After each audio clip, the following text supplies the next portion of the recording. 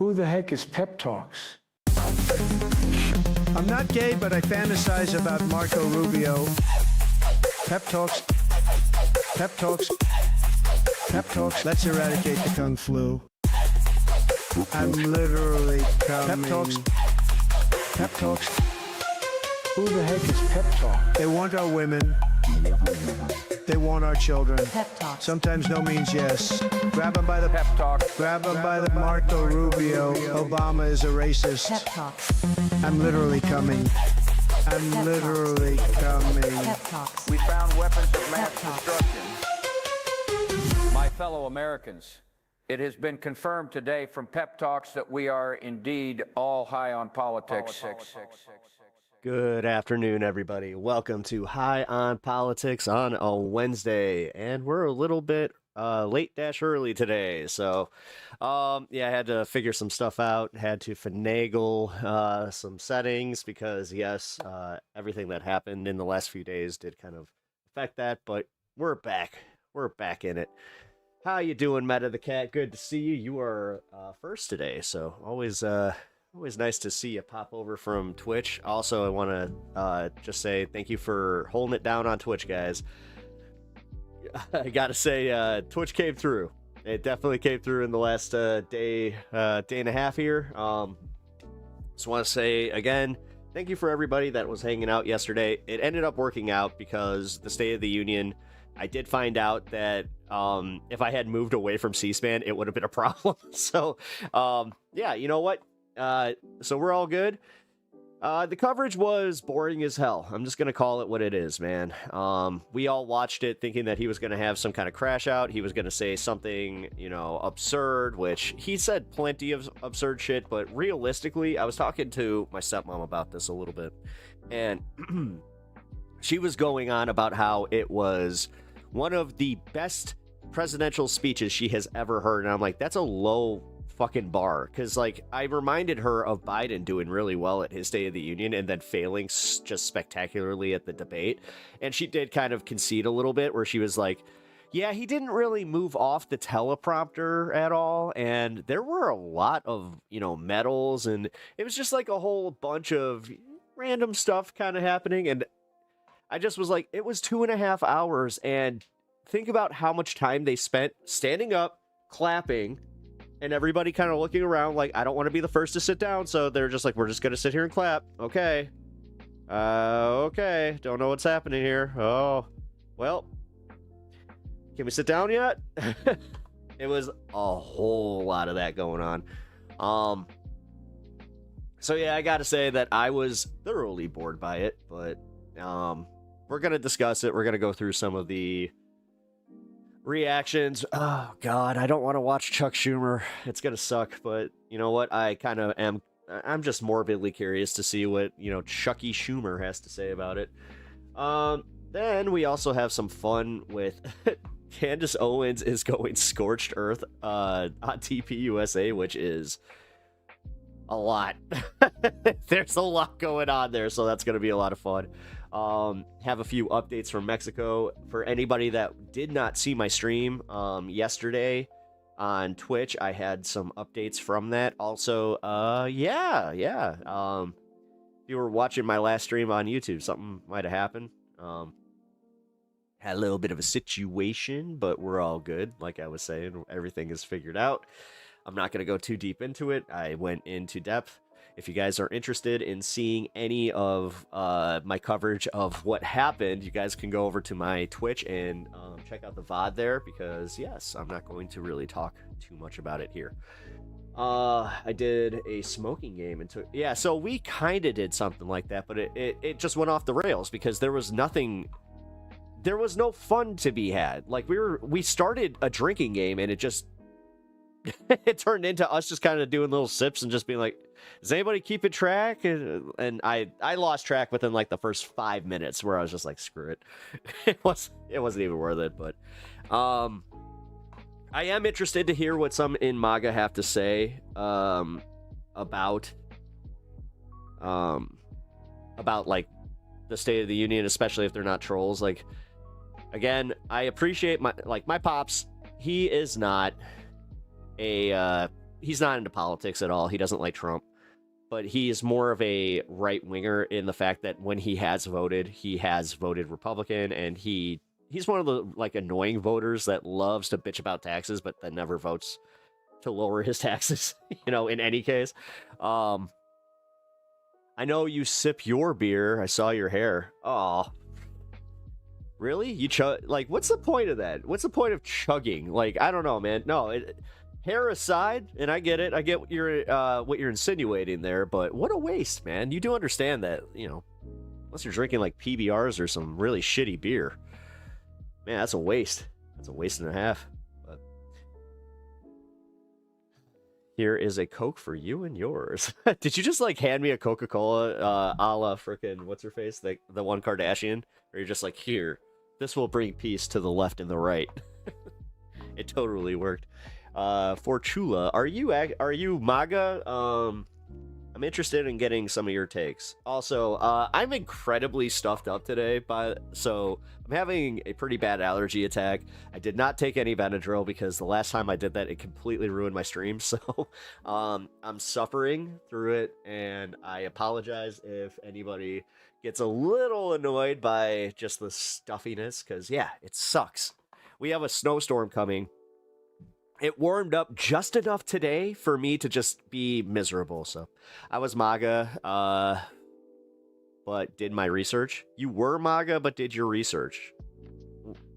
Can you mind expanding on that a little bit? So what do you mean? Like, you did your research and like now you're not MAGA? I'm always interested by people that don't necessarily think like me, but also, like, one thing that I have run into being a creator on Twitch and YouTube is you have to get through the bullshit first. Like, I always appreciate people that are genuinely okay having a conversation, and it doesn't always start on the note of them having to get their little buzz lines out or get their trolling out or whatever the hell it is. So I think they are a bot. We'll see. Also, for Chula, if you can tell me what's your favorite breakfast item? What do you like for breakfast? And I'm dead serious. So if you want to pass the test, then you gotta tell me what you like for breakfast first, and then I will also discuss a little bit more politics with you. But as you guys are filing into the stream, if you guys can do me a solid and hit the like button, it really helps out the channel. Especially right now, I need a little bit of a boost because I had a little bit of a hiccup on the channel within the last week here. So really appreciate anybody that takes that little extra initiative and hits the like. I mean, seriously, I say this a lot, but it does make you cool. It just makes you a much better consumer, because think about this.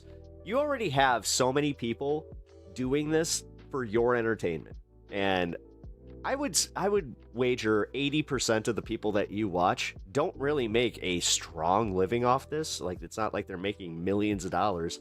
So just giving that little like and a subscription to whoever you are watching, it really helps out. So consider doing that. I was a horrible consumer of YouTube for a while because I had a shit attitude about it, where I was just like, if they ask for the like and sub, then I ain't gonna give it to them. Like, what kind of shit attitude was that? So I have to admit that I have some faults there. But yes, I think that Fortula was is a bot.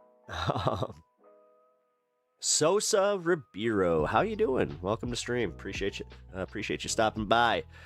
How are you? I rap. You rap? You like the hip hop?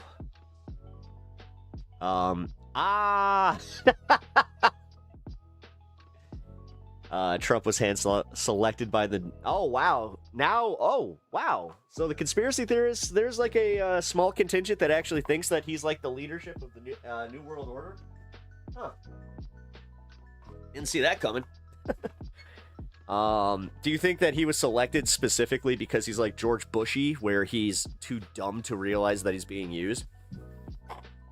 Although I think Bush knew he was being used and was comfortable with it. Like, he was more than happy having Cheney handle all the dirty work. And then Donald Rumsfeld. Now, between the two, I know that Cheney was definitely the one like running the show, but yeah, Donald Rumsfeld had a pretty prominent role in all that. But you didn't answer me what your favorite breakfast item is. Therefore, I have to think the worst of you. That sucks. I don't want to think that.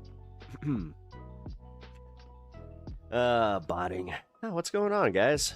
I was about to say, if you guys are just joining, also sound off. let's move some of the chat. Let's get everything going again, because oh my god. Without saying too much, yes, that little hiccup that we had, it was caused some damage. All right, can we not fight? My dog and my cat have been going at it for the past like 2 hours. So yeah, this kind of sucks. Okay, Pasta Pep. Hey, what's up, Ghost Dog? Good to see you. Good to have you back here. Also, I'm not sure if you missed the Twitch. Hey, like I said, guys, if you were not able to watch yesterday, I highly recommend checking out the VOD at least. So here is my Twitch link. Go and check that out. I'm not even going to ask for you to follow. I'm just going to suggest that it would be awesome if you did. But no, I had a fucking awesome show yesterday, all things considered. Because yes, I was kind of sad. It wasn't exactly a great vibe to start with. But in the time that I started the stream, we took care of the problem. We addressed it. I'm just gonna say this much too. YouTube's response was fucked up. Because it's public. You guys can go and see this on my my Twitter. But yeah, I had a little situation where I had to reach out to YouTube, and oh my, I don't get it. I talked about this with a friend of mine who he had an experience where he got his account banned by PlayStation, and he said that the exact same thing happened where he didn't know what he did. They didn't tell him what he did. He just had his account banned. And then when he tried to get a hold of somebody, they just sent the terms of service that you could get from the website or any Google search. So it's very, very helpful. Very helpful indeed. But insinuating I need a shower. Oh man, why are people so mean on the internet? I genuinely wonder that sometimes. Like, why take that little bit of energy just to be a dick? Like, why? I don't get it, man. I've been changing my my internet consumption as well, where even if I see something I don't like, I try my best to engage with it in good faith, and also just like, I don't know, I try to let my curiosity kind of make it a little more interesting. There's not much interesting in just doing the, oh, you're a leftist? Well, I automatically disagree with you. Or, oh, you're right wing? Oh, I automatically disagree with you. Meanwhile, and I keep saying this, and I know it's old hat at this point, but we probably agree on more than you think. It's the fact that everybody's media diets has them just fighting. And it's true, man. Like, I know that you've all seen it. I know that you all recognize that it's kind of screwed up out there, right? What up, Sylvie? Good to see you. How you doing? Man, yesterday was a trip, huh? Also, cheers. Oh, man. Ooh, that was one of those good ones. One of my favorite parts about, like, the concentrated stuff is that it holds the flavor. God damn. So good. Bruh. Sylvie, how are you gonna come in here just saying bruh and just being like, bruh? No additional context? What's up with that? Well, we got the show on the road here. Oh, dude.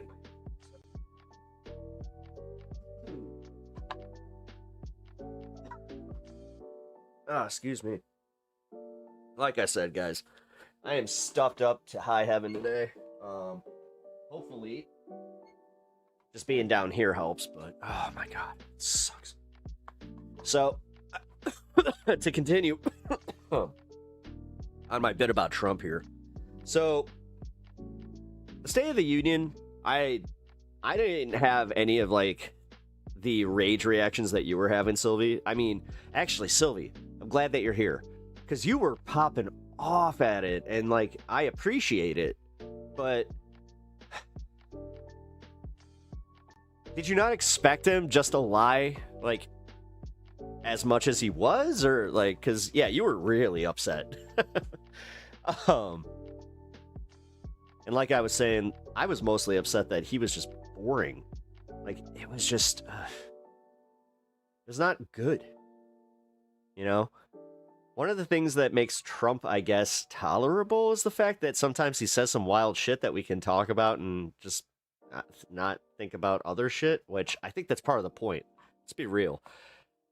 I mean, for any of the conspiracy theorists in chat, you guys can, like, this one guy thinks that he was, like, installed by the New World Order on purpose, but I don't know. If the orange is talking, he's lying. That's how I assume it. But it was also just, yeah. Natch, yo! What's with the question mark? You okay? Is everything good? Is everybody mad at me? Y'all mad at me? What'd I do? I thought that we had a great old time yesterday. Hey, what's up, Diego? Good to see you, brother. Like I was saying, I had a... Surprisingly, after everything was settled, because yes, I mean, you also, if you guys want to check out a little bit, I dare say crash out. Yeah, I had myself a little bit of a bad day yesterday, so you guys can see that over on Twitch. And that's only going to be there for a few days. My VOD is only available for, I think, a week, and then bye-bye. Goodbye forever. I actually kind of like how Twitch does that, I'll be honest. But I don't know. There's good and bad with that. But I kind of wasn't kidding. What's... Did I do something? Oh man, now I feel bad. Now I genuinely am like, oh shit, did I say something piss my audience off? Adelaide Audits, how you doing? Hope you're doing well. Are you one of, like, the audit channels? Like, do you do police audits or anything like that? This is weird. It is weird. Yeah, chat's, like, very quiet today, which I'm not used to. I mean, the viewership is here. That's why I'm also kind of, like, confused. I'm just like, all right, whatever. I know that when I actually start talking about the news is when things start kind of popping off, but I'm more so just concerned about my audience. It's just like, oh shit, where the hell is everybody? Who is live right now? Is this space live? Oh yeah, this space is live, so that's probably gonna be a big part of it. So I also just want to say that tonight I'm gonna try to cover a it's the debate with Kat Abu-Ghazaleh. It's deleting all my YouTube chats?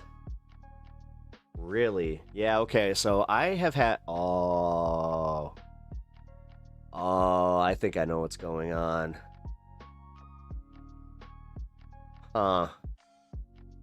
Yeah, I think that there might be, like, because I caught some flack, y'all might have also caught, like, a soft... Every single chat. All right. That's Shadow. Yeah. Sylvie, that's. Yeah, you got Shadow Ban. All right, guys. I'm just gonna say this much. This is for any platform. I am gonna just say that this happens on both Twitch and YouTube and Kick as well. From my understanding. When you get shadow banned, you will have pretty much all your chats get deleted. Which, again, can they just tell you that your account is being held or something like again, with everything that I went through, it should come as no surprise that YouTube does things like that. So, But that sucks. Also, Diego, thank you for waving. I appreciate that. Yeah, so, all of my regulars, yeah, try and chat. If you guys can't, then that's gonna be a problem. God damn it.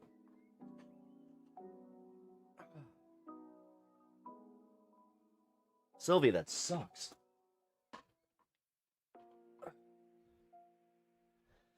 Pam Armstrong, how you doing? Welcome to the show. Appreciate you being here. Also, thanks for chiming in. Nice to meet you. I think that you're new here, and if you are a previous lurker, it is always nice to meet somebody that has watched my stuff but never chatted before. Always appreciate that. Fred, how you doing? Fred, are you having the same problem with the chat over on YouTube? Because, yeah, this is weird. I'm gonna be honest. Here, let's see. Let's see if I can chat. Let's see. YouTube. Go live. Let's send a chat out.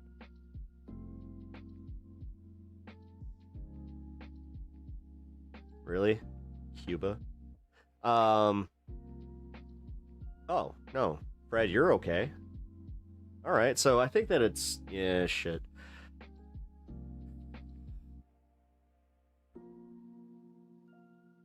Let's see. No, it's not letting me chat, so hold on. What the fuck? Here.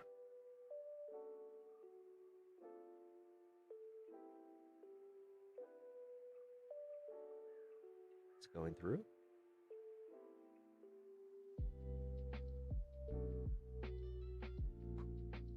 No. Oh, that's weird. Yeah, okay, it's not just you. Yeah, it's not just you, Sylvie. I'm having major issues.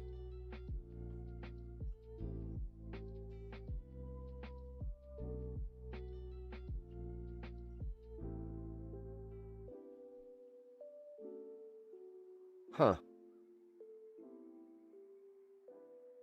Yeah, it's like every other one is just being blacked out. That is really weird.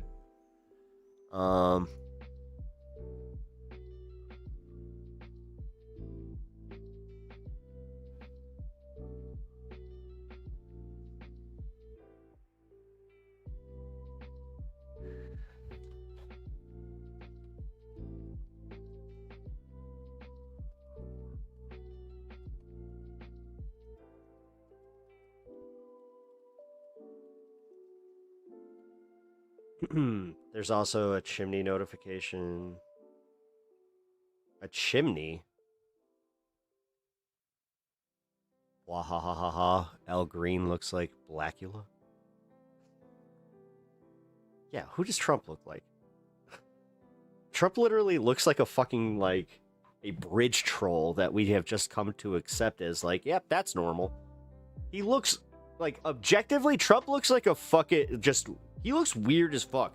His forehead is tiny because of the way that he, like, he cut off, like, part of his scalp to, like, move his hair up because, one of my favorite things that Rob Cohen wrote in his book was how much he made fun of Donald Trump for doing that because he said it looked ridiculous and, it never healed, right? That's why his, like, head looks weird. Like, that's why it does that little weird, like, dip. His eyebrows are fucking wild. The fact that more people don't talk about his eyebrows and his eyes. He's always so squinty.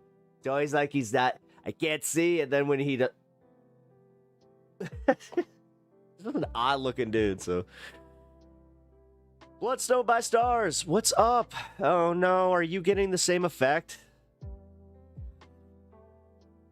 Yeah, guys, if you are experiencing the same things over in chat and you are not able to have your chats show up, oh boy, yeah, we're gonna have to work through that. That kind of stinks. All that went through for me was that one yo. That's it? Huh. Take a shower. Oh, why you gotta spam?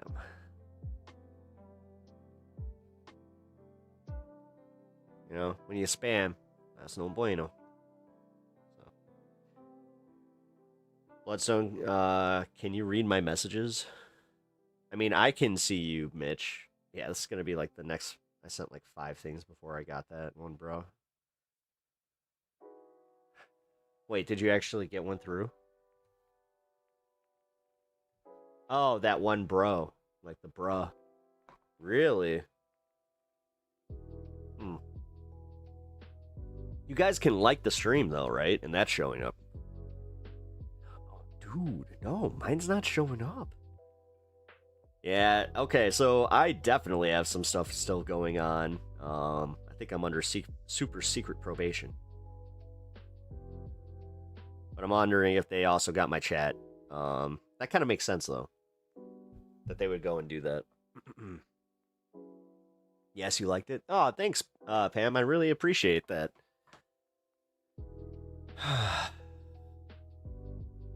Pam, you're kind of like me. You get to share... Doesn't it suck to share a name with, like, somebody that's just a shithead like Pam Bondi? You know? I've got my own, trust me. Me Gusta. Alright, well, it looks like Ghost Dog isn't having problems. Bloodstone, are you not able to chat and only do emotes? Oh, God. That's no bueno. Yeah, you guys can do emotes. Huh. Well, we could play an emote game here. Let's see. If you... Are you able to say an emote and then... hello, and I love pep talks? Computronium Man, how's it going? Welcome back. I always appreciate seeing y'all come back here. It's really, really... I don't know what the Dow is. Anybody besides Pep? Yeah, dude, this is crazy. Oh, yeah. Check and see if you can chat on other channels, because that might be it, guys. That might be it. Also, the fact that you're all my mods, that is problematic as hell.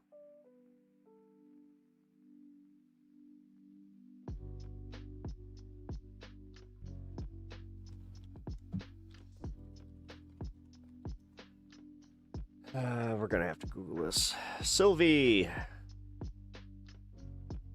Good emote choices.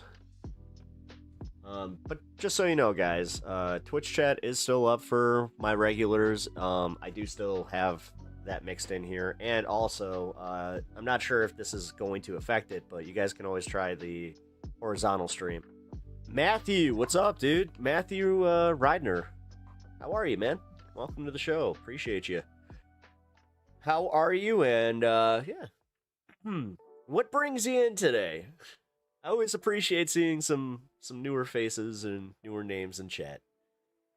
Makes me wonder how you found the show, and yeah, we're gonna be talking about the Trump State of the Snooze of the Union is what I was calling it, but I'm not as clever as I thought I was. It's just true. It was a snooze fest and a half. My boyfriend's name is Jeff. That's so fun too. You okay?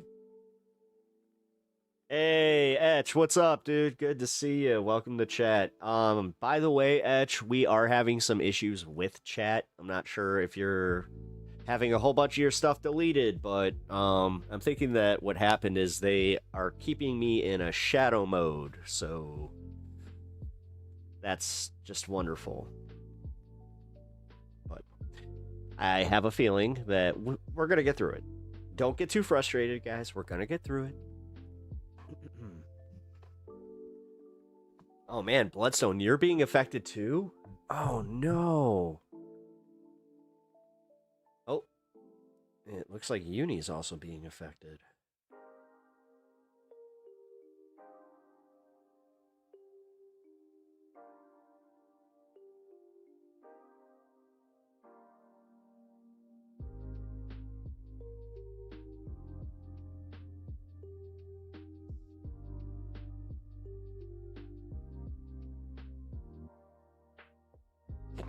All right.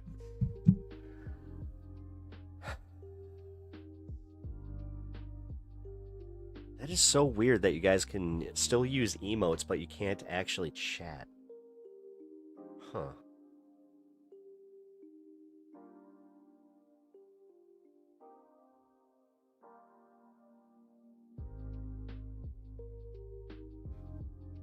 Not even help?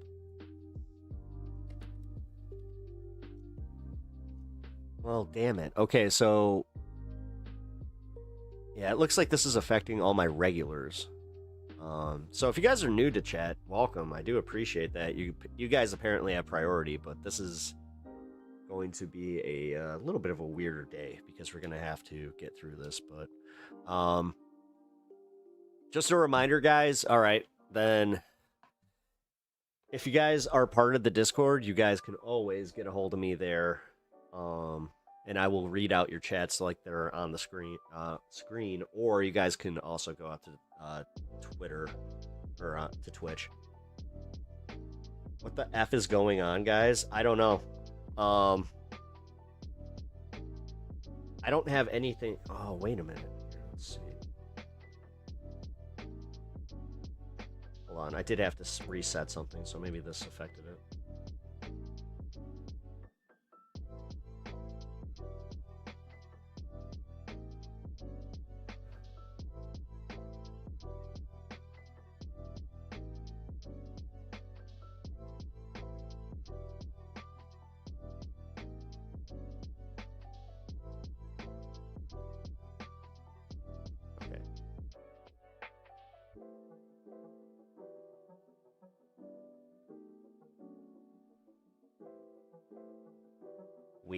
What? Hacked your channel? Okay.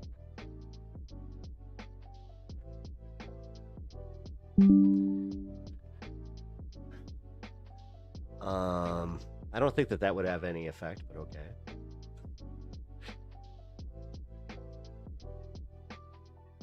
Diddycrats. Oh, that's fun. Meanie Bobinis. Oh, here we go. Okay, Bloodstone, we're starting to get more chats coming through. I'm already seeing it. Alright. Well, we'll just continue with the show in its current form. And we'll get through it. Whatever. I'm just happy to be live, so.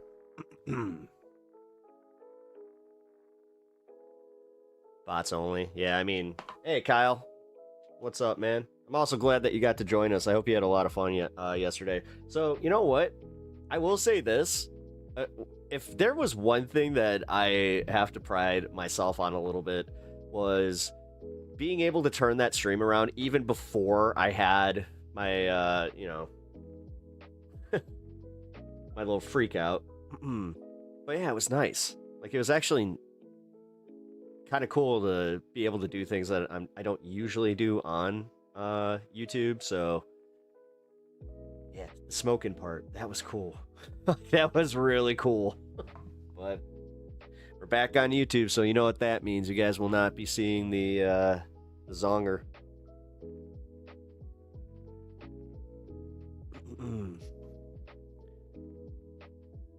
Meow meow, but didn't go through, but Meanie Bobinis did. What? That is so weird. Here, let's see. Test.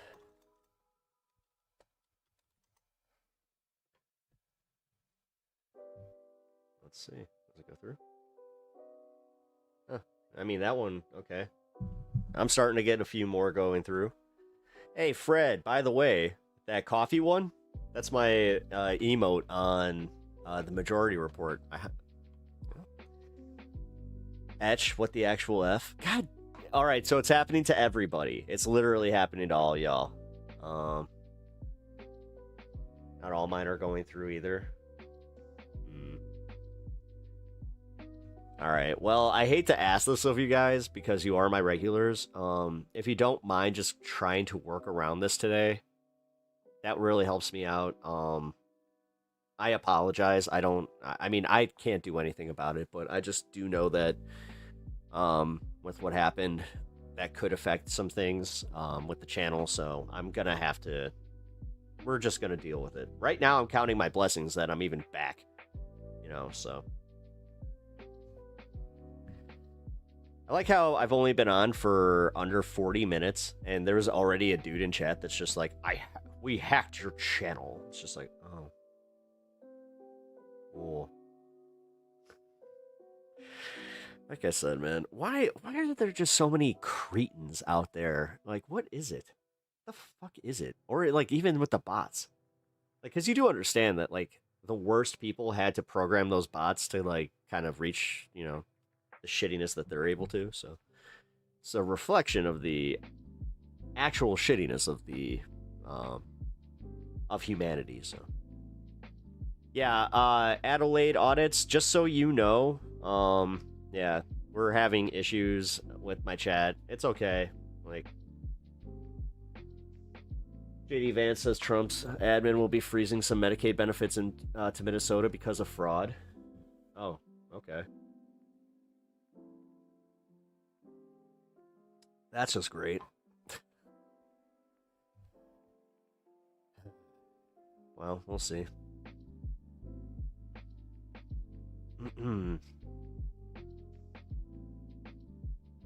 I mean, I'll just say this much. You guys can tweet at them. Like, if you guys have a Twitter,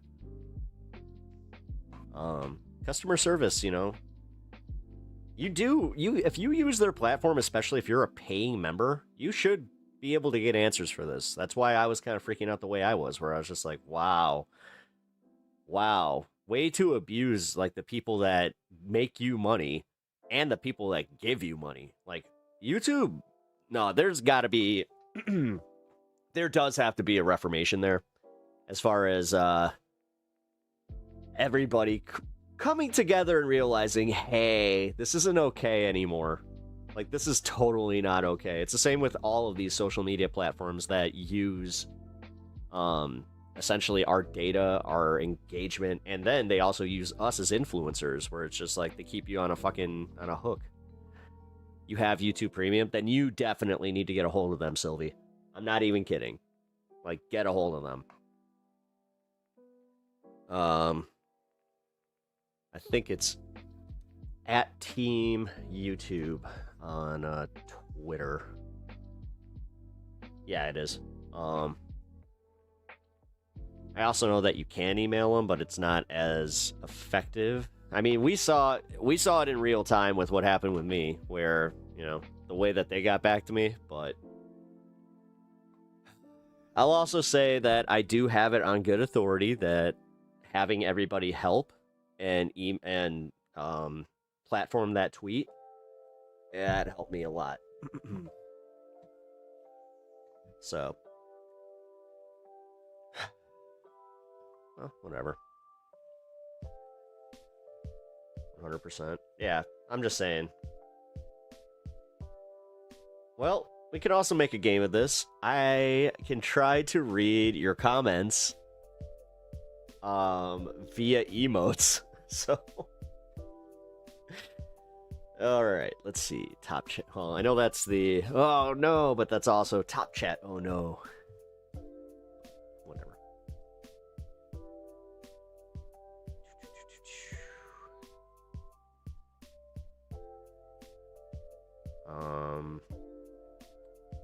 You need an emergency vacuum? Is that what? Oh, wait, emergency. wait.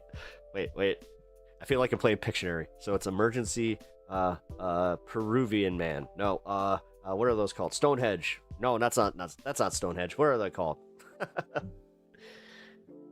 Hey, and there's my favorite guy. I love that dude. My favorite street vendor, or not even street vendor, beer vendor from Wrigley Field of all time.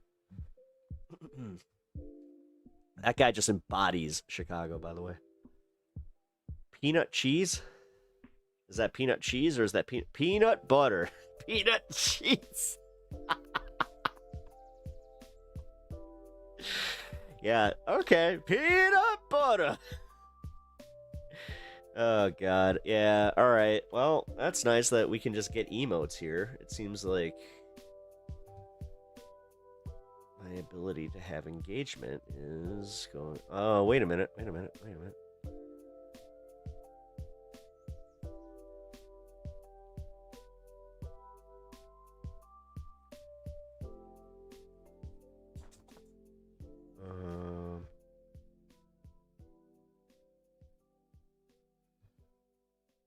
All right, that might help. I just had a moderation thing that I saw.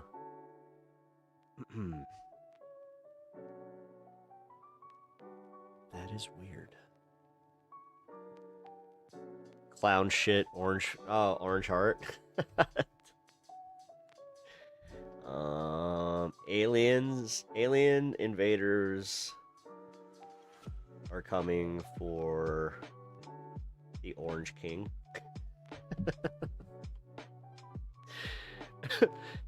Wow, now this really did just turn into a game. Alright, well, since we obviously can't chat like usual, which again, I do apologize, guys. This is gonna probably be at least a day, possibly a week. We shall see. But I do highly recommend, if you guys are having issues, to, like I said, get a hold of YouTube and let them know what's happening. Yeah, we'll just see. Oh, okay. This space is apparently having chat problems too. Well then, haha, that's making me a little bit happier. Not happier, but takes away a little bit of the weight. Okay, so fuck it. Let's just get to the segments then.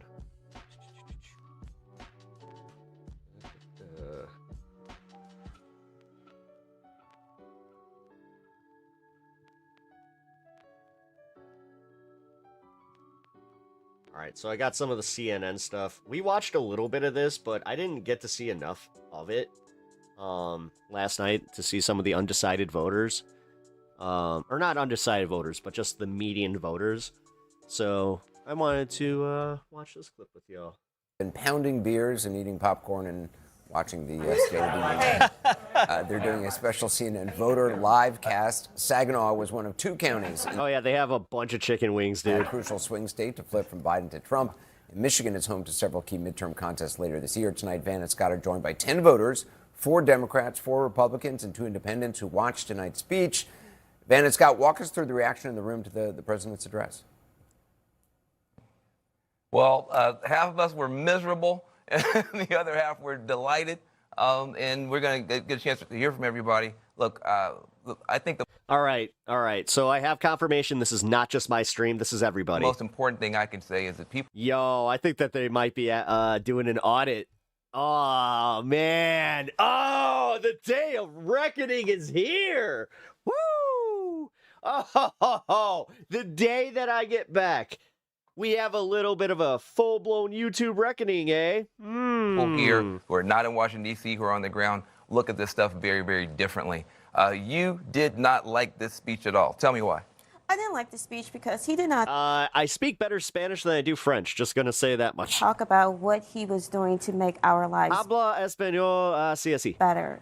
As Governor Spanberger said, is the president working to make our lives better? No. James Carville said, it's the economy. And it still is the economy. And he's not talking about that at all. Wait, what about the Trump accounts? What about the tax cuts? Did that move you at all? Did that make you feel like he's on your side? No. No. No, he did not. Why He not? talked about No. the health care plan. Where is Mas? his health care plan? Ah. People's health insurance premiums are going up. Más y menos. What is he doing for that? What is he doing for our seniors? Yeah, just left you Más flat. o menos? But Más o Erika, menos. you are a Trump supporter. You liked the speech, and you had some positive things to say. The What'd you- Hot One show really went downhill, it seems. Yep, I'm glad he addressed the tax breaks. Wizards Bread Books. I haven't You ain't done wrong. ours yet, but I know there will be Welcome to a the huge stream. Appreciate change you being here. with the children tax break, and my husband works a lot of overtime, so I'm excited to see what that does. I think no senior should pay Social Security taxes. And then I liked how, I wish he would have stayed more on Iran, because I was already wondering and trying not to worry about it, but kind of not paying attention. But it sounds like he said if they're not going to go to nuclear, we don't have to do the find out. We don't want to find out. Yeah, he But said his he preference will- was diplomacy. Right. Yeah. But he will find out if he has to. Well, I'm so curious about Hey, Yuta? how you saw it. Hey, Spanish is actually the thing that I working. missed the most was a focus on the economy and looking forward. And Supreme Court struck the tariffs down, and he's going for another round of tariffs. And I also think that's the wrong direction. Tariffs cost our company a lot of money. Our costs are up, and we need to control our costs. And without raising rates, we can't give raises to our employees. We can't help them. So I'm stuck in that kind of vicious cycle of raise the rates, prices go up, raise the rates, and how do we continue that? So he didn't help you at all on the tariff stuff at all. But you said that you enjoyed this speech and that there were moments that moved you. What moved you about this speech? Well, the celebrating people is always good, but again, that 18 trillion investment, the 25 million in Trump accounts. But I did hear something on the health care, right? We have a law, the Obamacare, the ACA, and we don't have a we don't have a way around it, and it's really just pooled care that's gone up every year. And this most favored.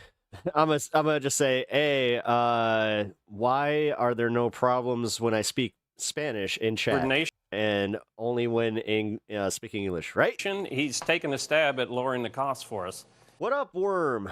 Or Josh Worm, how's it going, man? And, unless the legislature... We're having some chat issues, but this isn't just affecting me, it's affecting everybody. Acts, he's at least doing something. Also, if anybody can look up... Here, it's going to hit our pocketbook.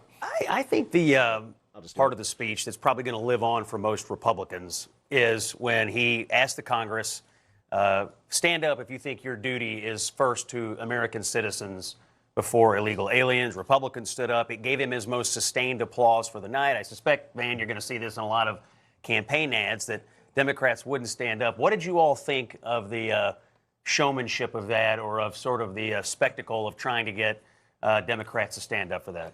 Well, I think the point, I think that and it may have gotten a little muddled. Chat looks hilarious to me right now. in the showmanship, but I think his point is valid.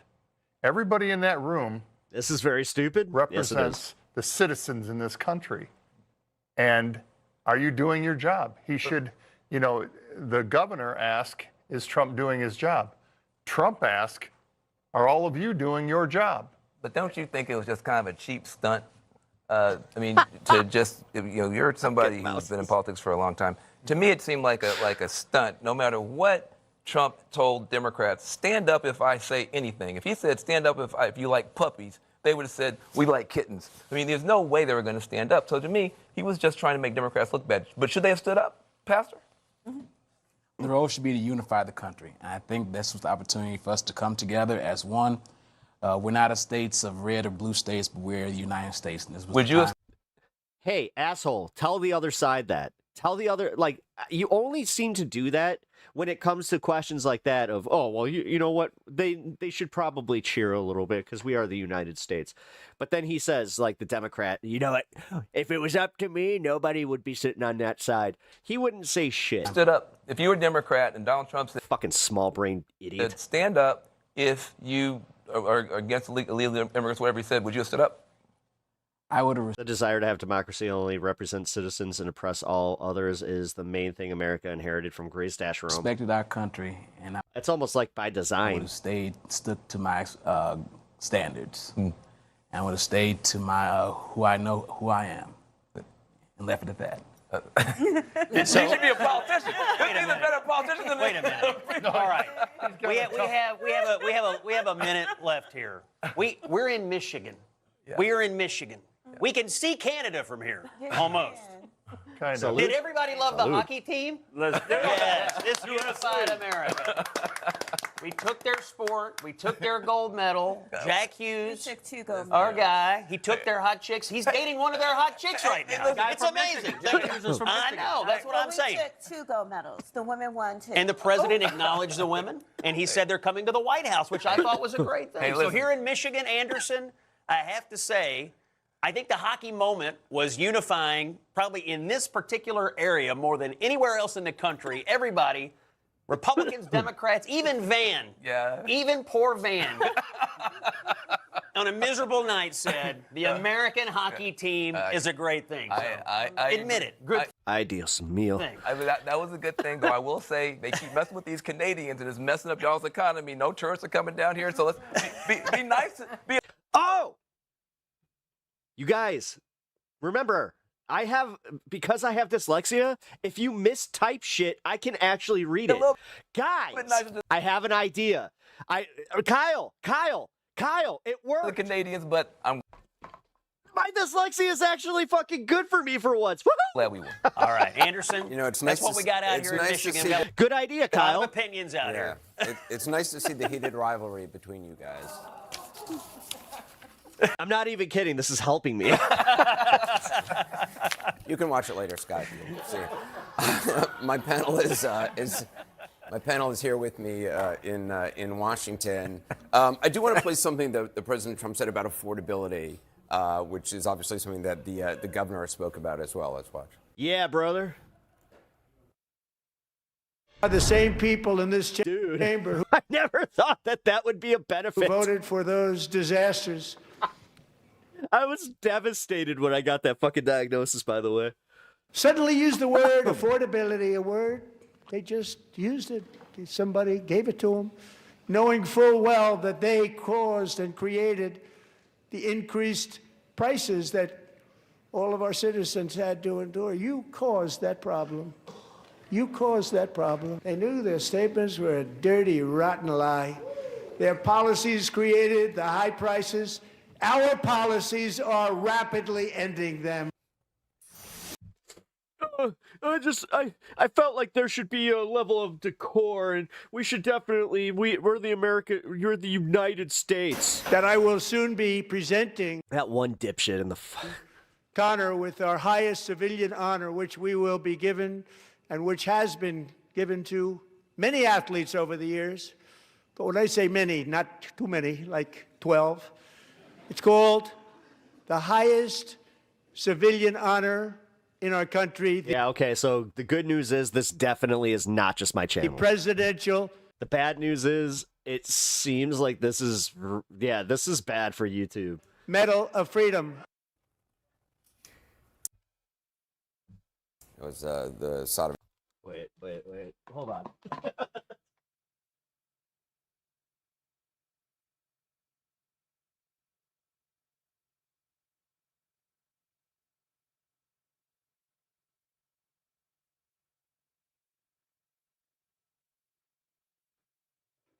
Yeah! Okay, I got my glasses. Woo! Medal of Freedom, baby! Stick safe! Woo! Yeah, goalie, baby! It's our time! I wanted to do that yesterday. Funny part is, I used to play for the Chicago Wolves for a little bit. About the hockey. You know what I thought was actually really interesting, just listening to those voters and Americans, they were really focused on the economy. And I think that the red meat applause lines that Scott mentioned about stand up if you believe that you're supposed to be working for U.S. citizens, that definitely works really well for the partisans. But the regular people, their takeaways were all about the economy. They were about health care. They were about tariffs. They were about the cost of living. They were about exactly what we've been talking about. Why YouTube? Just this why? whole time. And I think that is very instructive because that moment where Trump got his biggest applause line. Only being able to speak Spanish, conservatives must be melting down.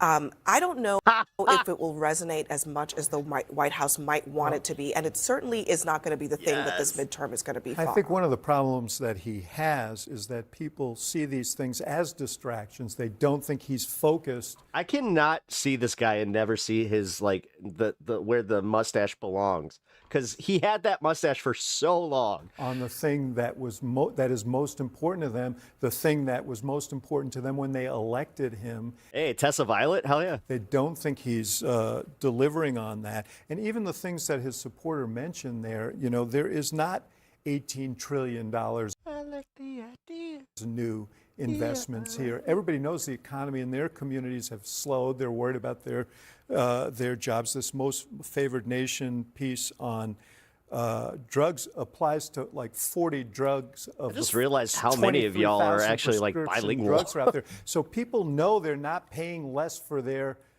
prescriptions, and I think that is the challenge because he is selling something that they don't feel or see, and they don't think he's really focused on it. Well, let's unpack this. We got like 30 seconds. His line, their policies created the high prices, our policies are rapidly ending them. That is going to be the line that they keep driving, which is they are responding and trying to bring down what Biden brought to them, which that guy looks like if Piglet became a human being. Pain. First Trump administration. I have some political unrivaled economic success. I have something to talk about with the politics. that drove him back to the White House. Impressions. That's the reason why I got elected this time. So the assumption here was that he would deliver bigly. And the American people are yet to feel that. And without feeling it, no visual, no audio will move them off of that unless they can feel it. That's what the Republicans have to do. The reason they had those expectations was because he set those expectations and said that he was going to deliver quickly, that he was going to bring down costs, and he did not do that.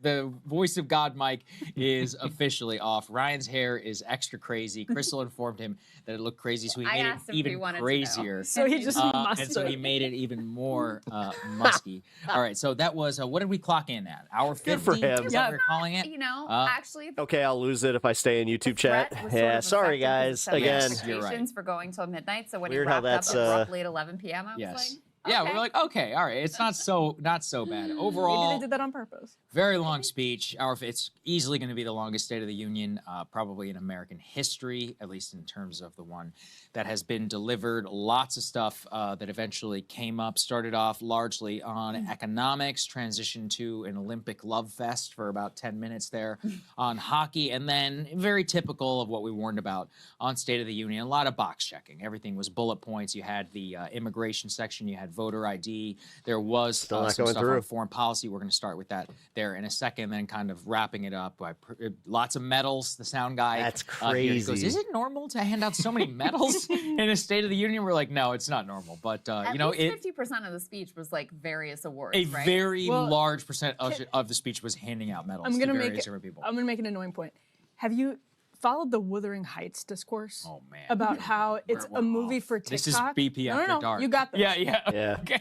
It's a movie for TikTok, meaning Okay. you're stringing all of these scenes together because you want them to become part of the that's Superman and like Fantastic Four. universe. Okay. That's what Yeah. State of the Unions That's- are now. Because you're trying to She's- check a box she's not for wrong. every different cohort. Yep. Yeah. And then you know it's going to get targeted in this MAGA place, morons. in this place, in this place. And so that Again, the fact that that's where the speeches, I think, at least from Trump's Kyle. perspective, are getting longer because then you have more, like you just- can put the metal There's stuff more raw out. speak material. dyslexic I like that and point a Pepple lot. That's very It's not smart. even He'll really be on top meant of this. Right, to be consumed in as full. a cohesive. Yeah, I kind of confirmed it also with somebody who would know. Oh, really? That's actually very interesting. It actually it helps because watching it in full, you're like, oh my god. I like how you even laughed in Spanish. I when mean, is that she being gonna said, end? like, none of that was really super. Yes. There were no moments there. I mean, we grabbed some clips. We'll show you some Right. clips. But there was really literally nothing that I was like, oh, that's going to be Right, a moment. I agree. That's gonna Nothing be a thing, super interesting, you know? but he got his hockey moment. He had his Irina Zaritska's parents. Right. He had all of the different veterans. That those will go into the veterans. If you ask me what goes most viral from that speech, it's probably hockey, right? Also because statistically, It was literally people the only- hockey thing. Yeah. Well, let's think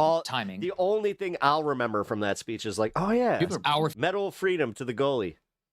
50. The goalie community, by the way, is freaking the fuck out over that. The vast yes, majority of but- people who watch, it's only going to be the first 15, 20 minutes. Before Yes, 30, there's no I mean, I guess it's like sort of a controversy, but the things that usually go viral is where there's Right. some sort of. Oh, I didn't mean controversy. I meant just people were like, Confrontation, "Oh, there's some great! sort of- The hockey team is there."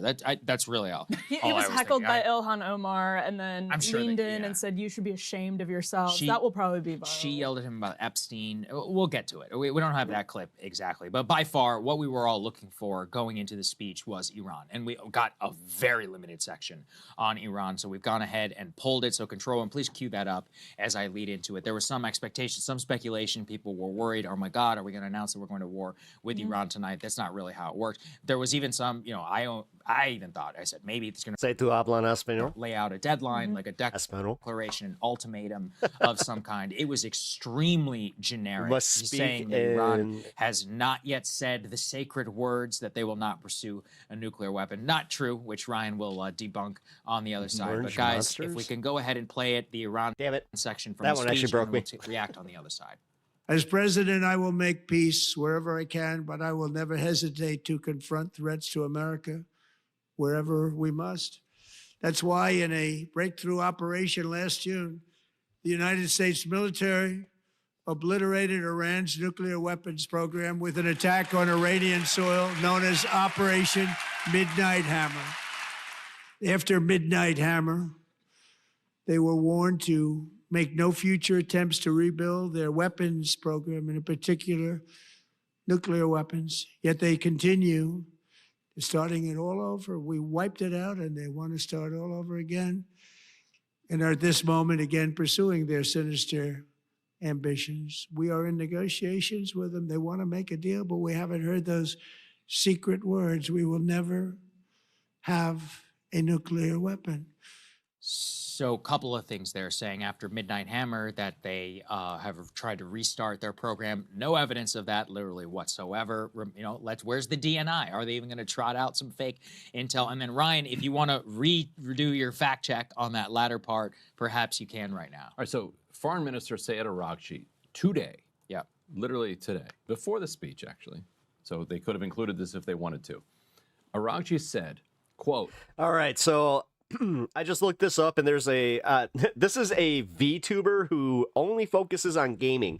I've been experiencing issues on YouTube. The bulk of my messages not sending in chat, and today on my members stream, no one could send messages aside from emotes. It's affecting the members mostly too. We did some testing and found that if you type the first part of your message in a different language and then type your actual English message, you don't get shadow banned. LOL. Take Our that for what you fundamental will. convictions are crystal clear, Iran will under no circumstances ever develop a nuclear weapon. Now, when it comes to like diplomatic speak, oftentimes they try to leave some like wiggle room for interpretation, but Iran will under no circumstances ever develop a nuclear weapon. Right. It's not a lot of wiggle room there. Yeah, it's like, what else do we want? You know, I mean, should Those they are the put magic words. Those should are they put it literally on the magic official words. letterhead and have the Ayatollah sign it? I have another idea. Then- It seems to be but working. Of course, we all know. Then the goalposts will. Oh, but they didn't address ballistic missiles. But they didn't address the what else? Oh, they didn't address regional proxy, which is fake. It's like, yeah, which regional proxy? We're talking about Syria. We're talking about Lebanon. Which one? Command and Also, control. this is definitely the first We must time speak in the tongue of our orange man's mass. in American history that a president has declared victory and celebrated his achievement of annihilating a foe at the same time. If you add nom nom, time that he's promising to re-annihilate the foe. So true. Have you seen the White House press release going around about how back in Oh, June after fucking Midnight A, Hammer, guys. Emily, You where guys they're are- like Iranian nuclear facilities. If anything, this is making good content. Just because you guys are figuring this out in real time. Obliterated any I'm a any stable genius. speculation that it wasn't true is been an complete insult. Yeah, to Well, the White House. I was gonna say a little bit of breaking news, not on Iran, but on Venezuela. I just got a statement. Why is YouTube chat unironically censoring all English right now? This is insane. Not a single English comment is showing up for me, and I'm the streamer. War Department official, because I asked them about Let's say the yesterday's. Pentagon. Yeah, but Yeah, Yeah. well, It's I debatable. was Affecting told to streamers, attribute. not chat. I was told I could attribute Chat it is to a War broken. Department official. Okay, in the fine, background. So on Venezuela, I had asked who they targeted yesterday Okay. specifically. Now they had a big guest come out Venezuela-wise in the middle of the State of the Union, made a big deal about it. They will not tell me what group was targeted Ooh, okay. Now they're also saying that it could be affecting super chats. yesterday. They're citing "quote unquote" operations security. In the So, boat or on land or? the land. This has been going on for over 2 hours, apparently. So this gets us to Iran. You have this contradiction. Are you of sure? we Yeah. Oh, I'm sure, Tom. annihilated the You nuclear might be, Thomas. You might be okay, but And yet now we need to strike Iran again. And the same thing with Venezuela. We have annihilated. how the threat about of this? Natch, that works. Who's There you go. directing Tren de Aragua Right. and the drug We're running the traffickers. country. Great point. But So what's Trump the has War said we're in Department charge. official saying? Says to protect operations security in our forces. We will not discuss specific groups, targets, or intelligence methods. By the way, Trump in his State of the Union called Venezuela new friend and partner. So Yeah, we that are now works. bombing our new friend and partner. We are bombing our new friend and partner Until that the morale we improves. control. Let's Yeah. just again, the Iran section of this is going to be the most important, and it was incredibly vague. There was Dude, it literally lasted all of maybe 2 minutes. no time that was added to it. The post about that was the bad. so-called claim. I know a lot of people were pissed off about that. Even like, well, I don't want to say MAGA, but a lot of like right wingers who were they were planning on having this address because they're like, okay, he has talked about this for the past 2 weeks. We have a bunch of ships and a bunch of military equipment over there. What's going on there, fella? Around, they haven't said the sacred words. It's like, Wait again, and I don't see. know what else could happen here, but Chuck this Schumer's is gonna part. be Super chat denied. God damn it. Yes. That the case Oh my god. wasn't made tonight. Right. Well, if people did not watch our That's right. Are you're serious? Oh, fucking A. Our pre- All right, well, just a reminder, you guys can donate to the stream through the Streamlabs link in my description. That's right. coverage, if And I do get all that, so. people did not watch our pre-show into the State of the Union, there was the And you can opt out from getting a Streamlabs account. You don't have to sign up for one to use it. You just got to back out from that and just go to the normal. pathetic effort by Mark Warner and Senator Chuck Schumer, who were page. like, "Oh well, Chris Coons a lot and of crazy others. stuff said." The president really needs to make his case to the American people. It came. I mean, I don't have the timestamp. Not gonna lie, Kyle is actually really smart. What was it, an hour 15? Probably. Kyle's new method is hard if you're not on mobile. So- Hey, it works though. The vast majority of people had already turned it off. Only professional. Oh, chat fuck site wide it seems. Yep, Caleb's Revenge. Yeah, no, I just reported on this. I'm keeping an eye. I'm gonna bring it up on my screen here after we wrap up with this. But I'm just, if you go to Twitter and look up YouTube chat, it's nothing but people freaking out right now. Like us are even watching there. What the fuck is going on? What the fuck is going on? Why can't I see any? I couldn't get super chats. Point barely. I mean, almost. What the fuck is going on? I mean, there's so many people that's a minute freaking maybe out right on now. Iran. I would say 90 seconds, 15, 20 seconds there on the Russia and Ukraine war. It was minuscule, I think, in terms of Hopefully YouTube will have a response. Not yet. the actual part of the speech, but it was the number one thing that we were all looking for. So Yeah. unfortunately, we can't really add a ton of commentary, Well, so- except just to say what he's claiming is not really true in terms of his demand. Yes. So sorry, go ahead, this Ryan. this martyr made post that came out 3 or 4 hours ago. What can we? So this is what's his name, Daryl, the, Daryl Cooper. like huge podcaster. Yes. Like he. What can we make of this? Here, Like, I have can we it. talk about this at all? Like, Yeah, we like can. it's public. I mean, I have right? it pulled up. Here's what You think the cartels hacked he YouTube? said. He Okay. said, Trump I mean, somebody said that they. has been cornered. I mean, at the beginning of the show, they were threatening that they did His that. options, so. as he sees them, are to start a war with Iran on something like our own terms, or to be dragged into it at a time in the manner of Israel's choosing. Can y'all hear me? Nom The nom. third option, Yes, Andrew. telling Israel to fight their own war, is not on the table because he believes that if he does that, Israel will use Oh, I haven't tried super chats. I was making a joke. Oh, okay. weapons, and he and members of his family will be in physical danger. I'm not totally sure why those two things are tied together, but anyway, the rest of the post says the military buildup has had three purposes. First, he hoped that Iran would capitulate and submit to an agreement strong enough to calm the Israelis down for the time being. Fanciful.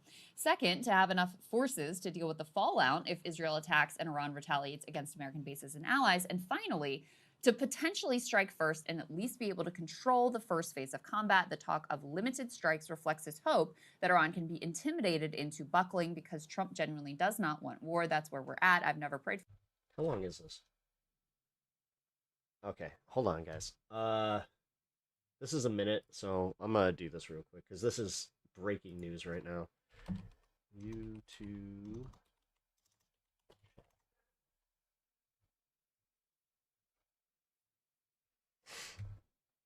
Okay. Dave, at Team YouTube, for YouTube live chats, there's a problem where you respond to a chat and your response does not get posted. I and others are experiencing this.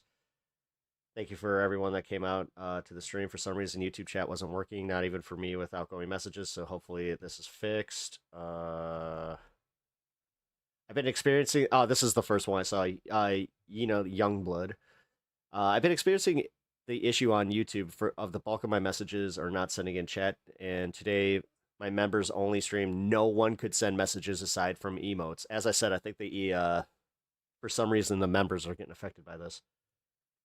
We did some testing and found that if you type the first part of your message, okay, we already read that. Why is YouTube chat unironically censoring English? This is insane. Not a single English comment is showing up for me, and I'm the streamer.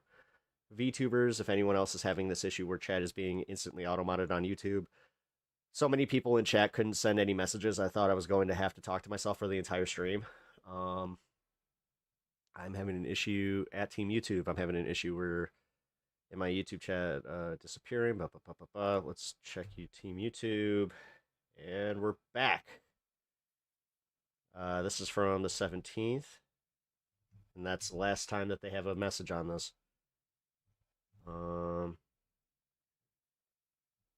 Message not sent, edit and try again. Whenever YouTube changed whatever YouTube changed in their filtering algo has gotten exceptionally bad today. People are having a really hard time getting past the filter and completely benign comments. I've noticed this across multiple streams. Hopefully YouTube fixes it soon.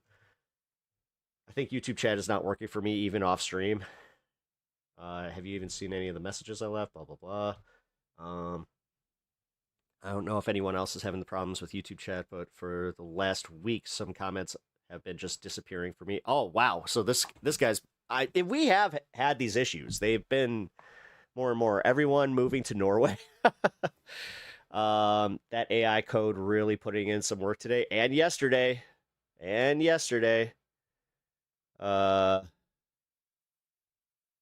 Hey Ash, I didn't know where to put this, but YouTube has been having issues. Okay, so they're actually like tagging the streamers through this. At YouTube, do you even test things before?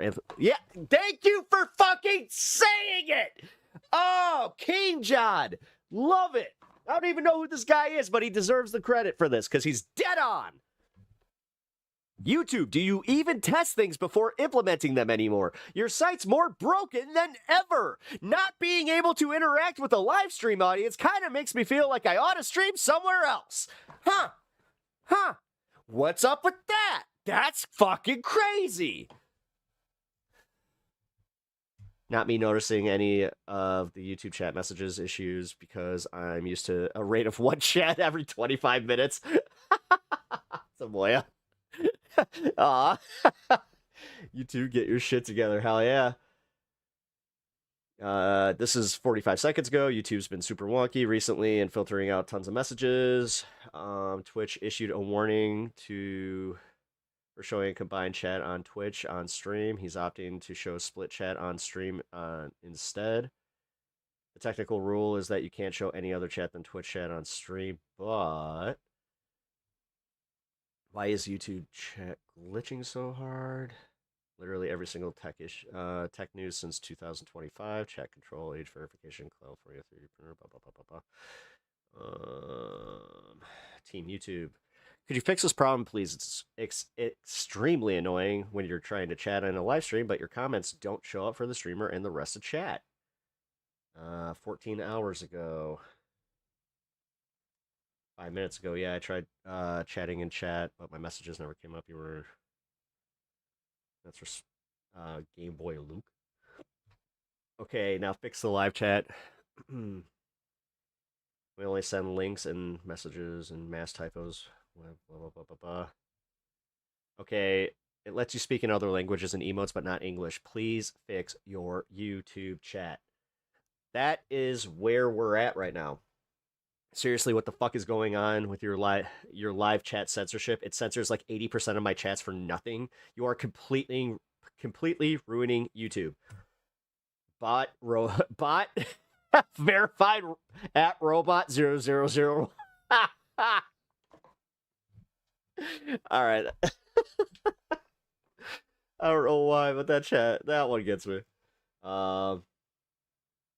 My streamers, or at least the most popular ones, be like this. Blah, blah, blah, blah, blah. All right, that takes care of that. But all right, so YouTube, get your shit together. No puedo esperar hasta los teorías de conspiracy. Okay, para el presidente. No. Oh. I kind of got what you were saying there. Nom nom bot. Is the nom nom thing working? Hey, what's up, Adrian? Good to see you. I'm glad that you stopped by. Adrian, we're going through it. Also, Adrian, I had a fucking terrifying day yesterday. Wasn't sure if I was gonna be streaming here as a platform. Yeah, that was no bueno. Yes. Also, the Twitch problem, or the Twitch problem, the YouTube chat problem is being discussed on Twitter, and I am going to keep a eye out on this because this is crazy.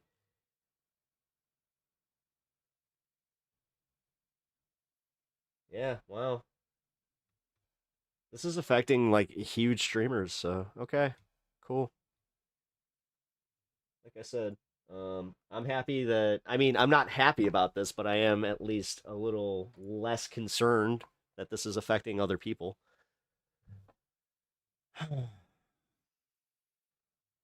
Censorias.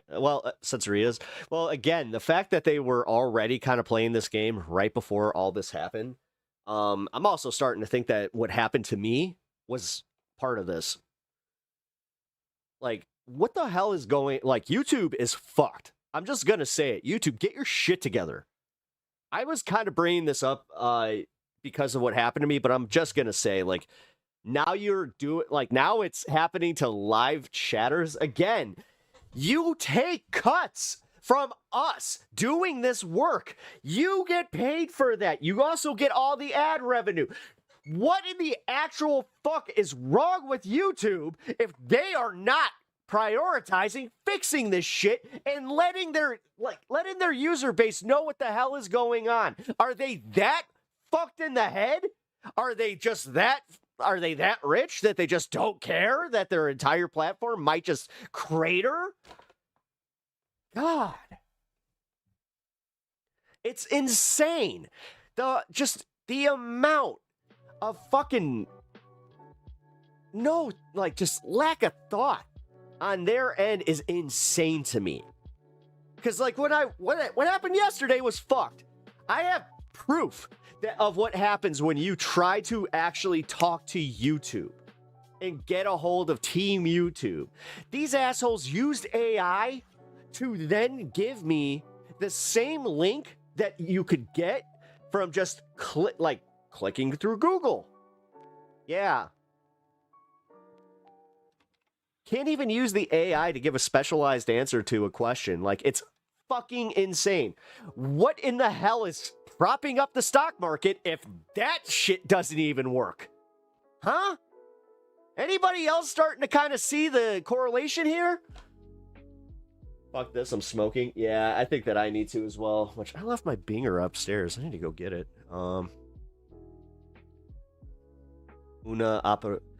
I mean, dude, they gotta fix this. They have to fix this. Otherwise, I mean, how they just gonna not address it? How in the fuck they just gonna just sit here and let this happen?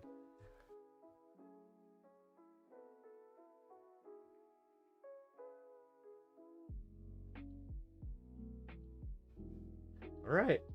You know what? Fuck it. I'm gonna send him something.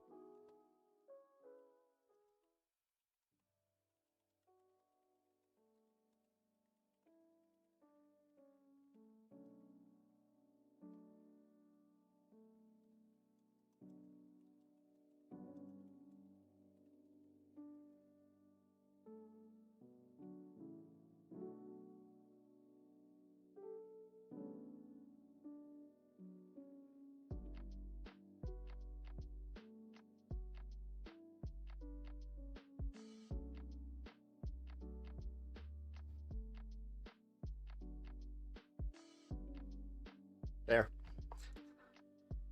You guys can go to my here. I'll just share the tweet.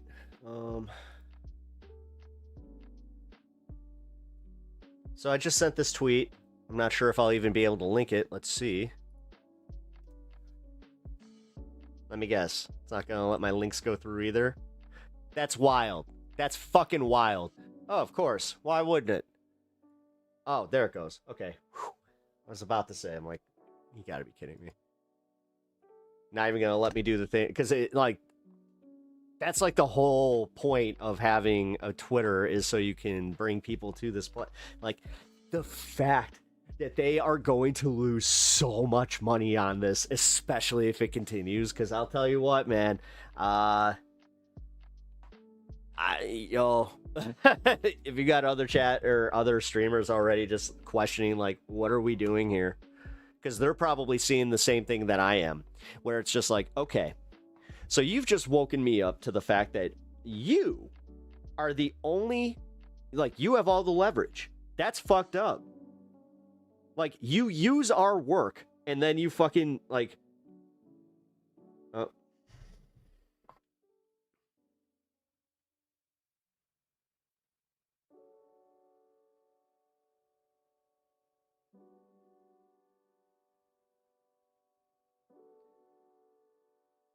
well, that sucks.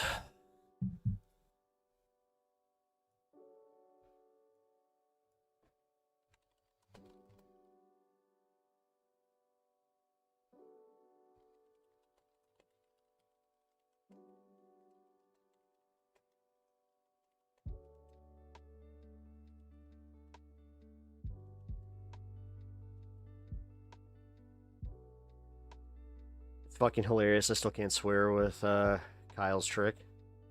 I mean, it worked. Twitch looking like a prize right now. I mean, the space was wild.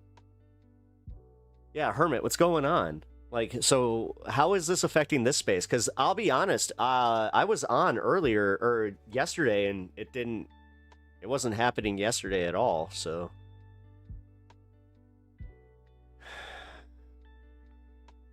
Tango and VPN. I don't think it has anything to do with VPN or any of that, or ad blockers. No, it says that it it's affecting members the worst, apparently, from what I'm seeing here.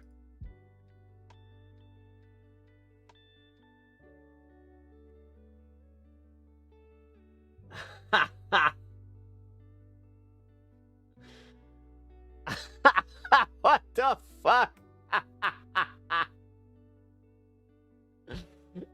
Sometimes, every once in a while, AI. Fuck it. I'm not a big fan, but damn, that was funny.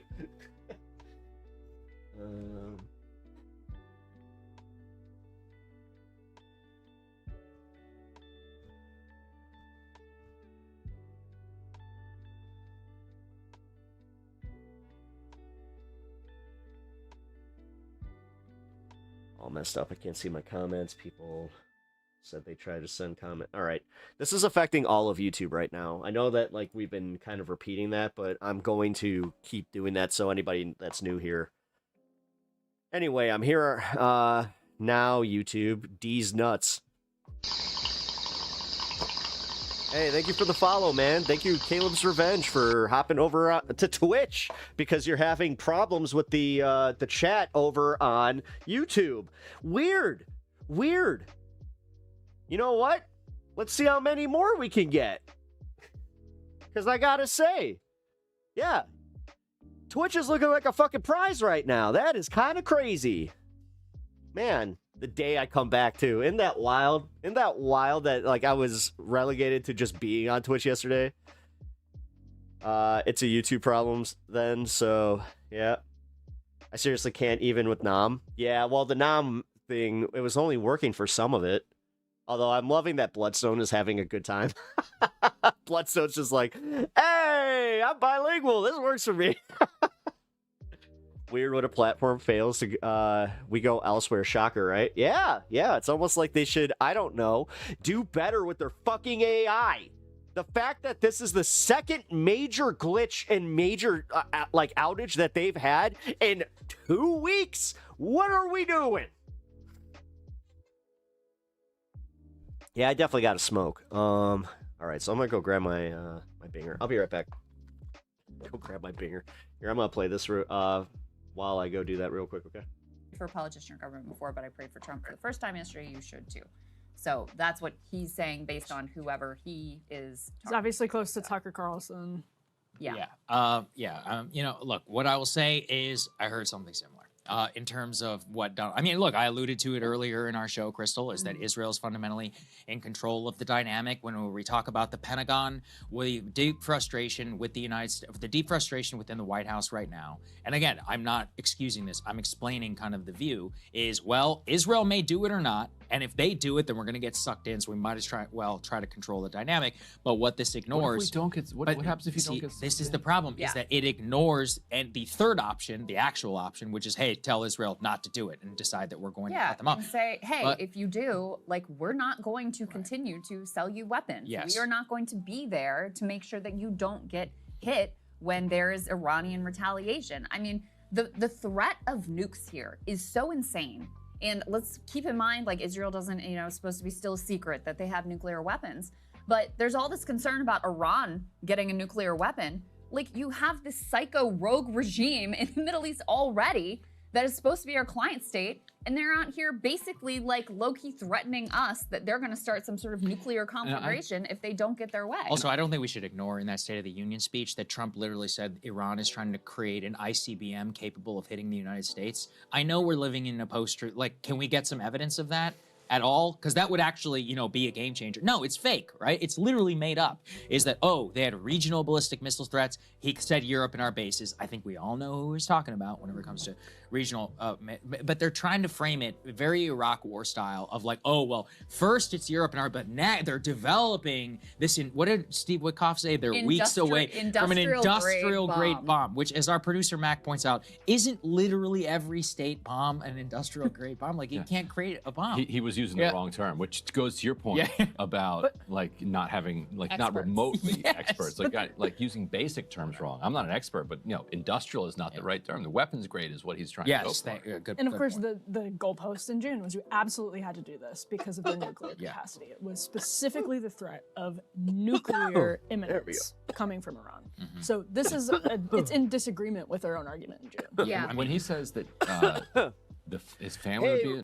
Rebecca, low-key want to cry, but I'm here. Oh. I'm sorry, Rebecca. Well, welcome to the stream. I'm always happy to have you here.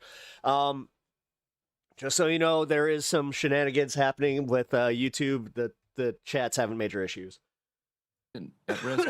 I feel like that's code for his family is vulnerable on a lot of levels when it comes to that you could expose things about them, or they have like business relationships that could be jeopardized. I don't think that Israel is going to go out and kill them. Like, I just don't. I'm sorry. That's not like. Yeah, but if I told you Israel wouldn't nuke them, like, dude, there's a serious part. There's a serious thought here in Washington that they actually would, that they really would use. I mean, considering what has now happened with Gaza. Oh, and now the gloves are off. Like, hey, Sylvia, you got a 3-stream streak over on Twitch. 7 countries bombed in 2 years. You guys are talking, are saying different things. Hey, Scotty. Oh, okay. What up, dude? Just so you know, YouTube's having some chat problems. Totally bought into the idea they would nuke Iran. Oh, okay. You don't believe they would assassinate Trump and his family members. I see. However, this is where the Epstein files kind of come into play, don't they? I mean, this is the thing. This is why the little bit we know is so important to understand. Like, what do the Israelis know? What does Trump think the Israelis know? What is he concerned about? Because we can say without a shadow of a doubt that he is worried about what is in these files in their entirety. Look at the treatment of Ghislaine Maxwell getting moved in the Club Fed, getting a puppy and treating the warden like her bitch. He is worried about some things that are in there. And he has to assume the Israelis know about that. So when some of these pieces don't add up of like, okay, well, if they attack Iran, why are we getting sucked into it? And how does this put you in danger? You have to put the Epstein factor into that as well. Yeah, I mean, not just, but that business, like you just said, the business relationships of everything. I mean, these are not independent. These are all exactly, not exactly independent. I don't want to get too far down the Iran rabbit, but I still believe. I mean, this is the number one most important part in story in the entire country, and even within the state of the. If anything, actually, not Hello, y'all. having Tinkerbell figured it out. a State of the Union. There was no flagship proposal. Right? Tinkerbell It was a this lot is of messed up. I'm keeping an eye on it through live Twitter updates, box but checking. And we should, if you guys want, we can turn to the economy. The first 15 minutes or so was basically a retread. The greatest economy in history. no. I have Yeah, some it was gaslighting. here in my basically. Like, notes. things are great and the Dow's up and you guys Roaring should be feeling economy is amazing. roaring like never before, right? Mortgage rates, new construction jobs, largest tax Mortgage cut, rates. affordability. They said caused and created. They said Democrats caused and created the prices. you should do it the way my wife does. You caused that problem. We did. She likes to throw one of the streams up onto like an iPad or like a TV or something, and then she'll just use her phone to chat. Did pick up though that the White House is obviously very Pep, I'm tapping out from active chat right now. I gotta chill. All right, Natch, I'll catch you later, man. Thank you for letting me know.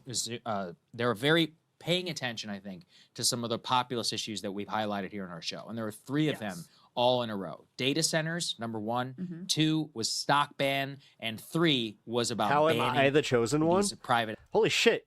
Your chats are showing up with no issues. equity groups from owning large swaths of housing. So we actually have Rebecca. a clip here on data centers. It was kind of the more populist section, I don't know. if you will, of the State of the Union. Let's take a listen. Many Americans Also, are Amanda, also what up? concerned that energy demand from AI data centers could unfairly drive up their electric utility bills.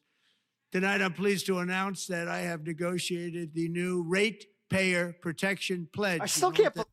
Rachel. We're telling Rebecca, the major Rachel. tech companies Rachel. is that they have the obligation to provide for their own power needs. They can build Oh, their own power man. plants as part of their factory so that no one's prices will go up. And in many cases, prices of electricity will go down for the community. Do you think it's because she's a newer member substantial. or newer and not a member? That might be it. This It is actually might be a it. unique Holy strategy shit! never used in this country before. Huh? We have an old grid. It could never handle the kind What's up of with that? numbers, the amount of electricity that's needed.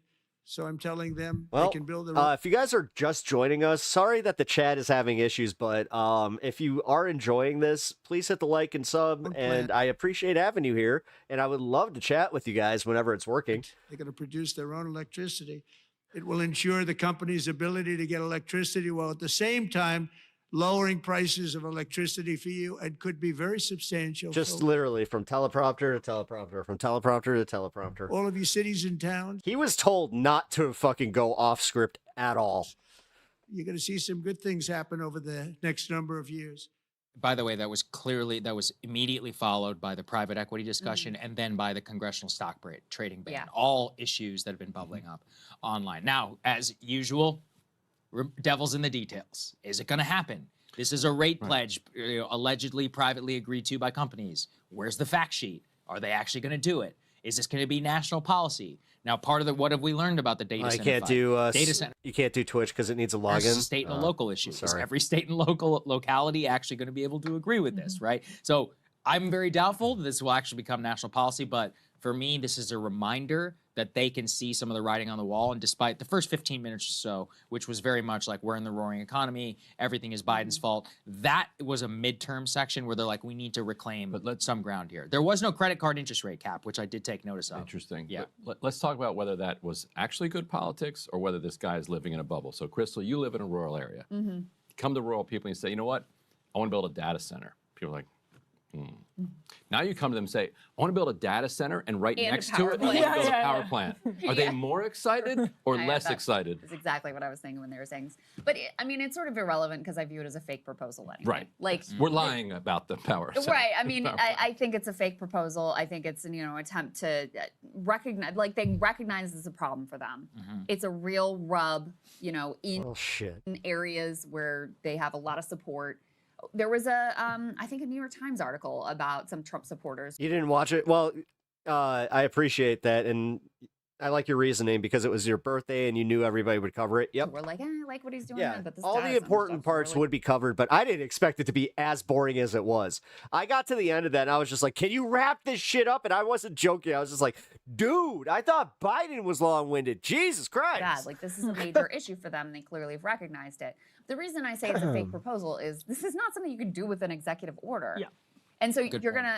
gonna and think of what we're really talking about. Okay, you're gonna mandate tech companies to build Nom, wrong chat. power plants, a business they're not actually in. Damn it, the nom and thing. they're all in this race to spin up as many data centers as fast as they can, and it's no holds barred in terms of like complete deregulation.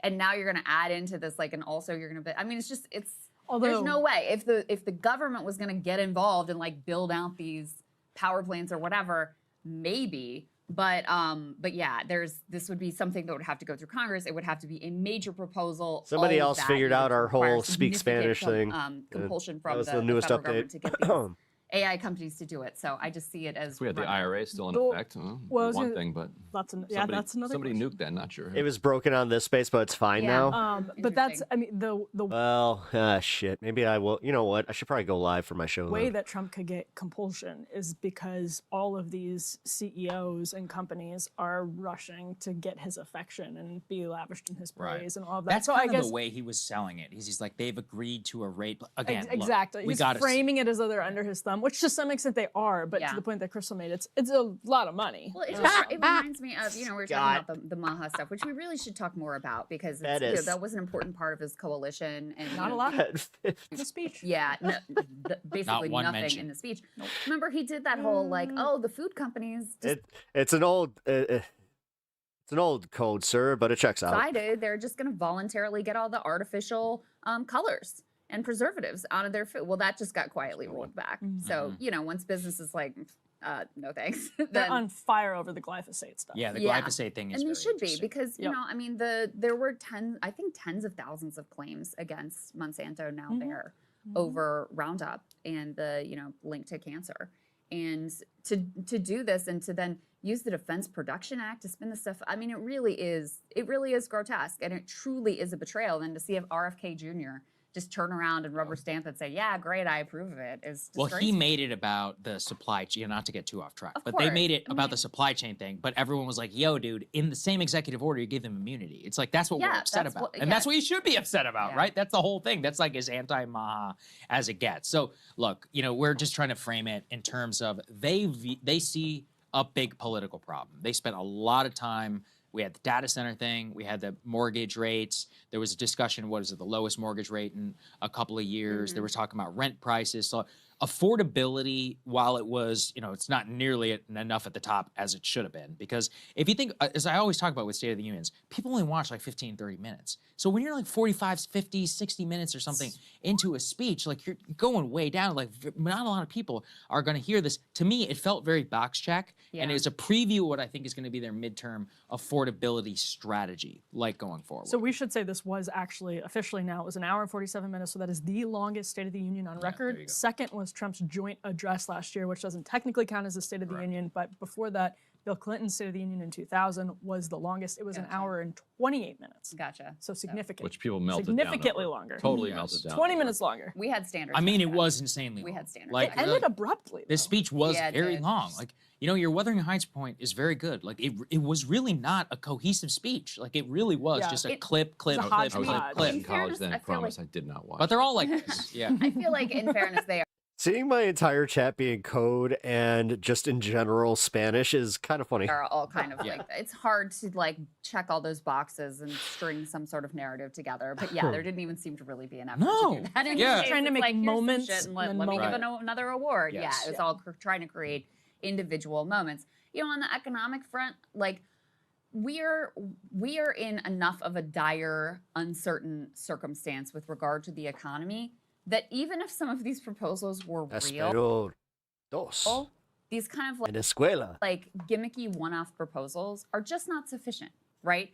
Even if the credit card interest rate thing Yeah. was in here, which it wasn't, and he's clearly just like abandoned Pero. that would be something. But it's not like people are going to see that and be like, oh, my life has turned around and now I have hope for the future. They're still going to be worried about AI, which, at this point in time, okay, you talk about the data centers, but to not talk about any of like the labor, any of the other stuff that's going on with AI when this is the central economic growth policy that your administration is pursuing, I think it's incredibly negligent. To me, it's very noteworthy. He spent a lot of time You brought this up, Sagar. You didn't talk about ICE. At all. So I tweeted it just to make sure I'm not getting fact checked. There was not a single mention about it. There was a lot of nobody talk else about can find it. immigration. Yeah. There were some big, some of his big moments with the base were on immigration, et cetera.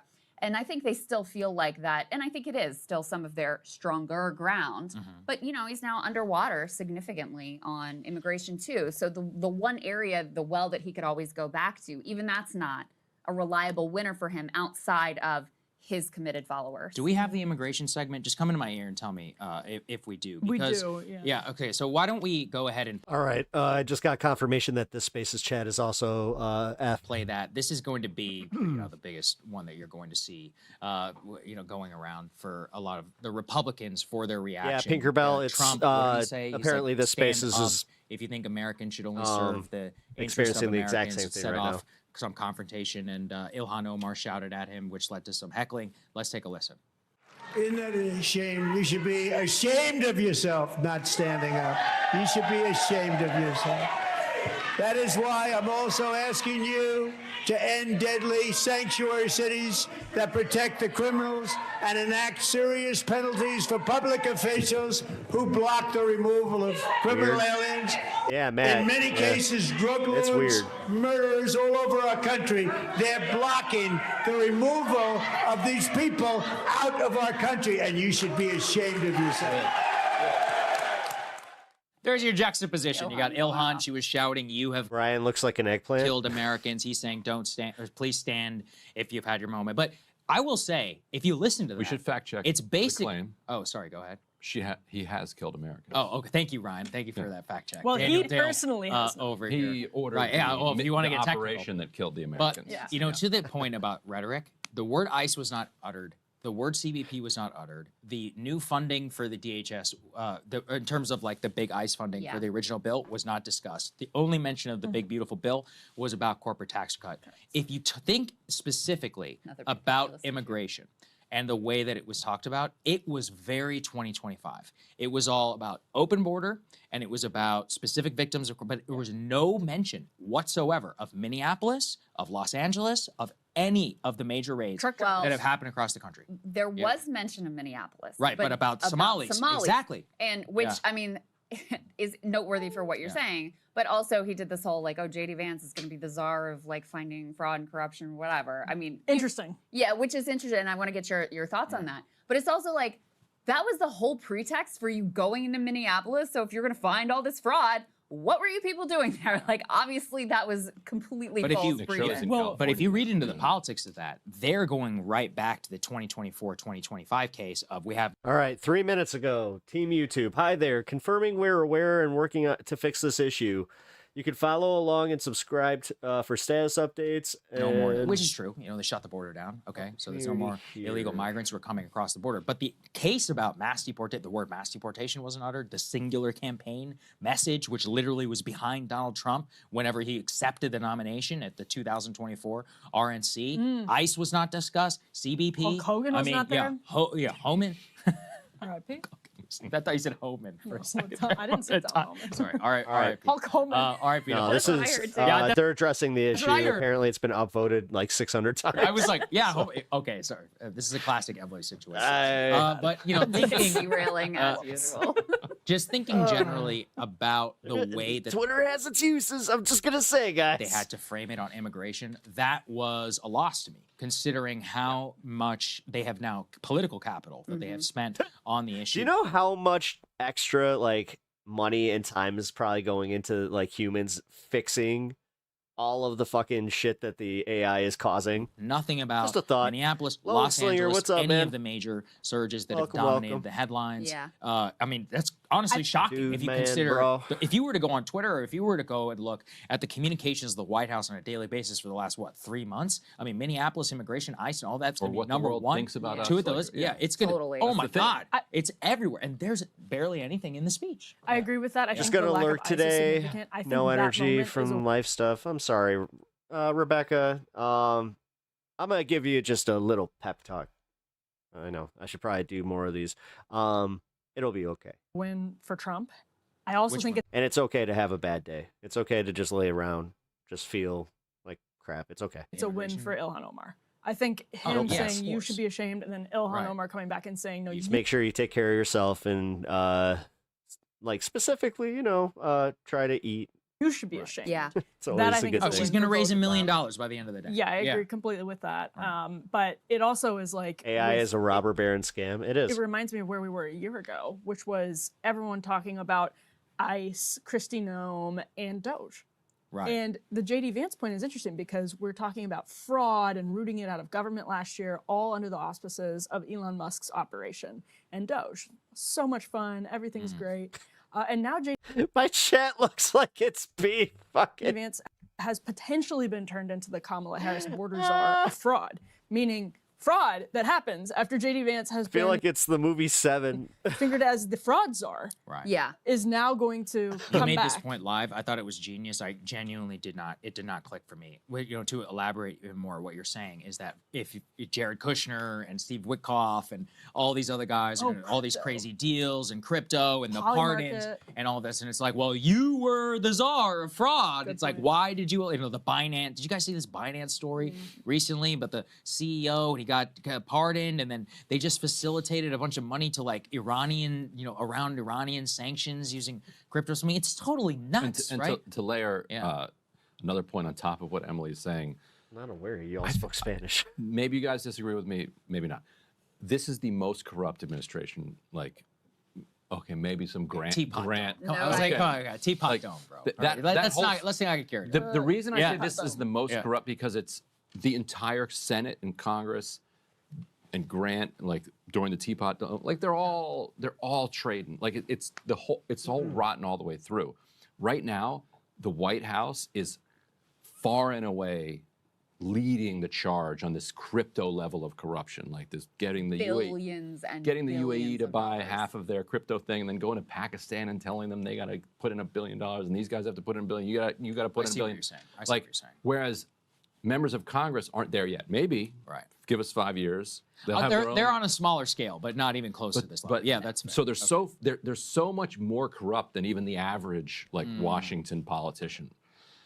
And then you're going to say that JD Vance is the one who's the sheriff on all of this.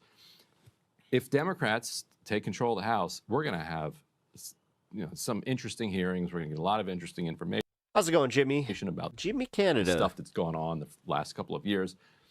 And you'll be able to lay that at the foot of Sheriff J.D. Vance. Like, hey, weren't you the corruption Welcome to the czar? show. Yeah, what happened Who with is that? also supposed to now balance the budget. Trump said that JD would root out fraud in the service of balancing the budget. Yeah. So it's like the classic Veep You burden. might as well put a gun in your He's mouth. delivered. All right, good luck, buddy. Balance the I budget. mean, you remember what Biden gave Kamala?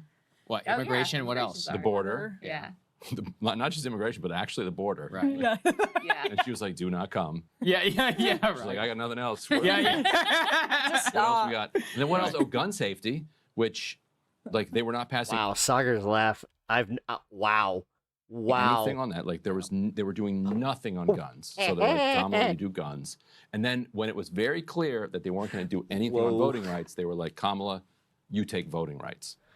So it's like you just Stay testing whatever you crap and are not going to get cornucopia. done and is going to get worse. you give to Again, I mean, dude, they're getting roasted on Twitter right now, the guys. person you don't like. So that's they not just great for updated JD. everybody, including It's myself. really like, That's a good point. He did not have to do It's that. bad. Genuinely Like, did not Trump did not think have to about do that. that. I think it is important, but in terms of reading into the tea leaves of everything, speech starts out, economy's good, it's all the Democrats' fault. Then we have our Team USA hockey moment. Then we get, which lasted more than 10. Look, love Team USA, but man, 10 minutes is too long. All right, and so then we get into the more populist economic stuff. We have a couple of throwaway lines, one big beautiful bill. That was I'm about looking 20 at some of the minutes into the timeline. speech, by the way. Right, That's, so yeah. So we have Well, I'm going to agree affordability. with your original assessment that none of this is going to matter. Yeah, I agree with you. I mean, look, if you listen to the speech, we're gonna have a few clips, and then that's it. And what's kind of interesting is even Trump is not really trying to make this a big deal. We were talking this morning about how big of a deal the State of the Unions were under Obama, and remember they would have like a big theme, and be like "Save America." reminds me of Transformers when Sam was writing symbols on the wall Fucking job. and tweaking out. And then the president would go on a bus tour for 50. They're not even pretending now. They're like, yeah, I Trump. mean, will be your in touch. message looks like the what is it? The DEF CON thing. On Friday for a different event, and Iran will be back in the news tomorrow or something like that. You know, we're trying to piece. If anything, what we just saw was a political view into the mind of the White House. Of okay, ICE is a problem. We need to make immigration much more like 2025, 2024 than it is 2026. One affordability. quick note on that: there were a bunch of administration officials who got shout-outs. Kristi Noem, Stephen Miller were not among them. Yeah. Tom Homan. Right. Hope Hogan, None of those to your guys. point. I didn't even see Kristi Noem. So yeah, I mean, Kristi by Noem my was there. count, She was we definitely had there. Secretary Bessent, Rubio, Yeah. the vice president. That's it. Well, you We got the you shout-outs. had Jared Kushner and Steve Witkoff, Right, of course. who are, you know, whatever they are. Yeah. He said everybody loves Rubio. Yeah. Got 100%. Right. So everybody, you got 100. Yeah. Thank you, everybody. Bipartisanship is alive and well in Washington. But I mean, you know how much Kristi Noem loves the spotlight, so to avoid True. to Yeah. not, True. to Oh not my get gosh. rolled, Yeah. not She's in probably there. steaming. One of the most Definitely gonna touted be- cabinet members at this time last year. Yeah, that's right. So I'm just, you know, in terms of the internal politics, who's up, who's down, I think that's kind of noteworthy. But you know, in terms of like political impact, I don't think it's going to matter at all. The most consequential part is that we did get a little bit on tariffs, but nothing again that was really different from what they've been. Nothing noteworthy. Saying- Didn't even attack SCOTUS. That could have been a viral moment. That He was could have been frosty, something we but- could have all talked about, right? He didn't even really go out. He was like, it was very disappointing. And he looked right at him. It was very disappointing. We did and he just have- moved on. There was nothing. We did have a fun Zoran moment. Yes, we have that. We have that, guys.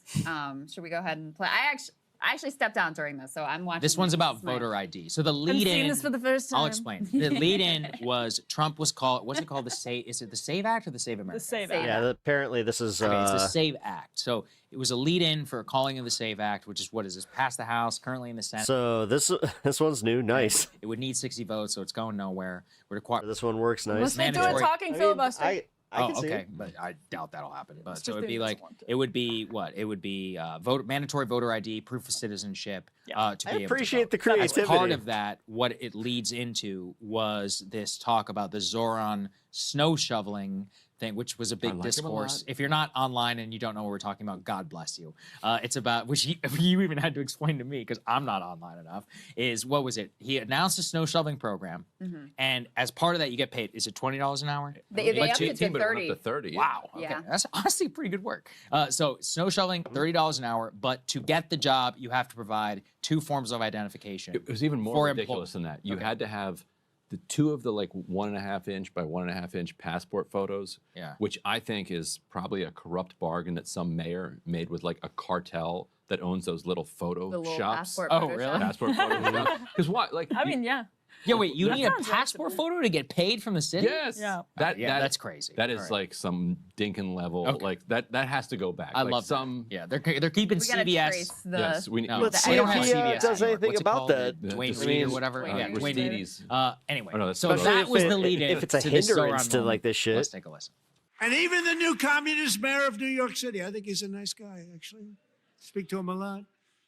Bad policy, but nice guy. Just said they want people Oh my god, dude! I never realized his underbite. to shovel snow. They got hit hard. That's what it is. I have a little bit of an underbite. That's why.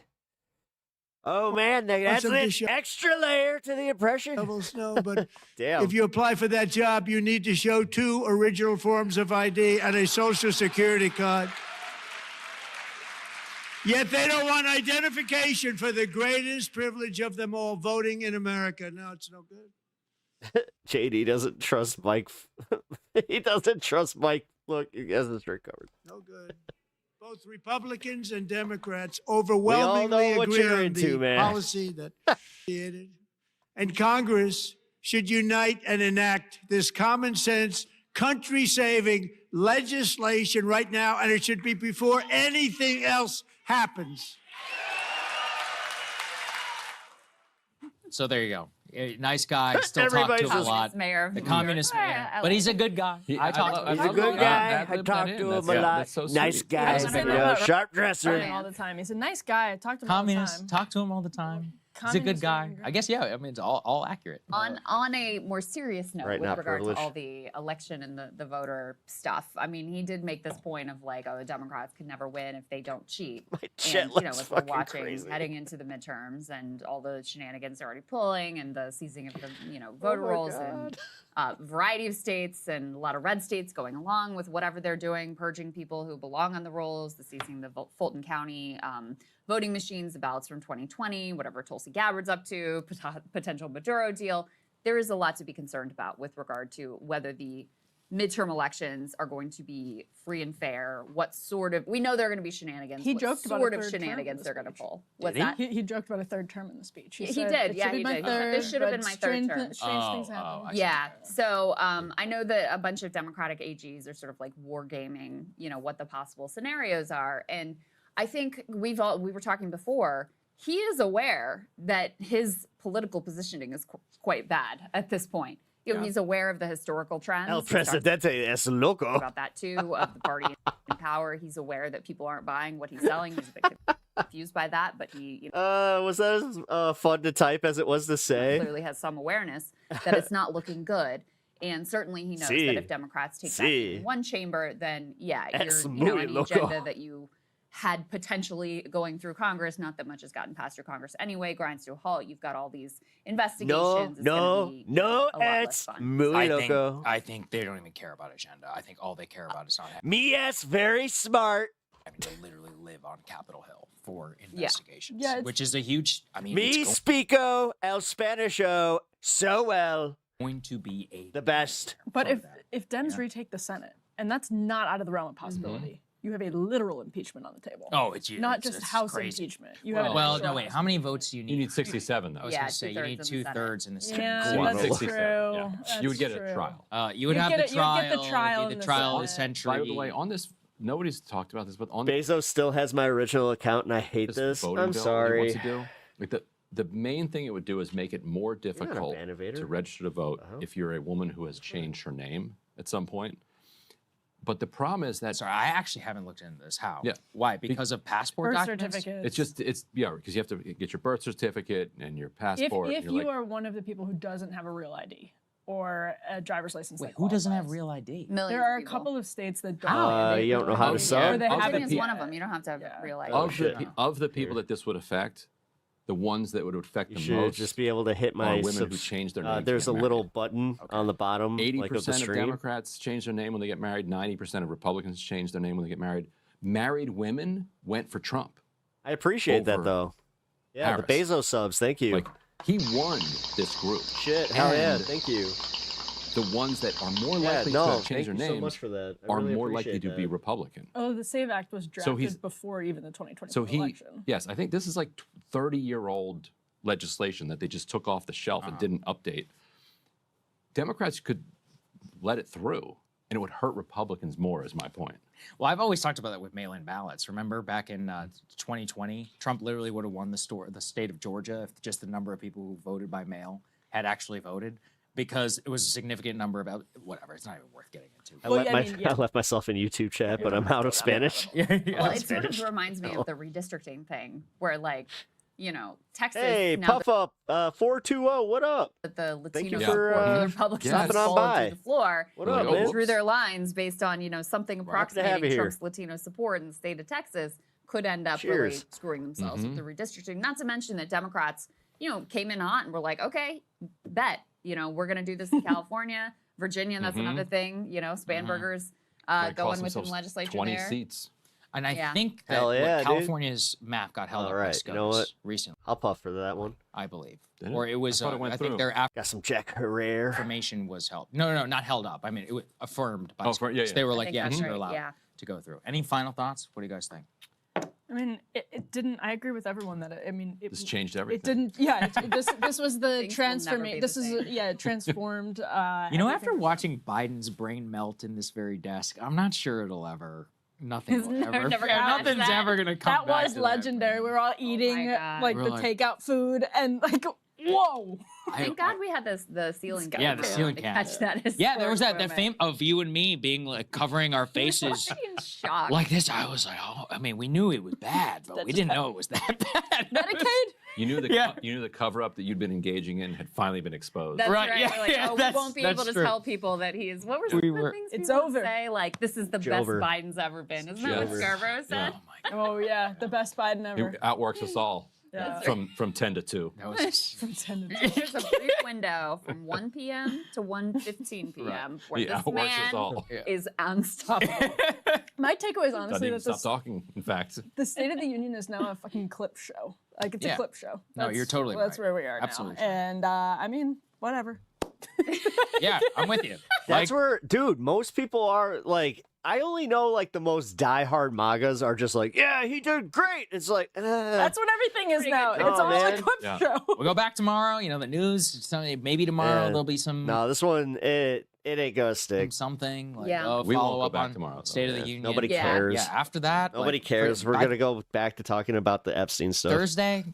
I'm predicting there's not even gonna be a single mention. I will say Yep. one thing I saw someone made He's a comment got a of point. on Twitter is, one of the special guests there was Erika Kirk, wife of Charlie Oh Kirk. my widow. God, I can't wait to get to the Erika Kirk stuff. It is fucking, dude, Candace always is going for it. She is just Charlie like Kirk. scorched her. And there is She doesn't care at disgusting all. irony to She's having like, her there at a if I speech take down Turning where Point, he's, meh. very likely going to war with Iran at a time when, Charlie was one of those true. people who came Her in the White attitude House on and it got too, barked where at it's just because he like was there's like opposed very to little passion the there. previous war to now have her at that speech when we're all basically expecting that this is coming any day is Really good point, honestly. Yeah, he would have something. been, I mean, Help. look, you can say a lot about the Steve guy, but Bill on this Clinton, topic, he actually was. I mean, look, he at times would go silent when the administration would ask him to, but his actual Kyle. opinions on the matter, especially on Iran, were pretty rock solid, especially Lindsey Graham going after man. Ayatollah, saying there should be no regime change. I have really noticed it, actually. I feel like the anti-war movement has evaporated, Yeah. basically. There's nothing left.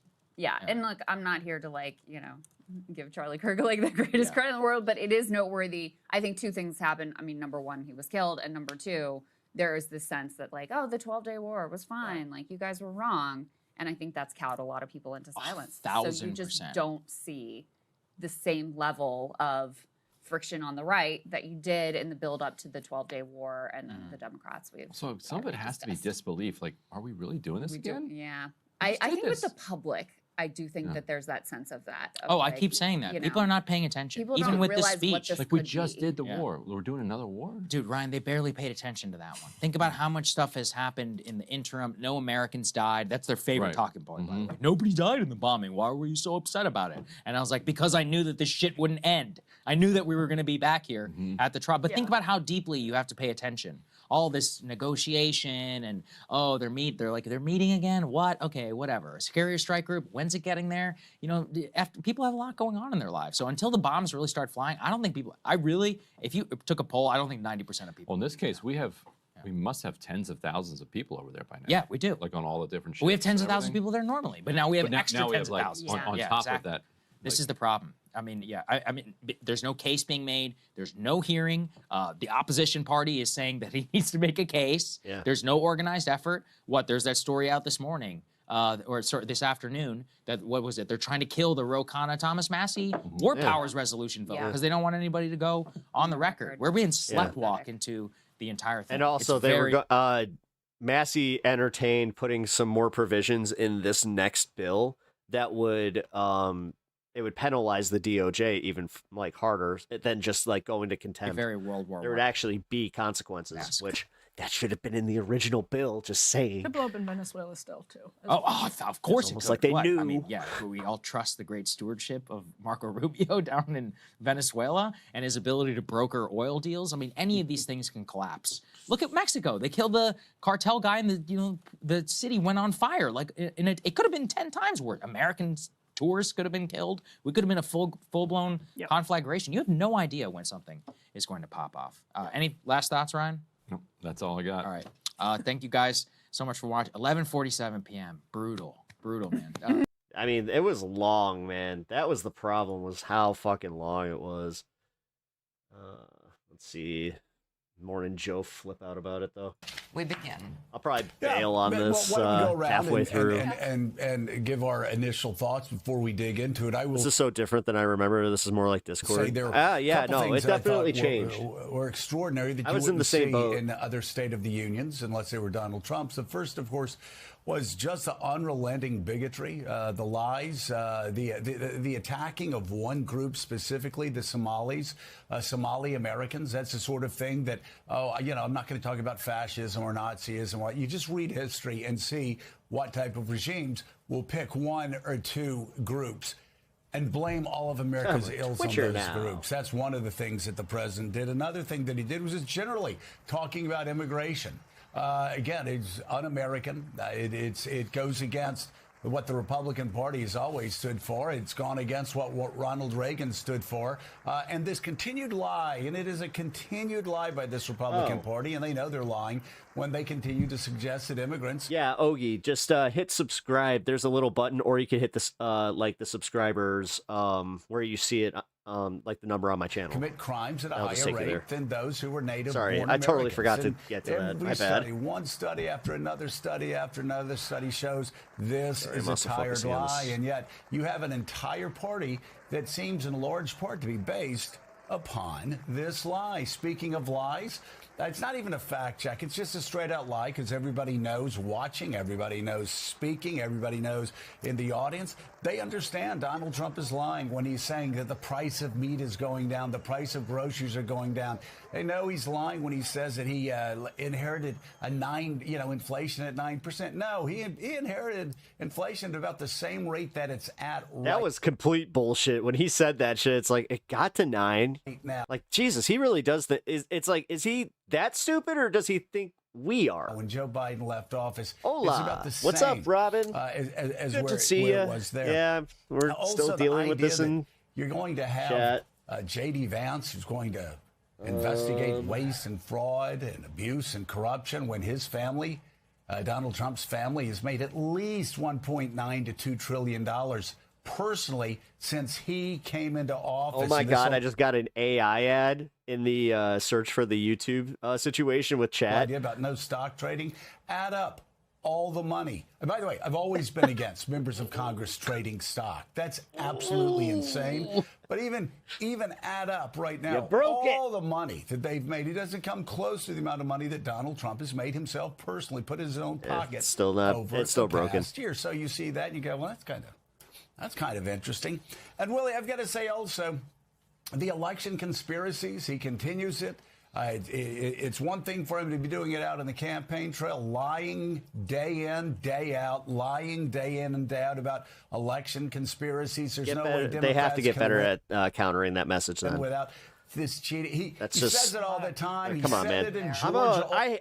going to sit through this fucking Chuck Schumer response, and I'm going to tell you what. That's going to be a reason why we are in this position. All the time. Trust You've got me. a Republican You listen governor to in 5 Georgia seconds said, of that, no, you're like, that's not oh, right. yeah. You've got a Secretary of State in Georgia. Republican says, no, that's not right. The same one that Donald Trump tried to cheat and get the 11,000 votes to win Georgia back in 2020. He keeps saying that every day, and every day Democrats are winning by 30, 40, 50, 60 thanks for the, percentage points uni in love. races across America. We saw it Appreciate again that. last night while this was going on. So, yeah, there was a broadcaster that said that speech was extraordinary. Yes, it was extraordinary. It was extraordinary. No, it was for extraordinarily many boring. reasons. Most of them just he did shit that no sane president would ever do. It was really, really crazy to be watching that in a state Was it of the union crazy? It was. Yeah, and it was long too. The It was longest long and State of the Union in sleepy. It was American Trump at history. his 1 hour, sleepiest. 47 minutes, almost 2 hours long. Broke his own. If he record. started yelling at the Dems a little more, like that's what I thought was going to happen. But the no. election lies. It's a tick that he can't get past. We heard it in the clip coming in when he said it again. This should have been my third term. He said, suggesting that somehow the 2020 election was stolen. Again. It does strike you watching that address in the Yeah. House chamber. That's the same Yeah. House of Chamber where Voting is so rigged that he's here. supporters. People are so stupid when they don't think about that. They're just like, yeah, we should prove that the 2020 election was rigged. It's like, how about 2024? Why do you not believe that 2024 was also fucked with if 2020 was? That makes no sense. And attacked Nothing and occupied changed. on January 6, 2021, and he since has pardoned all of those people and tried to turn the page and whitewash history on that event. You mentioned the Somali attacks. He called Somalis living in Minnesota, quote, Somali pirates who have ransacked Minnesota. That was Talking a straight about up racist. Somalis and Somali Americans living in the state of Minnesota. Also, just leaning into his weaknesses, talking about the economy, on which he is very, very unpopular right now, saying the economy is at all-time highs, as if just saying it makes it so. We know that's not true, and we're going to walk through the details of what he was fabricating in that speech last night. Also talking and celebrating about his immigration crackdown. Deeply it reminds me of what a website I used to frequent turned off moderation for a day because the mod team got tired of everybody bitching about how they modded stuff, YouTube collecting workaround symbols. On the question of tariffs as well. To add to the ban list.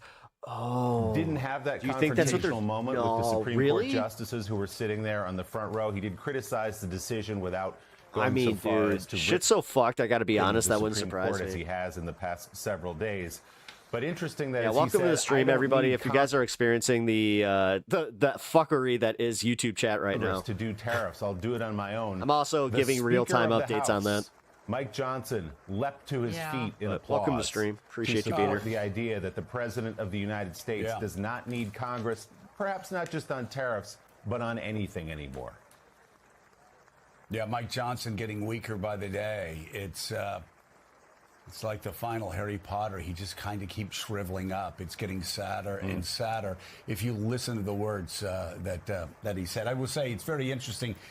David French, I saw, there are a lot of people saying, oh, they're going to attack the Supreme Court. He's going to attack the members of the Supreme Court. We're there. I saw Amy Coney Barrett. Hey, Joe. And how's it I going? looked at Amy Coney Barrett while he was speaking, and I thought, as a woman, I probably wouldn't cross. Yeah. she's serious about what she does. She's tough, and she's serious about what she does, as are the other members of the Supreme Court. But it's interesting. He chose not to attack them, chose to be polite. It was very interesting a week after he said that. I have a feeling that's what's happening. I got a feeling about that. Yeah, that was interesting. Yeah, they might be doing a bot purge. Justices, as you indicate, they're fine. I mean, dude, the way that YouTube is responding is very nonchalant right now. They're just like, we know that this is an issue and we're looking into it. Chill. Demonstrates that more than anything is their actual. That was the update I just got. Messages might be disappearing immediately after sending. Messages require multiple attempts to go through. We'll follow up with more information. An opinion with 3 justices nominated by Republicans, including by Donald Trump, 3 justices nominated by Democrats. So it's not a partisan kind of issue. Fuck. And it demonstrated that there's a branch of American government that will show independence, and there's a branch of American government that will retain principles when most people are just devolving to worshiping power. And I think that was a really important moment for the American people to see that this is what an actually independent branch of government looks like. And if they can do that, they can absolutely handle whatever Trump is going to throw at them. Oh, the double verification. Yeah. There in that room. And, I'm actually glad it wasn't as intensely personal and vicious and biting as it was before. But I think they walked into that room knowing it could be. Well, just remember, if you can't chat, you can always hit the like button and show me that you appreciate the stream and sub to the channel. All year. If you guys are enjoying this content, thank you. It really helps. He came into last night. We went through the polls in great detail yesterday about how his approval rating has slipped overall. It's slipped among independents. He's grown very weak in what used to be his strengths. He crashed in the polls. I can't imagine he changed a single. That was just last week too. I can't imagine he won over a single voter last night. No, I don't think so. And that's bad for the Republicans who will be on the ballot this November, who have to defend his policies. We went through some of it already. It didn't move the needle the way it needed to. Attacks on the Supreme Court, all the same. A lot of blistering attacks at Democrats. The racist remarks, it seemed, about the Somalis in Minnesota. We also got next to nothing about Iran. He's saying yes. That was the biggest issue that a lot of people had. But otherwise, just said, "I'd like to make a deal," but it was 2 or 3 minutes right at the end of a nearly 2-hour speech. Blue Dream JTF, thank you for the follow. Appreciate that. The whole world is watching. Don't forget, guys, if you guys want to chat, you can always go to my Twitch. My Twitch is also up right now. What will happen next with Tehran if this next round of negotiations? What did you mean double verification? You have the option to on YouTube to do double verification where you can give your ID info. I don't know many people that have done it. Does not produce a deal to President Trump's liking. And I was also just struck, frankly, it's pretty boring. Yes, it had a couple nice moments of patriotism. So he saluted the men's hockey team. He singled out a few Americans absolutely who deserve to be The recognized for their goalie. The goalie. heroism, You got the Medal of at Freedom home for or making that stick save. abroad.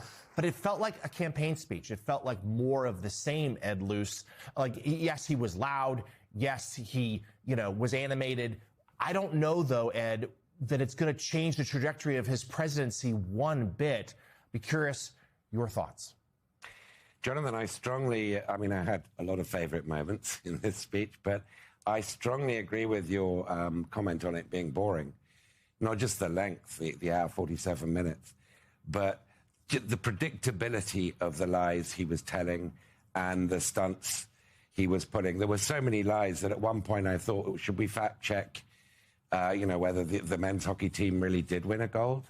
Because it was just sort of a flood the zone with it.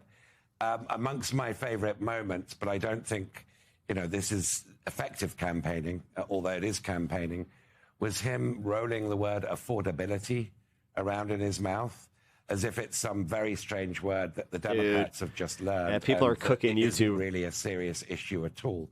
I imagine Susie Wiles and others were. No, I mean, gnashing. Everybody's saying the same thing, that he seems sleepy. Their teeth as they watch. I mean, again, except for like the most sycophantic people that love Trump, they are just all like, I dipped out around 20 minutes. Because which this was clearly supposed to how could be, you not? at least There was in nothing part, interesting happening. I watched the whole a thing and I speech that regretted set it up because I was like, Republicans nothing for the happened. midterms as serious Boring. on questions God of damn. affordability, and he didn't really do yay, that. hockey. He told Woo. he I was told happy about that. Americans that their prices are all falling. Don't believe your own lying eyes, Nobody etc.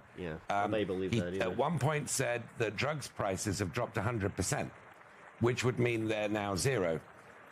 So I can't get excited about this speech, but I guess the fact that we're so used to these torrents of lies and the whoppingness of these lies, and that it's actually boring, does say something about us and about this president.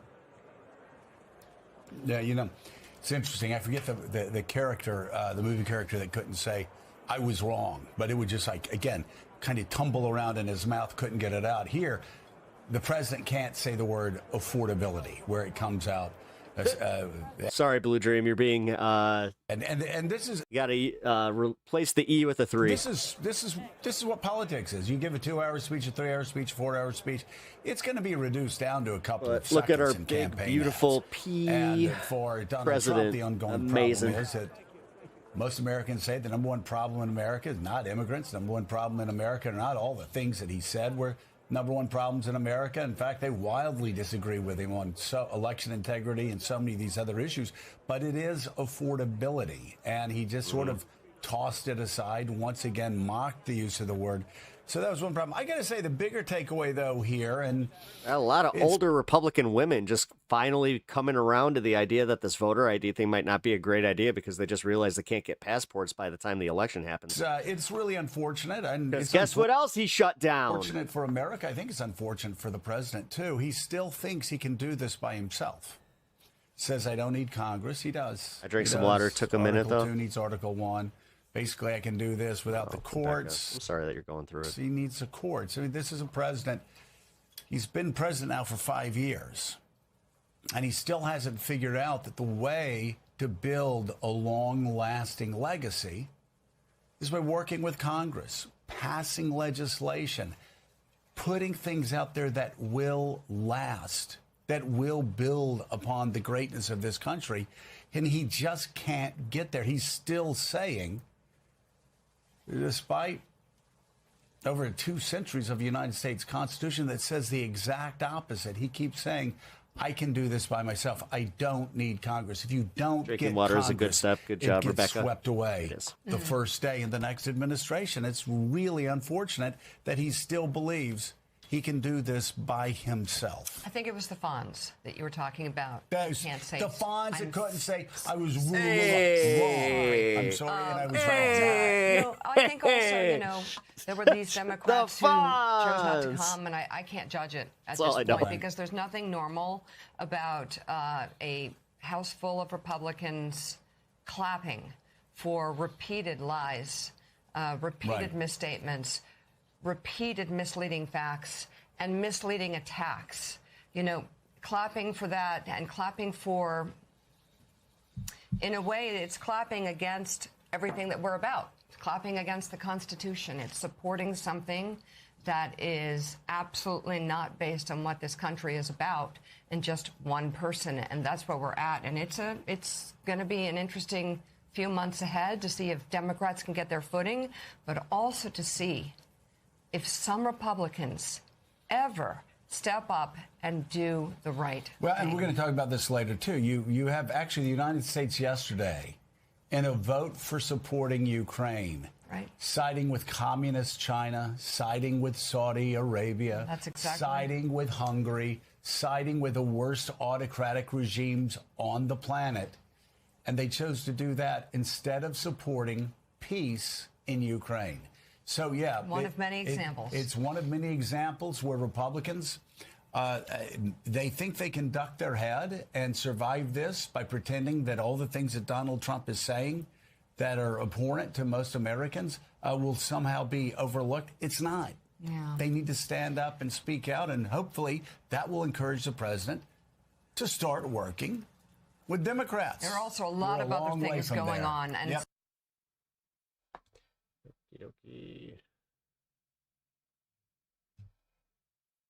Inflation is plummeting. This is the fact check. Incomes are rising fast.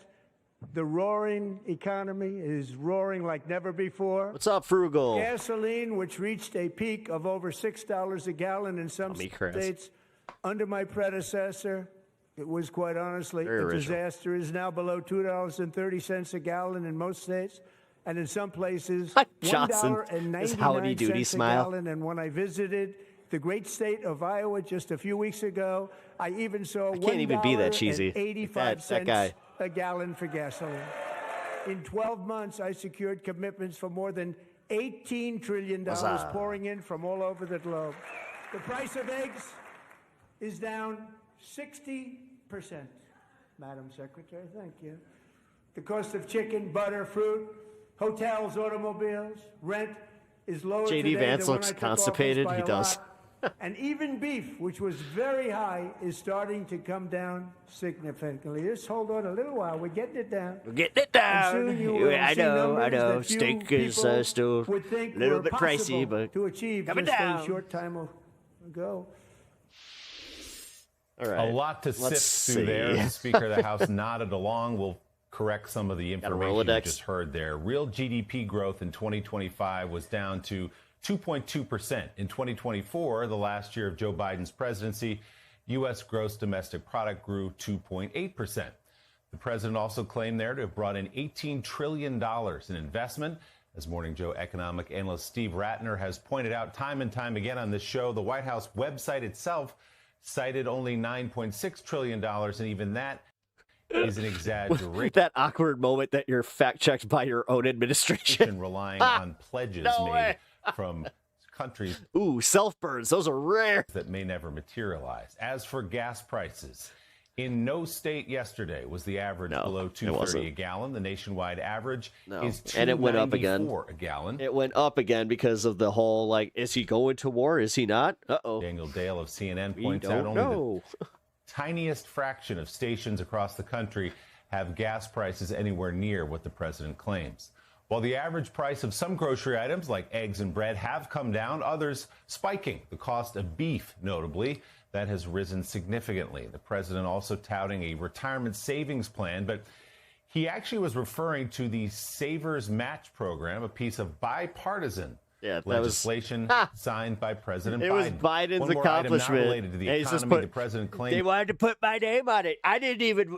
That wasn't even me. That was one of my cabinet members. He said, "Sir, I want to call it the Trump accounts." That wasn't even my idea. It was he told on himself right there because it was totally his idea. the man accused of killing And a he woman on a demanded that train that in be a thing. Charlotte last Put year. my name on was it, in the country goddammit. because of I'm open taking all border of Biden's good shit. policy. Suspect, though, actually was born in Charlotte. So, Jonathan Lemire, in a speech that is 2 hours long, those are just 4 God, or it was 5 so long. It just. fact checks, as Joe said at the top of the show. We could spend all Artie. 4 of our hours What up? doing doing? that. But interesting that the president Obamacare. trying so hard to lean Now I'm gonna into just the start economy, which talking is a like real this, yeah. weakness for him right now.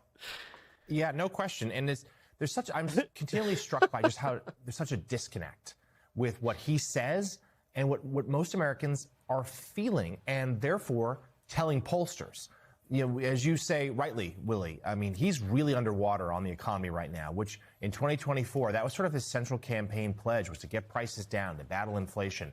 You know, he always paints a rosy picture of the economy in his first term, and it was pretty good. Nowhere near as good as he says, but it was pretty good, and he did a good job selling it. So Americans had this sort of nostalgia for it pre-COVID.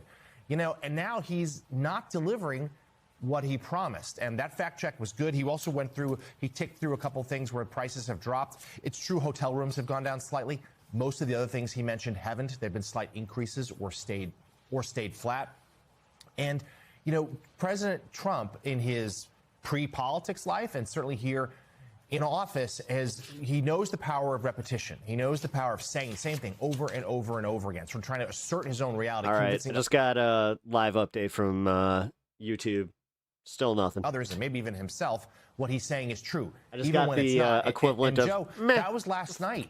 This felt like a rally speech. This felt like something he would say at any other time. You know, he said it maybe a little louder with a more grander backdrop at the State of the Union. But it's simply not true, and Americans know that. And outside of perhaps his hardcore base, you know, who will believe anything he says, most Americans know the economy is not booming like he says. Prices are still high. They're still hurting. Oh, and they're going up, man. Well, you know, you're talking about he's always done this. It reminds me at the beginning of Morning Joe, you know, when The Apprentice was out, he would fax to us, or I think it was faxes. He would fax to us, say, here are the ratings for last Caleb, week. Apprentice, Octopath #1 fan. again. How's and it going, circle man? it, and it'll be like number You don't 18, already sub to the channel. You know what to do. 19, and it's it.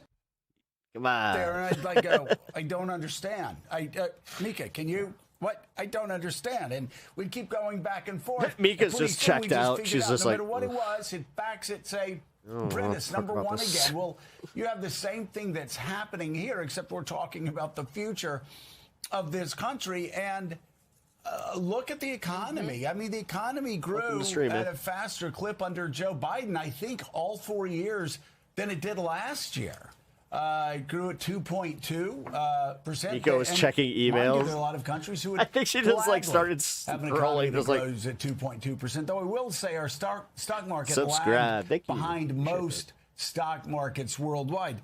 But you know, David French, I've been to quite a few of these things, and I will say that if a president got up and just lied through his teeth, I wouldn't be sitting there clapping like Mike Johnson and like the other Republicans. This goes back to our tribe.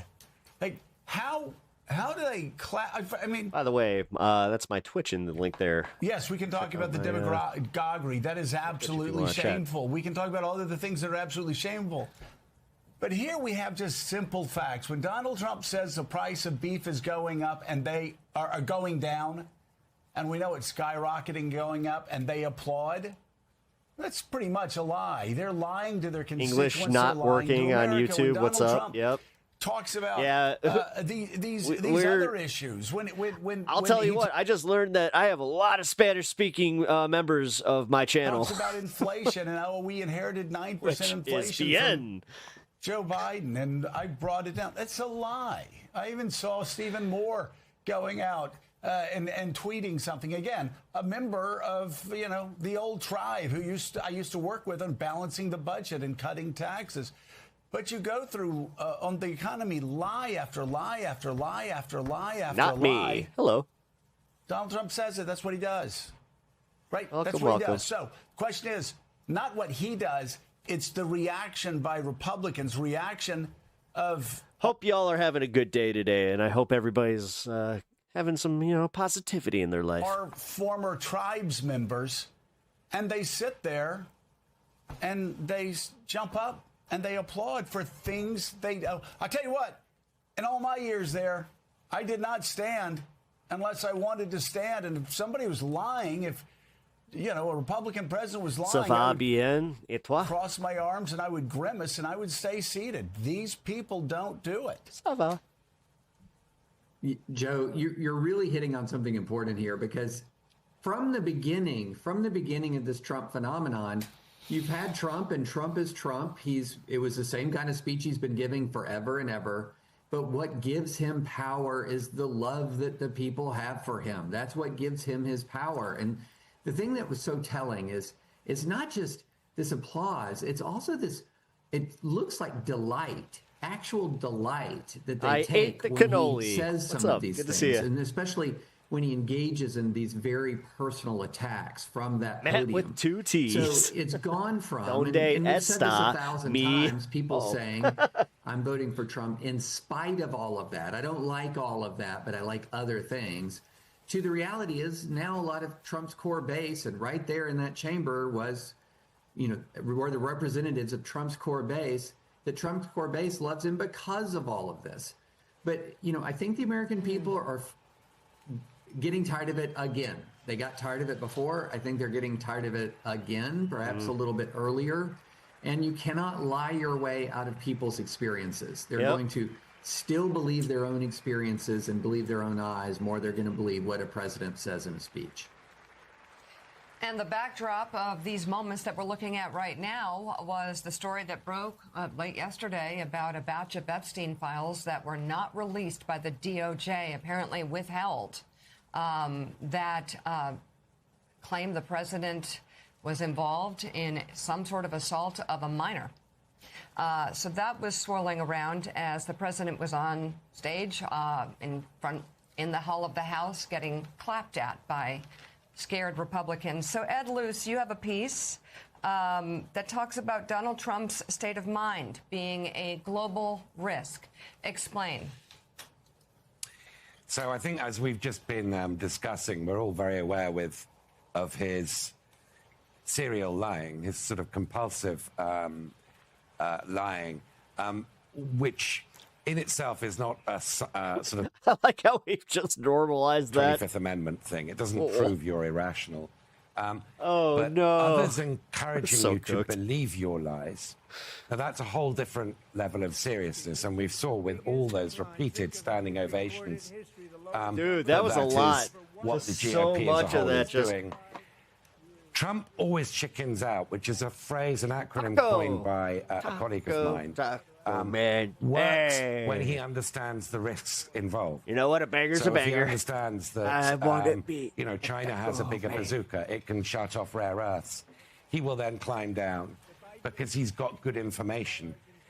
My concern is that with the sycophants, the sort of cabinet of Pyongyang sycophants that he's got around him, including Pete Hegseth as defense secretary, that as we are staring in the face of a possible Middle Eastern war of choice, that Trump is not being given the full facts. Now, that's his fault for selecting people who tell him what he wants to hear, not what he wants to know. But this could lead to a very, very consequential decision that could harm him, first of all. So I think my piece, although it might be seen as hostile, is actually a very he didn't move helpful the piece, needle which at is all. You need truth tellers around you. Who are these truth tellers? Nobody. Where are they? They're all, this is the problem. He fires all of them. People who serve a president need to give an honest appraisal of the options Yeah. in front of This him. always happens, I man. don't think he's getting that, and therefore I That's don't think Trump is being Yeah. served. Yeah.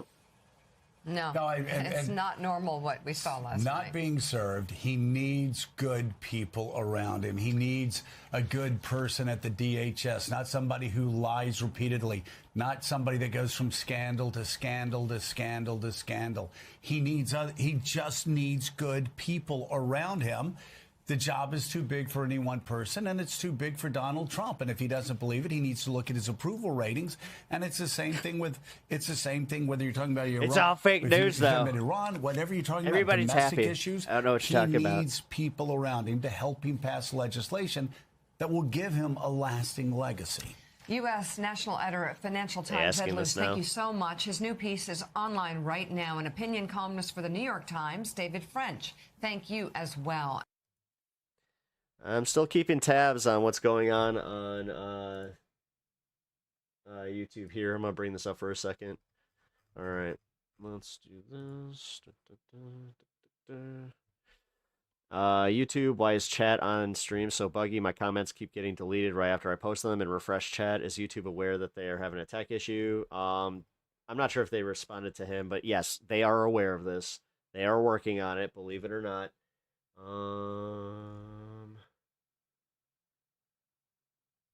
So with the current YouTube chat stuff going on, I don't really know when I'll stream again, as this stuff looks really annoying, and I'm not planning to deal with that.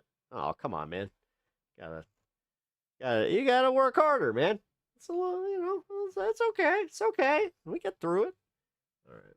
Well, gonna keep an eye on that as we keep going here.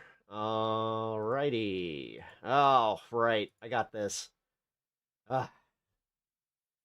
Fucking Chuck Schumer. Let's just do it. All right. Anyway, let me thank Senators Klobuchar and Padilla for joining us. Look, what the country saw last night was not a State of the Union. It was Trump's state of delusion. For nearly 2 hours, the president inflated his ego, rewrote reality, and offered zero solutions to the problems American families are struggling with. Oh, crap. He's actually not doing that bad. Every night. I'll bet there were just as many people last night discussing how to pay the bills as there were watching the State of the Union.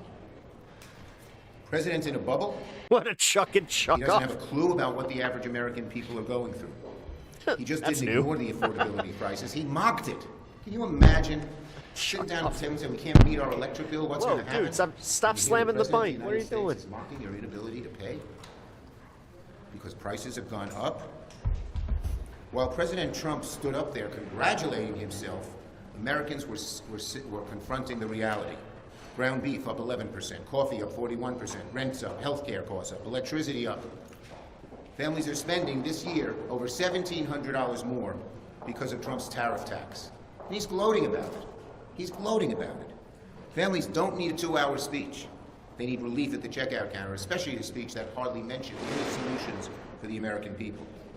You know, look, Trump spent a lot of time praising himself. He patted himself on the back so often that I thought he might fall down. But the American people didn't want hype. They didn't want the kind of stuff he did. And he lied. He just lies. He makes it up. He said we've gained manufacturing jobs. We've lost over 100,000 manufacturing jobs since he became president. He said job creation is on the rise. No. Is he on the shot? Probably. Lowest point in 20 years outside of a recession. I think it was 2003 that job creation on a percentage basis was as low. And then, incredibly, Trump put J.D. Vance in charge of investigating corruption.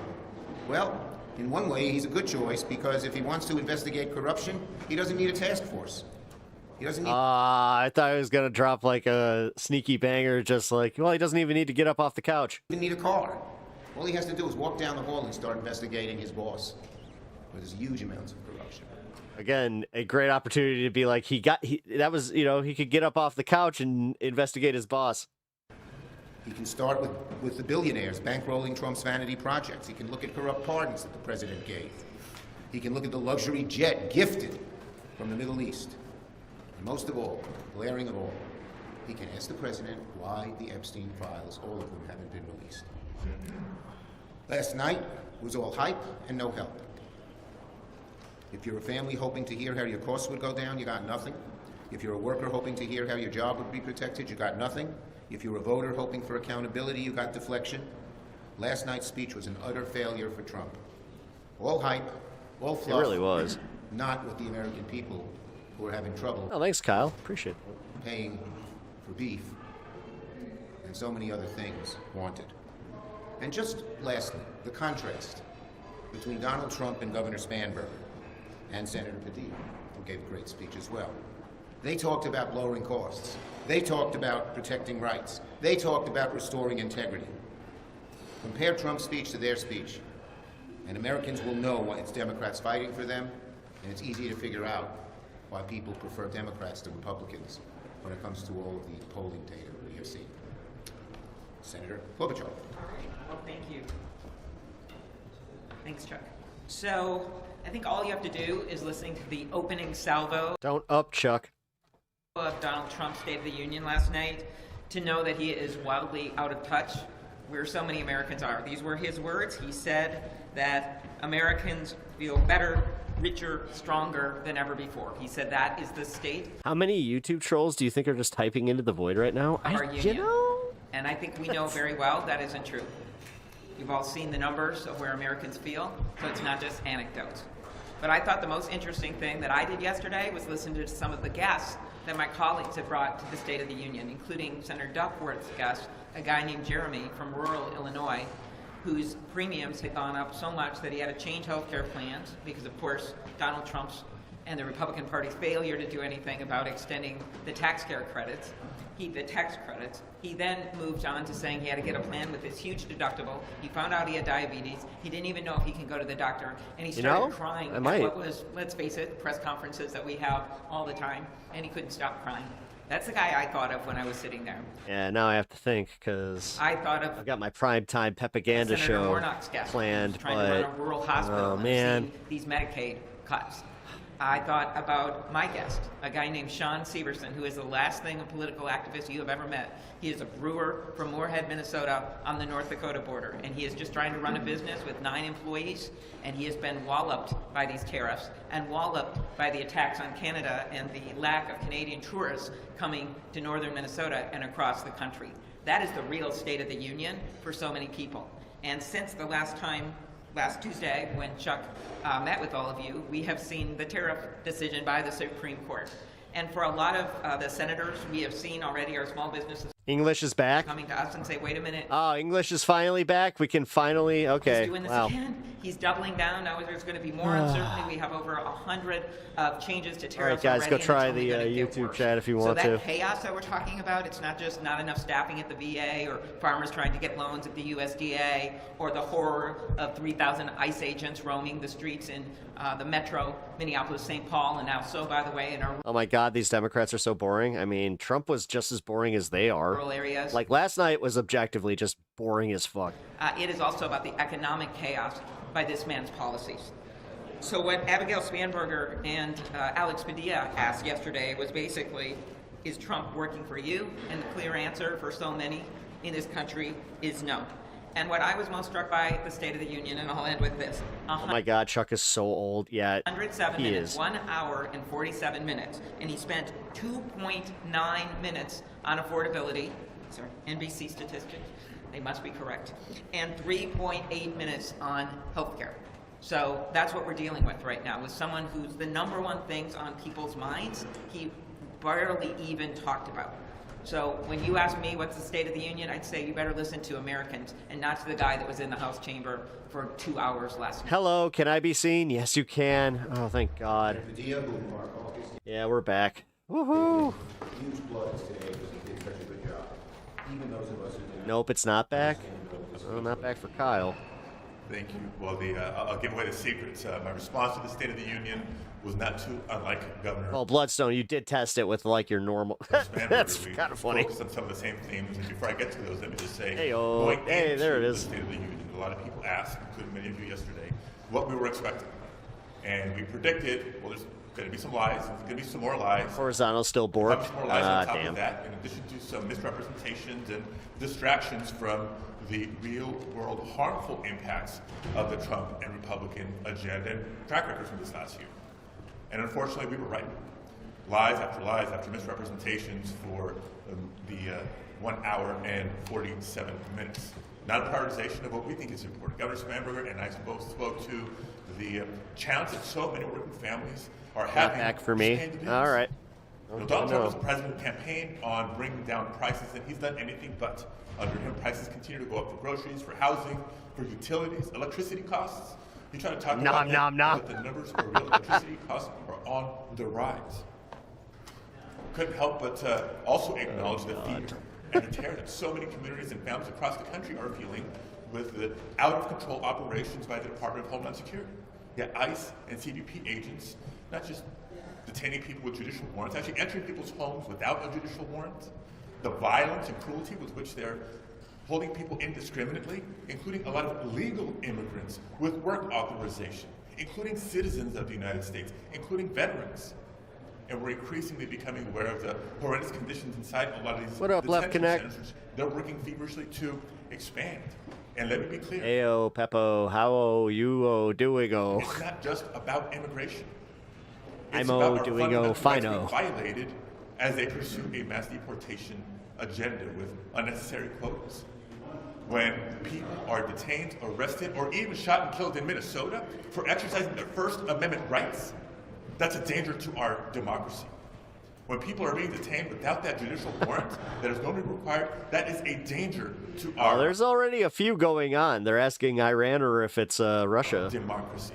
And that leads me to the And then you got other people saying cartels. third So area that I emphasized yesterday. that works-o, what the fuck-o?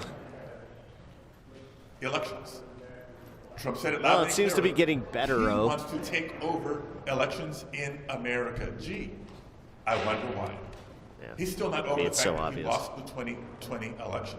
And they've been setting the stage for months, weaponizing the Department of Justice to demand the voter rolls and the personal information of voters across the country.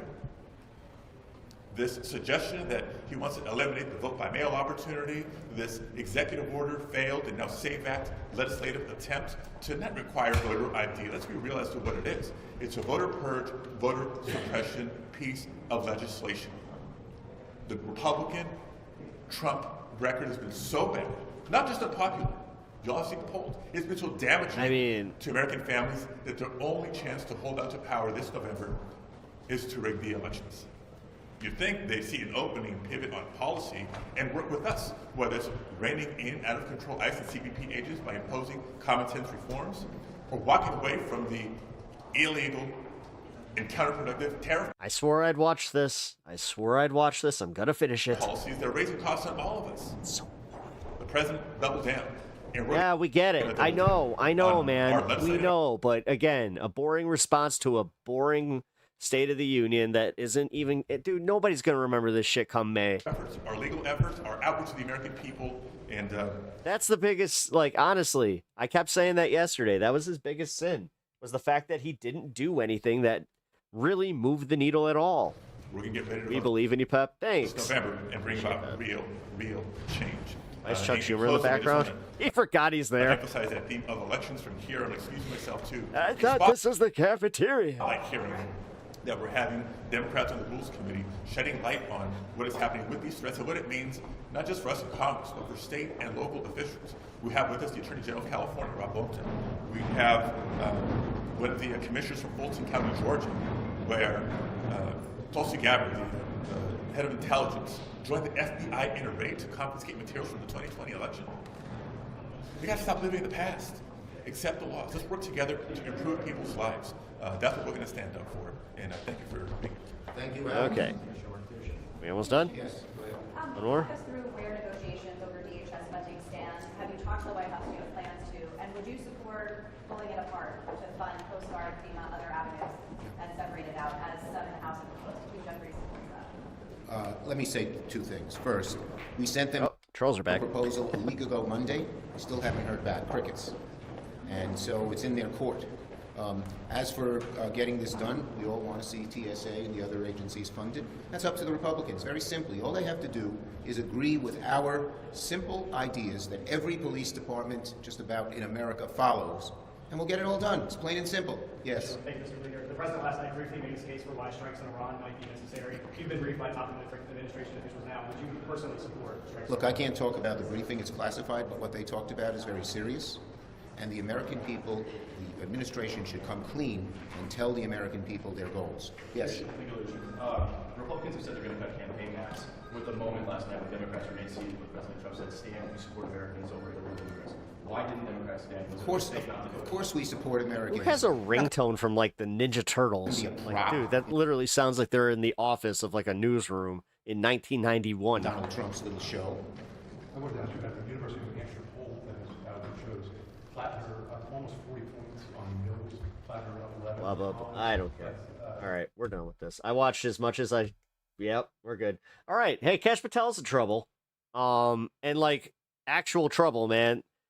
You know, It's almost embarrassing, like, for him to go to this hockey game and do what he did when he was already being investigated for taxpayer fraud. Like, he is wasting our fucking tax money, and apparently he's also causing some scenes in the FBI where he left the fucking FBI without a jet to use when they really needed it, you know, because they got that missing Guffrey woman, and they also had a little something happen outside of Mar-a-Lago.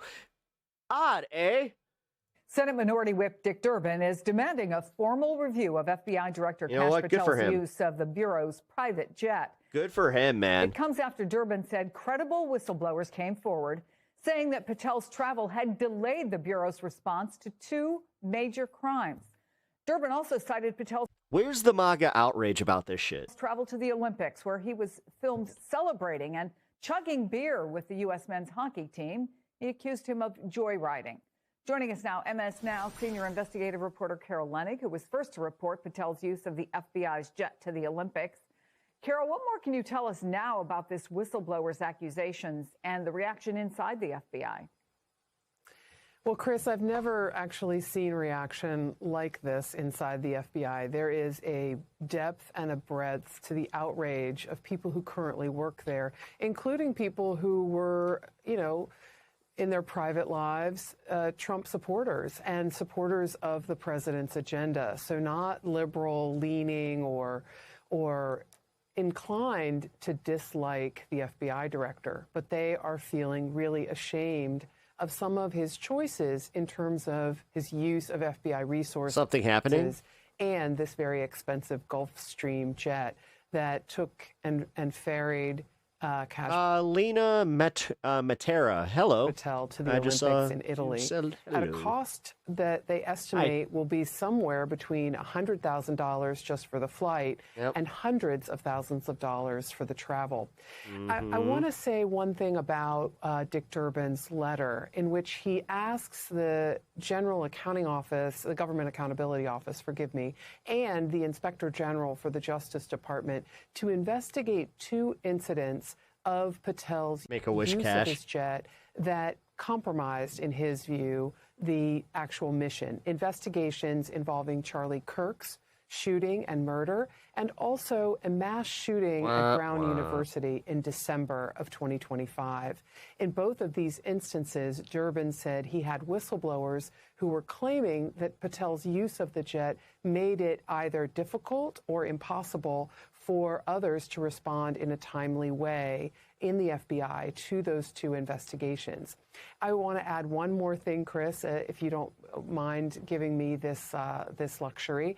Ken Delaney and my colleague and I were reporting and learning about this Brown University snafu days before the Durbin letter came out, and we were poised to report on this, but we were still trying to gather new information. Our sources had the same accusation against Patel, which was that his flight for the weekend to Florida meant there was only one other jet available to take emergency evidence collection teams to Brown University during the mass shooting, and they were not able to take that plane because that second plane just wasn't available to them. So in one of these cases, and we are out of time, Again. didn't they have to get in a car and drive many, many hours to get to the place where they needed to do the investigating?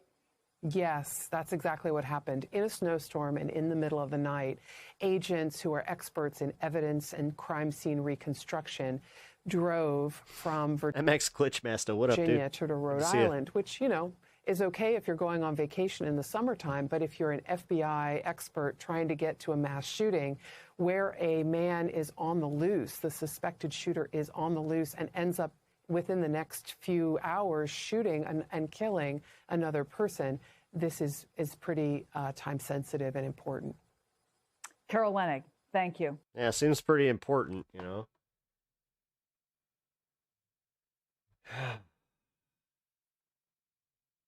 All right. Candace Owens is an evil, twisted human being.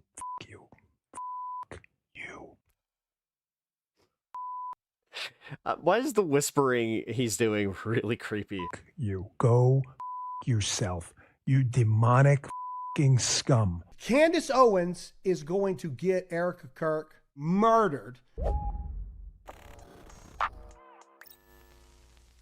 The gods have truly shined their light upon us today, my friends, because the entire right-wing grifter sphere is the most outraged they've been since Bud Light decided to put a trans woman's face on a beer can. And the reason why they're angry is very, very funny. But why are they so apoplectic, you ask? Well, it's because Candace Owens decided to treat one of them the same Good luck on the cancer fund. I don't agree with your opinion, but I am not evil. way she's treated What opinion?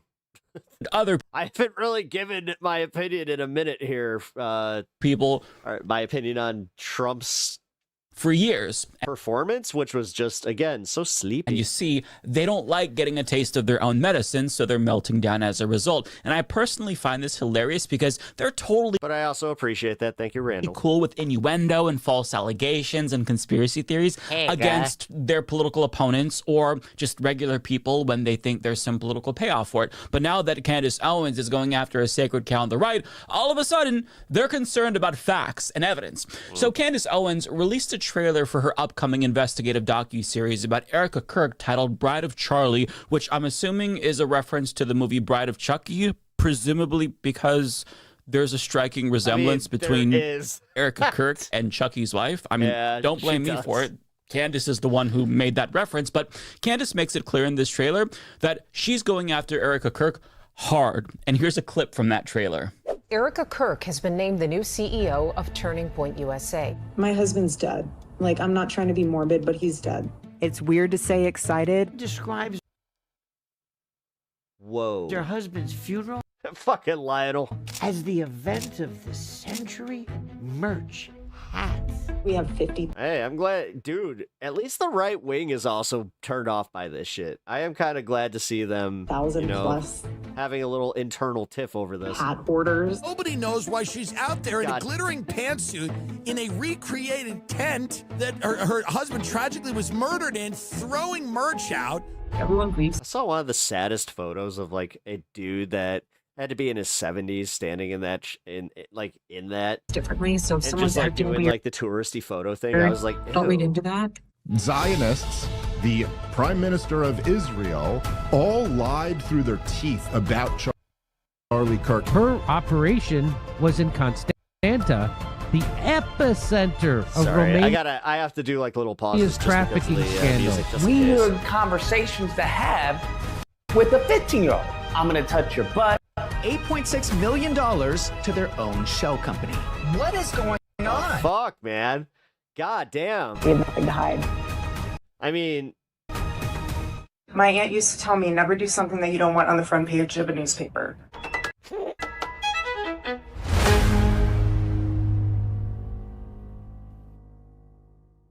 Damn, Candace is crazy for this. And I've got to say that the clip of Jimmy Dore, that really sent me. That was a wonderful touch for Candace. That was But in Candace's defense, wild. Erika Kirk's behavior has been extremely fucking bizarre. Jackie Kennedy posing for photos in a bloody convertible. Does that warrant a multi-part docuseries? No, I wouldn't Yeah. necessarily say that. But Crazy. Erika Kirk chose to be a public figure, and while that in no way justifies harassment towards her, all public figures are subjected to hyper scrutiny. And you're not going to get a pass just because your big break came out of tragic circumstances, especially if you keep doing things to make people question your motives. For example, people pointed out that Erika Kirk actually removed her and Charlie's wedding picture from the set while people think that Charlie did leaving it. basically everything else still in place. Like, that's I know too much about this one. really, really I don't weird. know, And sure, it people view bothers me that I differently, do. but most people would find that strange, I think, even, given how differently people grieve. My dad died 6 years ago. I still haven't removed the picture of him that I have above my desk. I feel like that would be disrespectful almost to him, and I like seeing it. It reminds me of the good times that we had. Now, again, Erika Kirk's odd behavior isn't evidence of some grand conspiracy like Candace is making it out to be, but when you decide to become a public figure, you have to understand that everything you do is going to be picked apart, and especially that's going to be the case when you're in this ecosystem where right-wing grifters get paid to pick every single thing apart. But conservatives seem to think that Erika deserves some permanent veto of all criticism because she was married to a white supremacist podcaster, but it just doesn't work that way. And Candace is just doing what she's always done. She hasn't changed. Everybody else has changed. The only reason why conservatives suddenly take issue with her antics is because she's going after one of their own. See, when Candace Owens was transvestigating Bridget McCrone for years, That was totally fine. Yep. When Candace Owens released a propagandistic piece slandering George Floyd, who was murdered by a cop on camera, they never clutched their pearls and accused her of going too far, even though, unlike Erika Kirk, George Floyd never asked to be a public figure, and he isn't even here to defend himself. But that didn't matter to conservatives. In fact, the same people criticizing her now actually promoted her hit piece on a murder victim, like the Daily Wire. But fast forward to today, and both of the Daily Wire's co-founders are accusing Candace of being, quote, evil for targeting Erika Kirk. So in case you're not keeping up, it's A-okay for Candace Owens to go after a black man who was murdered, but she's crossing the line by going after a white woman whose white supremacist podcaster husband was murdered. It almost seems like Candace Owens was only useful to them when she was attacking black people at their behest, but now that the tables are turned, they're crying foul. That's interesting, isn't it? Well, here's what I say. What's good for the goose is good for the gander, and they're now forced to deal with the monster of their own making. They're all playing this out for money. I could agree with that. And they fucking hate dealing with the monster of their own making. Yeah, it's a work. And by they, I mean basically every single conservative podcaster dickhead. Let me tell you something, Candace Owens. You call me a grifter. You say that I haven't grieved my husband enough. Well, let me tell you something. In the right-wing ecosystem, I'm gonna take the elbow right to your face and get you with the 1, 2, 3. System, who is undoubtedly pissed off at what it is the same shit Candace Owens is doing now. Transvestigation was cringe garbage. She even tried to tie the French trans-Israeli Mossad. Oh yeah, dude. But would have cheered her on if, she chose somebody that they felt was a more deserving target. But let's get to some of these examples of outrage here because they were not happy. For example, Laura Loomer says none of his so-called friends are standing up for his poor wife, Miss Erika Kirk, as she's viciously attacked. Charlie thought he had friends. He had leashes. If Charlie had friends, they would be standing up for him. Charlie and I sparred at times over his nonstop gatekeeping and holier-than-thou attitude at times. I love how she's shit-talking Charlie as she's trying to defend his wife. But I would never be so depraved as to attack his widow. This is sick and twisted. You'd attack him now that he's not here to defend himself, though, right? Mark Levin says, Candace Owens is a monster. Yeah, those who defend her are monsters. Those with platforms who are silent are useless cowards. Robbie Starbuck says, this is wildly disturbing and inappropriate. What Candace is doing is indefensible and deeply dishonors Charlie's memory. Erika was the love of his life and the mother of his children. He's not here to defend her in a way that he'd want to. He would have gone to war over this. Cat Turd even chimed in saying Candace Owens is pure evil. She's a demon straight from the bowels of hell. That's a little melodramatic. Just the sight of her makes me gag. Listening to her arrogant cringe voice is like nails on a chalkboard. Gunther Eagleman says, whether you are a Candace fan or not, this is evil. Jordan Peterson's daughter says, thought I'd chime in, although it's obvious that this is demonic. Mean high school. Well, I mean, the fact is, some of the investigations, and this is how I know about the picture, are pointing that they had a huge fight the day before he got Kirk. Girl tactics taken to the next level. TikTok is rife with millennial mothers gleefully enjoying this. It's so embarrassing to be female sometimes. I swear we're all not that dumb. Well, I don't think that anybody was saying that, but thank you for pointing that out, Michaela. Pastor Greg Locke says, this is what happens when bitterness is all you drink. I've warned and warned, but people refuse to listen. Real Candace Owens is an extremely evil person. She is bent on destruction. I don't care what you think about Erika Kirk. This is out of bounds. Emily Schrader says, I don't care if you are left or right. If you like Charlie Kirk or think he was awful, if you love Erika or hate Erika, this is beyond the pale of anything that should be accepted in society. Oh, that's rich coming from a fucking conservative. It's targeted harassment, bullying, and incitement against a grieving mother of young children at a level I don't think YouTube should be permitting. Oh, censorship, trying to get her deplatformed. Test message, looks like they fixed it. Megan McCain says, pure and adulterated fucking evil. Who in God's name would put a woman whose husband was brutally assassinated in front of the entire world through this? I'm so upset by this. I'm just so still no reply on their end, but yeah. Deeply sorry Erika and her family have to be put through this. Dave Rubin chimed in saying, is it true that Megyn Kelly is the executive producer? Did Tucker fund this with his Qatari money made off of the backs of Christian slaves? Just asking questions. Got him, Dave. E.L. Jacoby says, looking at the speakers of AM Fest and seeing which are too cowardly to defend Erika Kirk, Kirk. Jack Posobiec, silent. Benny Johnson, silent. Steve Bannon, silent. Megyn Kelly, silent. Tucker Carlson, silent. Who did I miss? And last but not least, and probably my favorite, Seth Dillon of the Babylon Bee says, imagine being Erika Kirk for a moment. You've lost your husband while your children are still young, and not by natural causes or some tragic accident, but by assassination for defending his values. And while you're pressing on despite your mourning, one of your husband's so-called friends begins attacking you, instead of the man responsible to do as much harm to you and Charlie's organization as possible. And on top of that, as difficult as it is to believe, people who claim to be your friend, who spoke on Charlie's stage and attended his funeral, are suddenly nowhere to be found. They sit quietly on the sidelines, keeping a safe distance, hoping none of the arrows will come their way. Imagine how deeply that betrayal must hurt, how much it compounds the pain you're already suffering. Oh, yeah. You can't actually imagine it. There's no precedent for it. You'll never experience anything like it in your life. Now, that was probably my favorite response because it made it apparent to me that, oh, Candace Owens is somehow teaching conservatives empathy. Us lefties have been trying to do this for years, and we got nowhere. Oops, all empathy. But with the release of a single trailer, Candace Owens achieved what no one else could. She got them to put themselves in the shoes of somebody else.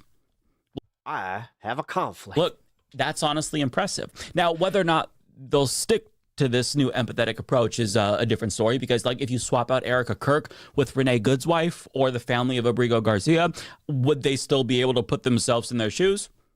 Of course not. But baby steps, right? This is the first step to potentially being a little bit more empathetic in the future. White knighting for Widow Glitter Pants is a choice. But as you can see, most conservatives were outraged over this, but nobody was more outraged than Dan Bongino and Ben Shapiro, because they talked about the trailer on camera, and you could see how affected they were. Like, when I say affected, I mean Dan Bongino looked like he was on the verge of tears over this trailer. And you got a taste of that at the beginning of this video, but that was just an appetizer. Now I'm going to give you the full entree. Correctamund. Hey, welcome. Imagine sitting there. Good to see ya. In your house. Oh, I pulled this clip up. And you find out from Twitter or, I don't know, a text or a phone call, or that your husband was just shot in the neck for the entire world to see on social media at a public event. What's up, bud? Don't you dare. Hey, Stan. I can't imagine that. I know you can't either. Then you got to go through this. Then you got a bunch of good dodge. Absolute fucking lunatics sending her emails. You did it. Comments, tweets. Hi. Fuck you. Fuck you. Fuck you. Go fuck yourself. You demonic fucking scum. And I'm sorry if the language distracts from you, but I can think of no other New York way to say it than fuck you, motherfuckers.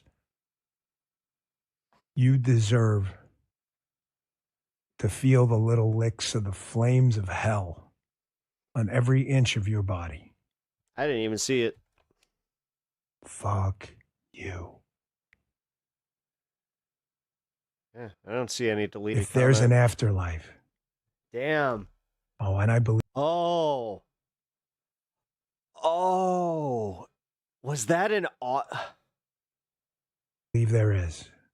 I believe. Oh, wait, Pinkerbell, did you do that? Because I don't see it. Because I was about to say, did YouTube do that in one? The second creation. I don't pretend to be the judge and jury, but I know you're not in it. Hey, Dan, I know that you're probably not going to see this because you have me blocked, but I still have to ask, where was this energy for any of the elite pedophiles that you covered up for as deputy director of the Everybody's FBI? asking that. That's why I have the video. So it's funny. I have a right-winger pulled up with this one. Again, he's our go-to right-winger nowadays. We didn't get a fraction of this anger and empathy for any of Epstein's victims, not to mention Trump's accusers. YouTube deletes so much without anyone ever seeing it. Well, again, if YouTube is deleting comments like that, though, that I don't even see, I'm fine with that. You lied to the public to defend these elite pedophiles. Pinkerbell is the fastest, fastest mod on YouTube. Where was your righteous indignation back then? I just can't with these people. It's so hard for me to take conservatives seriously when it comes to issues relating to morality. because these are the most morally bankrupt people in the fucking world who spend 99.9% of their days thinking of new ways to make life worse for most people on the planet. So spare me the fake fucking outrage. But I do want to dive deeper into Ben Shapiro's monologue because he seemed genuinely shocked by Candace Owens' actions, like he couldn't fathom how a human being could be this cruel. I mean, watching a genocide unfold for 2.5 years wasn't shocking at all to him, but a trailer for a hit piece on the sure is. I only saw widow it for of a a white split supremacist, second. that Nice. is shocking behavior to him, and he just can't believe that anybody could possibly be so cruel. Candace has spent the last several months attacking the widow of Charlie Kirk, Erika Kirk. It took her just a few days after Charlie's sick murder in order to start casting aspersions at Turning Point USA, people who work there all the way up to the highest levels, up to and including Erika Kirk. She was doing that very, very quickly, and she's been doing it for months. She came out with something that she had announced she was doing, which is a series. This is a trailer for a series, a teaser trailer, that is titled Bride of Charlie, which is supposedly now an expose on the evil, nefarious, predatory nature of Erika Kirk, the widow of Charlie Kirk, who again was shot in the neck, not by some sort of vast conspiracy involving French intelligence and Egyptian airplanes, but the by Egyptian airplanes. That's who it was. trans-loving I forgot gay what man country it was. who is a furry. Because Candace Owens is either going through the throes of mental illness or because she is a sick human being, or both, she has decided that she is going to turn her fire on the widow. Don't believe me? I know, listen, there are a lot of people who listen to Candace. She has a huge audience. This is what she does. This is who she is. She is a conspiratorial, evil person, because that's who would do something like this. A conspiratorial, evil person. Apparently, she is calling Erika Kirk, she has been calling Erika Kirk a lesbian pedophile, grooming a 15-year-old. She is suggesting, of course, she has been suggesting for a while, that TPUSA was complicit, if not in the murder of Charlie Kirk, then in the cover-up of the murder of Charlie Kirk. This is the stuff that Candace Owens has been doing, because Candace Owens is a true vampire when it comes to conservatism and the conservative movement. She finds prominent people, and then she grifts off of them, and then she does more grifting off of them, and then she grifts them until she's done grifting them. Then she moves on to the next thing she can grift off of. Candace drives huge numbers through slandering people, truly slandering them. And yes, Erika, he is making a point there. Kirk absolutely should sue the living hell out of Candace Owens for this sort of stuff. Oh, the irony. See, slandering people is absolutely terrible. That is, unless, of course, it's directed at George Floyd. A little bit. If that's the case, then Ben Shapiro's outlet, The Daily Wire, will publish and promote that slander. And if George Floyd's family decided to sue over that, something tells me that Ben Shapiro would not support that lawsuit. Because, see, these tactics are only acceptable to the right insofar as they are directed at appropriate targets. See, the right collectively decided that they were going to blame the entire LGBTQ community for Charlie Kirk's murder, One vampire but Candace Owens is another throwing vampire, a wrench vampire, truly conservative moment. their plans. Rejoice, welcome to the and show. And that's why they're so It's pretty upset, because all of these lies were supposed to be directed towards innocent queer people, but since they're now being directed at one individual with power and money, they don't like that. It's not the right target.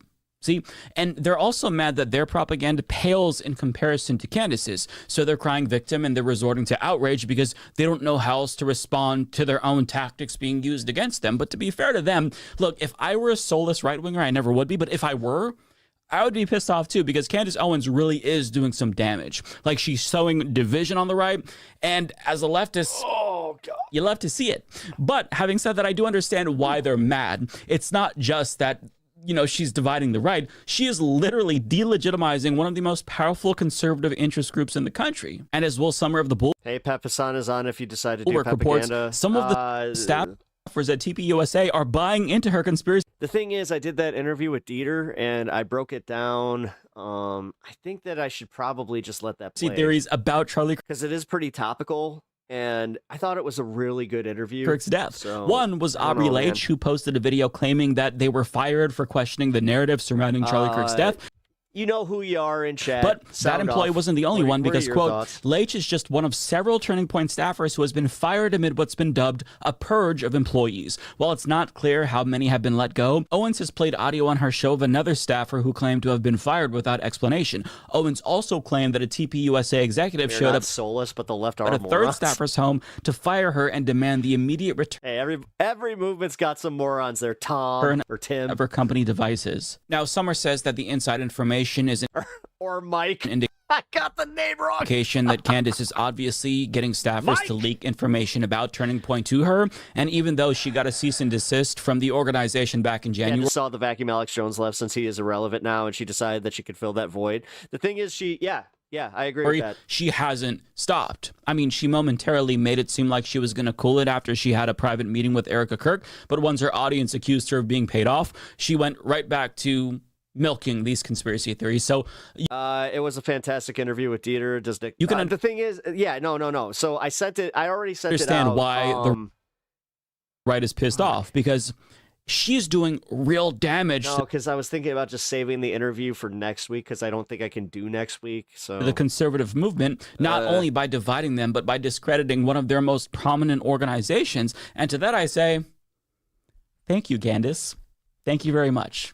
Continue. And between her and Nick Fuentes encouraging Republicans to not vote, you might question whether or not the Republican Party has been infiltrated by ops who are deliberately trying to destroy the movement from within, but I can assure you that is not the case. Trust me, Democrats are not savvy or competent enough to pull off a subterfuge campaign that sophisticated. I think that the most likely explanation is that conservatives have conditioned people to just think that every single thing ever is a conspiracy theory, and if that's the case, you know, at a certain point, that snake is going to eat its own tail. So in my opinion, this is an example of conservatives lying in the beds that they made for themselves. When you get people to ignore facts and empirical data and reality and base their worldview purely on hate and emotions, at some point, it's going to come back to bite you in the ass. And that is exactly what we're seeing right now. The chickens have finally come home to roost for conservatives.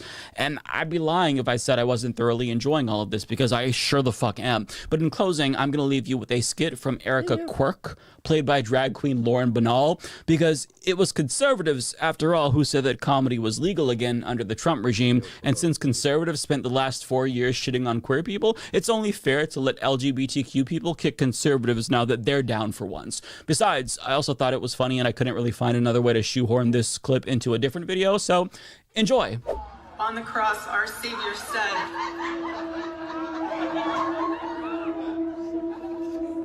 Father, forgive them, for they not know what they do.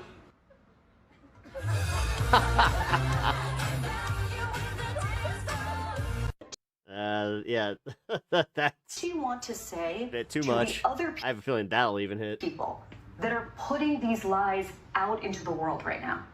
Stop. The eyes. All right, the eyes sell it. That's pretty fucking funny. To feel the little licks of the flames of hell. Oh my gosh. On every inch of your body. Fuck you. And the Academy Award goes to, drumroll please, Dan Tough Guy Bongina. Stop trying to eat headphone cords. Look at this performance, everybody. Absolutely crushing it. And the Academy goes wild. Stop. Stop. Girl.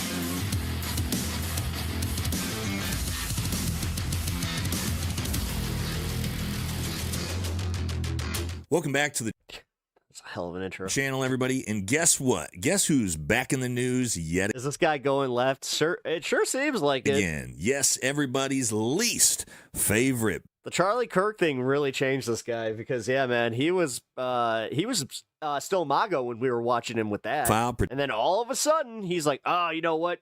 Now I do kind of fancy myself like an American firster. Protector Dan Bongina is making waves this week. And what for? Well, if you haven't seen, he went on an insanely emotional theater kid beta male crash out over Candace Owens, of course, because yes, all of these male MAGA influencers just can't seem to do anything but attack a female podcaster, because that's what tough guys do for sure. Now, I'm going to try to keep this one a little lighthearted because, again, Dan's just insanely emotional, over-the-top theater drama kid performance. See more and more people. Hey, Declan, I appreciate that.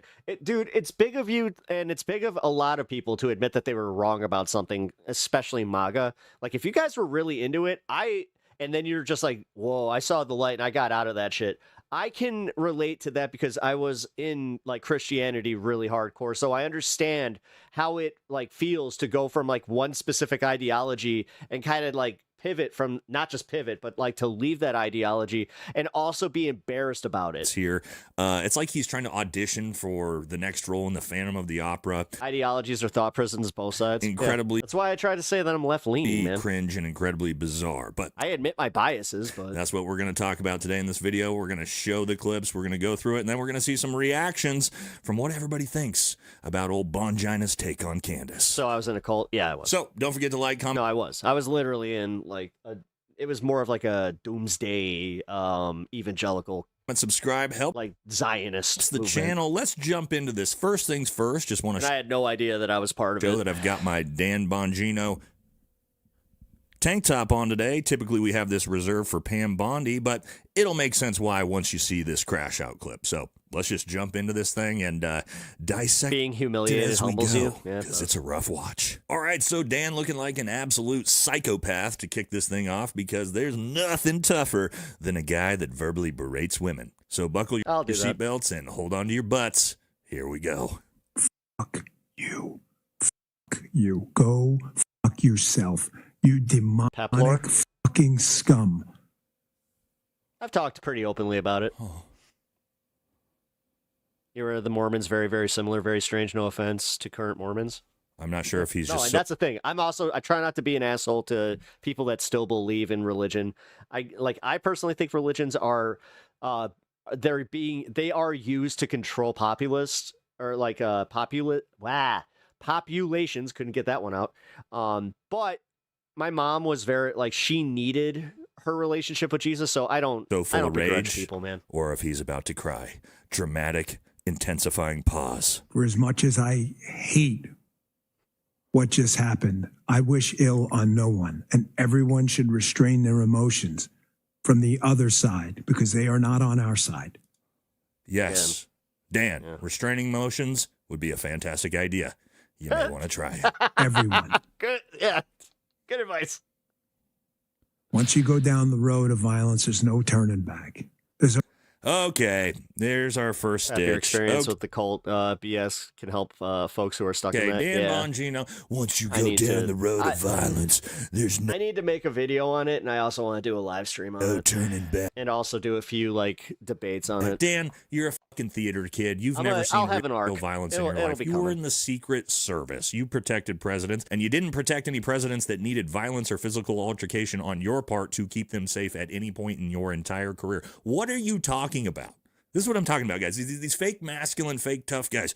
Once you go down the road to violence, there's no turning back. Yeah, these motherfuckers. Like, dude, they read the Punisher comics and they're just like, yeah. There's a lot of us out here who've had, just like Frank Castle, had to commit real violence that know what it looks like. Just shut the fuck up, dude. Yeah. Shut up. You don't know how big of a douche you sound like saying some stupid shit like that when you're not even capable of real violence. Always someone stronger than you, man. No turning back. There's always someone stronger than you, man. Always. Do I have a milestone or something I could do a Q&A for? There's a whole lot of people stronger than me. I think so. Yeah, there is. Yeah, I can do that when I reach like 3K.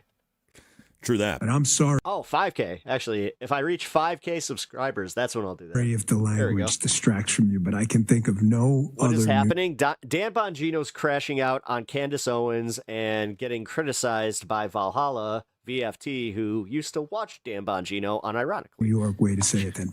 Fuck you, motherfuckers. You deserve to feel the little licks of the flames of hell. Oh my gosh. On every inch of your body. Fuck you. And the Academy Award goes to, drumroll please, Dan Tough Guy Bongina. Wow. Look at this performance, everybody. Absolutely crushing it. And the Academy goes wild. Dramatic pause. If there's an afterlife. I crack up at people that talk trash about someone's faith. It's weak behavior. Yeah. Oh, and I believe there is. You go after so many other things. I believe in the second creation. I don't pretend. Now, if it's all that they're using in an argument, that, after a half hour. To be the judge and jury, but I know you're not in it. Okay. Second stitch, Dan Bongina telling Candace Owens if there's an afterlife. Girlfriend got diagnosed with breast cancer today. Stage 3 of treatment is expensive, so just trying to save money right now. She's going straight. I have some experience in that. To hell. Well, here's the thing, Dan. If I had to guess, when you get to the pearly gates and you're being... Just so you know, there are certain hospitals. Actually, if you're... I think that you said you were in Florida, right? Look into the Mayo Clinic, specifically in Jacksonville. They do have programs that are set up for people that have literally no money. Judged, and God goes, hey, man, how come you... I looked into it. Covered up in a elite satanic file ring and did everything in your power power to protect things like that here. Protect files. But, yeah, Dan, I don't think you're headed to the pearly gates. I think you're the one who's probably... We're in the other side of that. We're just stacking up bills and just hoping for the best at this point. Probably we're headed downstairs for your... If I have to declare bankruptcy, I wouldn't be surprised. Behavior.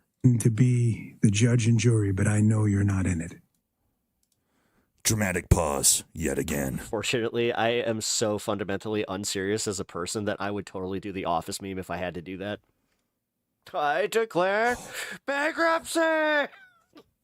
I got to tell you, I've been doing this for a really long time now.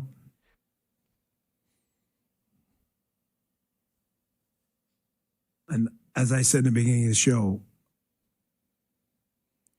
I walked into the dark far. Yeah, Mayo might pay for your hotel if you qualify.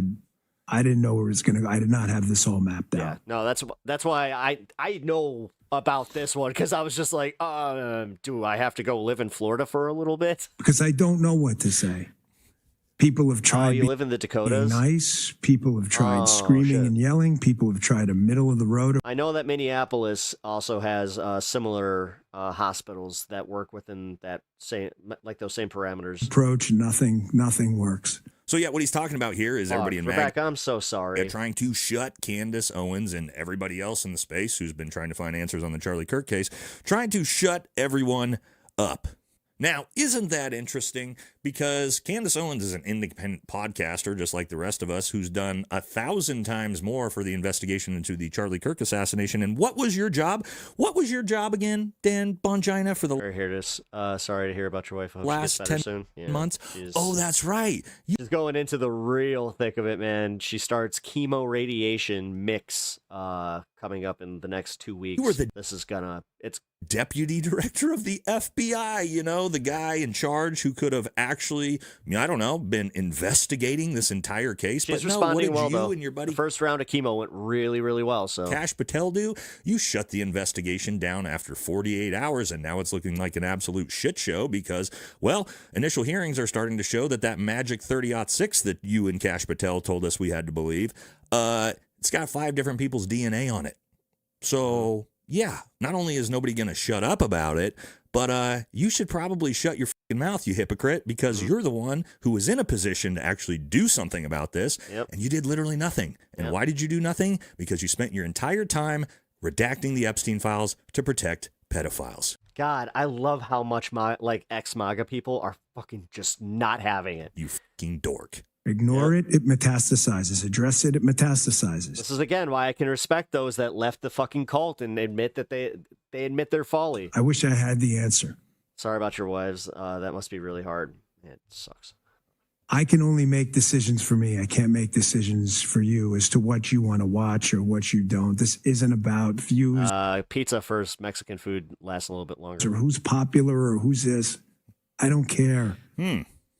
I'm just telling you I'm making a decision for me now. I don't want to be any part of that. If you're part of that, please leave. If it is half my audience disappears tomorrow, Good riddance. Well, Dan, it's interesting that you say that. Let's go ahead and look at the metrics of your channel over the last months. Oh, God. Since you came back, since you... He's doing a channel metrics breakdown. Oh! If you don't like it, I don't care if half my audience leaves. Coming in with the Let's steel look. chair. Well, Dan, it's interesting you say that because we actually don't have to look very far because the very top That was 2 days ago. comment actually shows your audience.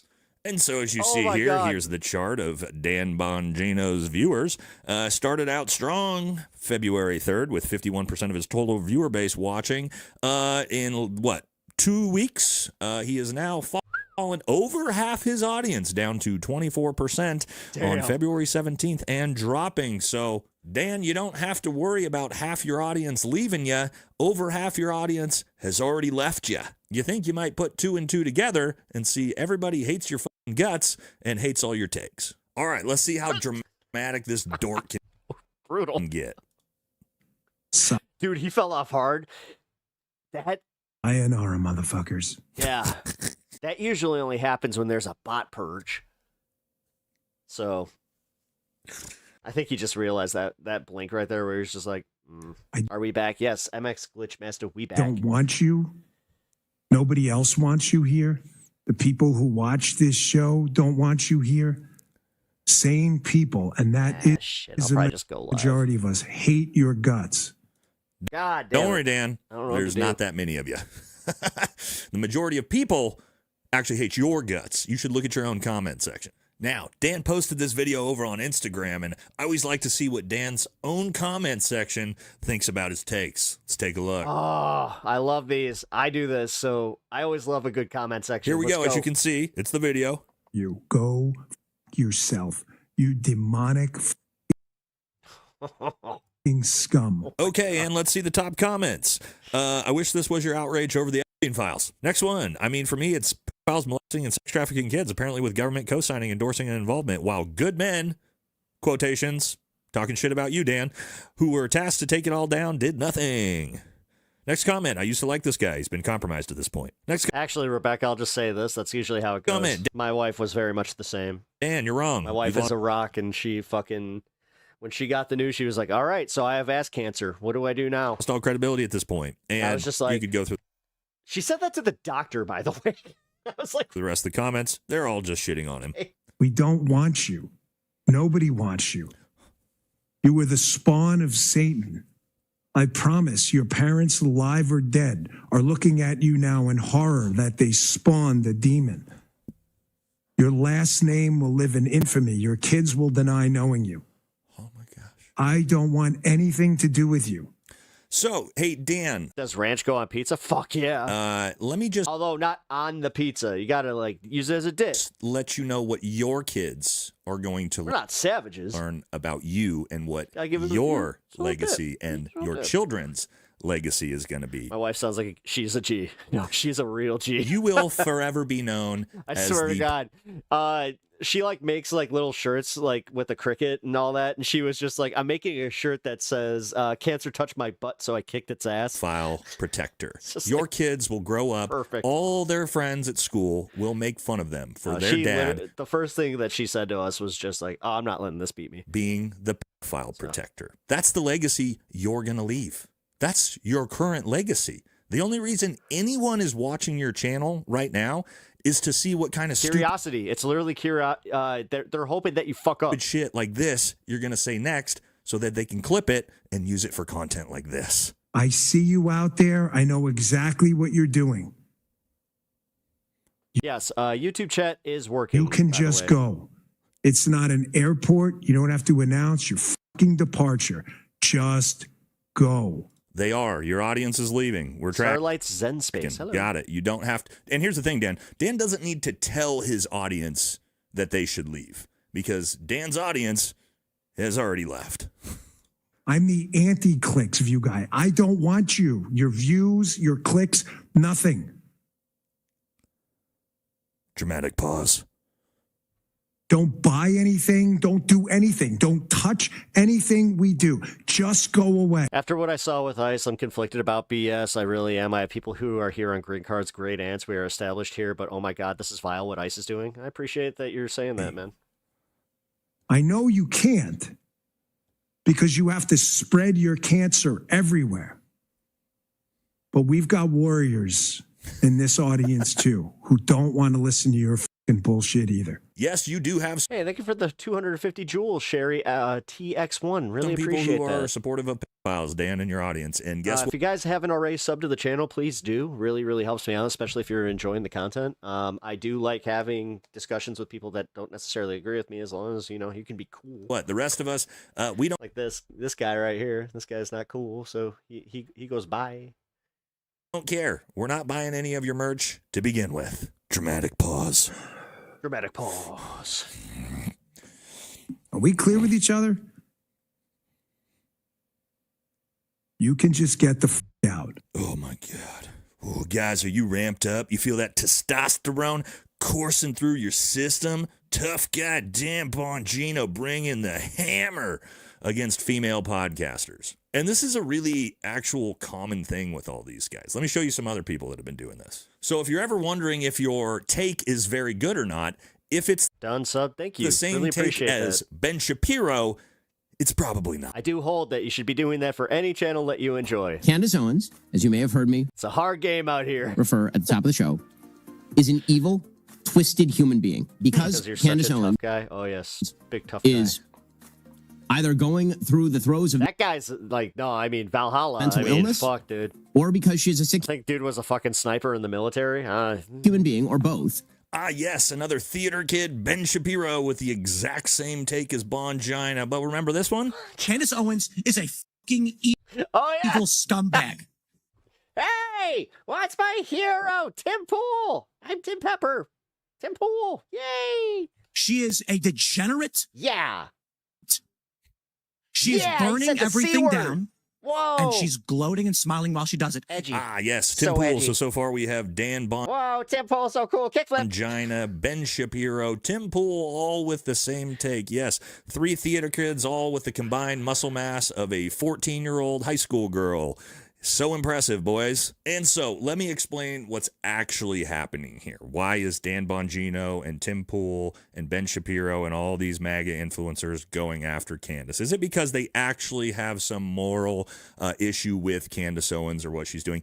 Absolutely not. The fact is that all these MAGA Zionist creators, their channels are all burning in. We've seen it with Ben Shapiro. He's losing 10 to 40,000 subscribers a month. All these channels are burning in because nobody gives a shit about what they have to say because their takes are so bad. But what the intent here actually is that when you have a dying channel in a social media strategy, what they think is if they can create some artificial fake beef with one of the biggest creators in the space, Candace Owens, then that way they can actually drum up some viewership into their dying channels. That's the entire point of this whole thing. None of these guys actually give a shit about this. It's just a last-ditch desperation effort to try to get some viewership on their channels. And so, Dan, as you pretend to be a tough guy going after a female podcaster, when there's a bunch of grown men who would fold you like a chair that have been criticizing you 10x what Candace has said about you, but you don't have the fucking courage to say a word back to people like this. Let's look at a few. Oh, here's Dan from Heady Duty Country. What's he got to say about you? Oh, yeah, Dan Cuck Bongina crashed out over the files. And Bongina, my damn, dude. They're losing all their freaking military gun nut, dude. favorite guy ever. Favorite guy ever. Which, again, I do love how, like, these guys just have all their shit on the walls and everything, but you know, what I got. Bongina. Yeah, guys. He decided to take credit for it. Here he is, good old Bongina. You gonna take that, Dan? You gonna let Dan talk to you like that? Are you gonna let me talk to you like that? But no, you're gonna spend your time lashing out at a tiny woman on the internet, because again, that's what tough guys do. I mean, even guys like Keith Edwards fucking Bongino's getting cooked. are dogging you for being a little bitch. I said, at Dan Bongina, is this real? Could be real. I don't see a watermark. And in response to that, I got blocked by Dan Bongino. Ah, see, there it is. When Dan gets confronted by an actual grown man, he immediately folds in half and blocks people on Twitter, because there's actually a bunch more people he's blocked. I believe he's blocked Dan from Heavy Duty Country. I think he's blocked Jake Shields as well. And, oh, what was that? Yeah, just like the Hodge twins posted the softest dude on X at Dan Bongino, and he blocked the Hodge twins for that. So again, Dan, you're not a tough guy. You're a theater kid dork. Nobody takes you seriously. We all know what you're doing. You're trying to create some fake beef with Candace so that maybe people will actually come watch your show because your viewership is plummeting into the abyss at a rapid pace. And I'm not sure it's really going to work. It's great for clips like this. It's great for other creators to respond to it. But overall, yeah, I mean, it's just pathetic. All of these grown men united trying to take down the evil female podcaster. Oh. A lot of Democrats do what too, Kevin? How about instead of being I'm not a Democrat. Giant pussy, you actually do some beneficial things like, I don't know. I'll vote with Democrats, but I'm not a Democrat. Maybe start exposing the Epstein files since you've seen them all, dude. Otherwise, nobody's ever going to take you seriously for the rest of your media career. But we'll just have to wait and see the next terrible I unsub from Keith. Take. I can't stand his content. From old Dan Bongina. That's going to do it for this one. Catch y'all in the next video. You've gotten D threats for your opinion? So have I. Solidarity. Al Jazeera. Oh, this was from earlier. It was not the one that I wanted. My bad. Okay, so if you love someone who is unemployed or looking for work right now, I need you to understand what they're dealing with. First, we will be closing the sports department in its current form. And in the description of what to expect and what their requirements were, they specifically said, do not expect this to be a 9-to-5. This is for people who want to work hard. And unfortunately, you're impacted by this change. So your last working day. Wow. I'm glad that people are recording this today. So we're only a month and a half into 2026, and things are already not looking too good for the job market. We've already had multiple companies announce mass layoffs in 2026. For one, UPS said it will eliminate 30,000 jobs. Amazon said they plan to cut 16,000 corporate roles. Pinterest is expected to lay off 15% of its workforce. Target, Citibank, Meta, Workday, Nike, and that's not all of them. IPTH. And according to this Thank you for the follow or this sub. I appreciate that. Article, the U.S. economy experienced almost zero job growth in 2025, according to revised federal data that was just released from the Bureau of Labor Statistics. When the data first came out, it indicated that the U.S. economy added 584,000 jobs last year, but the BLS revised that number after it received additional state data and found that the labor market had added only 181,000 jobs in 2025. To put that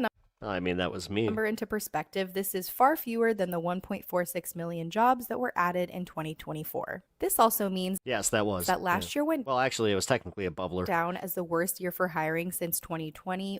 Has better reverb and it was better for recording. Or since 2003 outside of a recession, which means that things are almost as bad as they were in 2008 during the great financial crisis. And another company doing layoffs this year, the Washington Post. First, we will be closing the sports. Democrats suck. Yeah, no. Hey, Joe, not exotic. In its current form. We plan to retain several the Summer of Tiger King to join features and cover sports as a cultural and societal phenomenon. Basically the same thing. Ish. As well as several folks to staff the print sports section.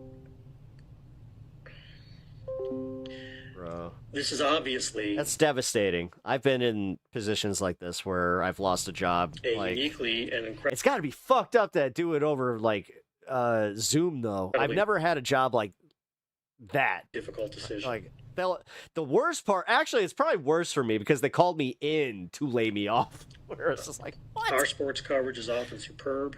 The worst one I ever had was I found out I was getting laid off on the news because they announced that my company was going under. They're like, oh, and all these stores are shutting down, and mine was there. I was just like, and then we heard the phone ring. Sports writers are among the most talented in our business. Happy Wednesday. Hey, Daniel, sports thank you. Has a very proud Happy Wednesday to you too, man. Appreciate you being here. Unfortunately, we are grappling and have been with just major changes in the way sports news is delivered, shared, and experienced across the industry. His caption says, I am part of the mass layoffs at the Washington Post. I am sad and angry. We all want to keep doing the work. But for now, I want to document a reality of being in journalism today. And whenever these corporate leaders deliver the layoff news, it's always the same script, goes through these same talking points, just very impersonal. Thank you for your contributions. We appreciate it, but we're having some structural changes and your position has been eliminated. Thanks so much. Please send your laptop back today. There will be no severance for you. I love getting pancakes on a skillet that's not too hot. Just cook them again for everything you've done for us. And during the call, you can hear these chimes and these sounds in the background coming from the meeting. And the top comment says, everyone logging off. And if you didn't know, the Washington Post is owned by Jeff Bezos. So that's what a lot of the comments are referring to. Jeff Bezos is worth $250 billion. Billion with a B. He could keep the Post going indefinitely off of a tiny fraction of the interest his assets generate and not even notice. We truly live... No, but the thing is, they don't think they need journalism like this, but they're not understanding that they benefit from good journalism. Under the most despicable wealthy class. Right now, they're just worried that they're going to be the target of it, which it's like, hey, maybe don't do bad things then. So sorry this happened to you. Jeff Bezos spent $50 million on his wedding, by the way. How many times could your salary have been covered by the $75 million for Melania? So this is something I learned as I was researching for this video. According to the New York Times, Amazon is spending $35 million to promote its film about the first. Yeah, and not just people like me who oopsie into it, where it's just like, I'm a commentator, but I have already oopsied into doing journalism twice now. More than is typical for documentaries. People actually quoted me where I was just like, what? Amazon also paid Mrs. Trump's production company $40 million for the rights to Melania, which is about $26 million more than the next closest bidder, Disney. The budget for Melania is unknown, but documentaries that follow a subject for a limited amount of time usually cost less than $5 million to produce. The $35 million for marketing is 10 times what some other high-profile documentaries. That's the new real journalism. Ted Hope. Yeah, but we need less Nick Shirleys in the world and people who actually do investigative journalism. What he does is like YouTube click journalism. Amazon. He is doing it with an agenda that if he's just trying, again, in California, he got so busted, by the way, with the whole UPS store, which again was in an apartment complex where you check the names that he was claiming were on that list. They are fucking tenants there. Oh.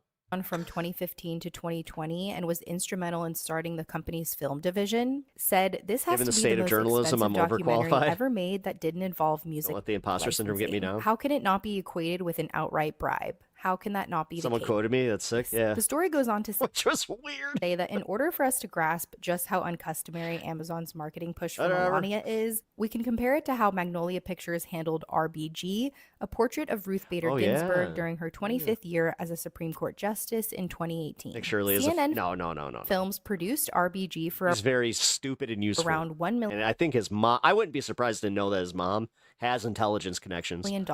The promotional budget included an awards campaign that helped it land 2 Oscar nominations, totaled about $3 million. Yes, the TDS thing. Oh my God, somebody I disagree with, and I can't have a nuanced thought, so I'm going to go out here and just say, TDS, this guy sucks, blah, blah.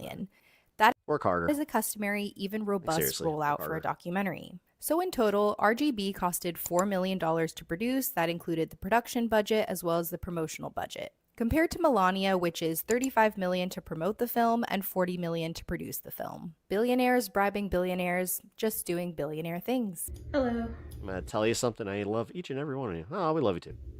Hey, Simon, how are you? Appreciate having you here. How are you doing? Hey, thanks for making time on short notice and sure my invite was rambling and not awesome, and you do not have to turn your camera on if you don't want to. I have a couple of notes to share with you. Oh man, she knows it's coming. But I'll be glad to have those notes to make sure I cover things. But I will also follow up with an email, so you don't have to retain everything I'm going to say. I made the difficult decision to restructure the XD org. And this just happened to one of my wife's good friends. As a result, reduce the size of company restructuring. Your position will no longer be part of our company structure. We're sorry. The org. We appreciate your 10+ years working for this company. Tough titties. And unfortunately, you're impacted by this change. So your last working day is today, but the good news is you'll be paid through February 2nd. Those are the most important pieces of information. your You should probably ask yourself why all your opinions benefit rich and not you. system access as an employee will be turned off at some point today. I'm not sure when exactly. In your Workday and benefits portal, you'll still have access to until February 2nd as an employee, and then after that, you'll have access to it as an alumni. And then I'm going to email you the specifics of your severance, benefits, and a few other details that will probably be helpful later, and I'm ready to go through them. I want to pause. I know I just rattled off a whole bunch of really big news. Is there any questions or... Yeah, I just got fired. Or... And this is the thing. If you react the way that I'm saying right now, they will actually, like, okay, so I had this happen. I won't say the company, but when I got let go from a company, I had an ID tag because he did the same shit. Do you have any questions? Is there any concerns that we can address? And I was like, you just fucking fired me. No. And he was just like, well, did you want to finish your workday? And I just threw my tag, and he was just like, whoa, whoa, whoa. We don't need that kind of aggression. I'm going to have to ask you to leave. I was just like, oh, get the fuck out of here. Or anything that you want to ask? Are there any reasons other than just like restructuring? Like, what's the reason for the restructuring? That's a really good question. It has to do with the company is doing consolidated priorities this year and next year. They are looking to, so the org, it has nothing to do with performance. It has nothing to do with location and everything to do with the company wanting to do less in tech and take on less priorities. And as a result, the team. So in essence, it's not you, it's me. is being reduced to support that.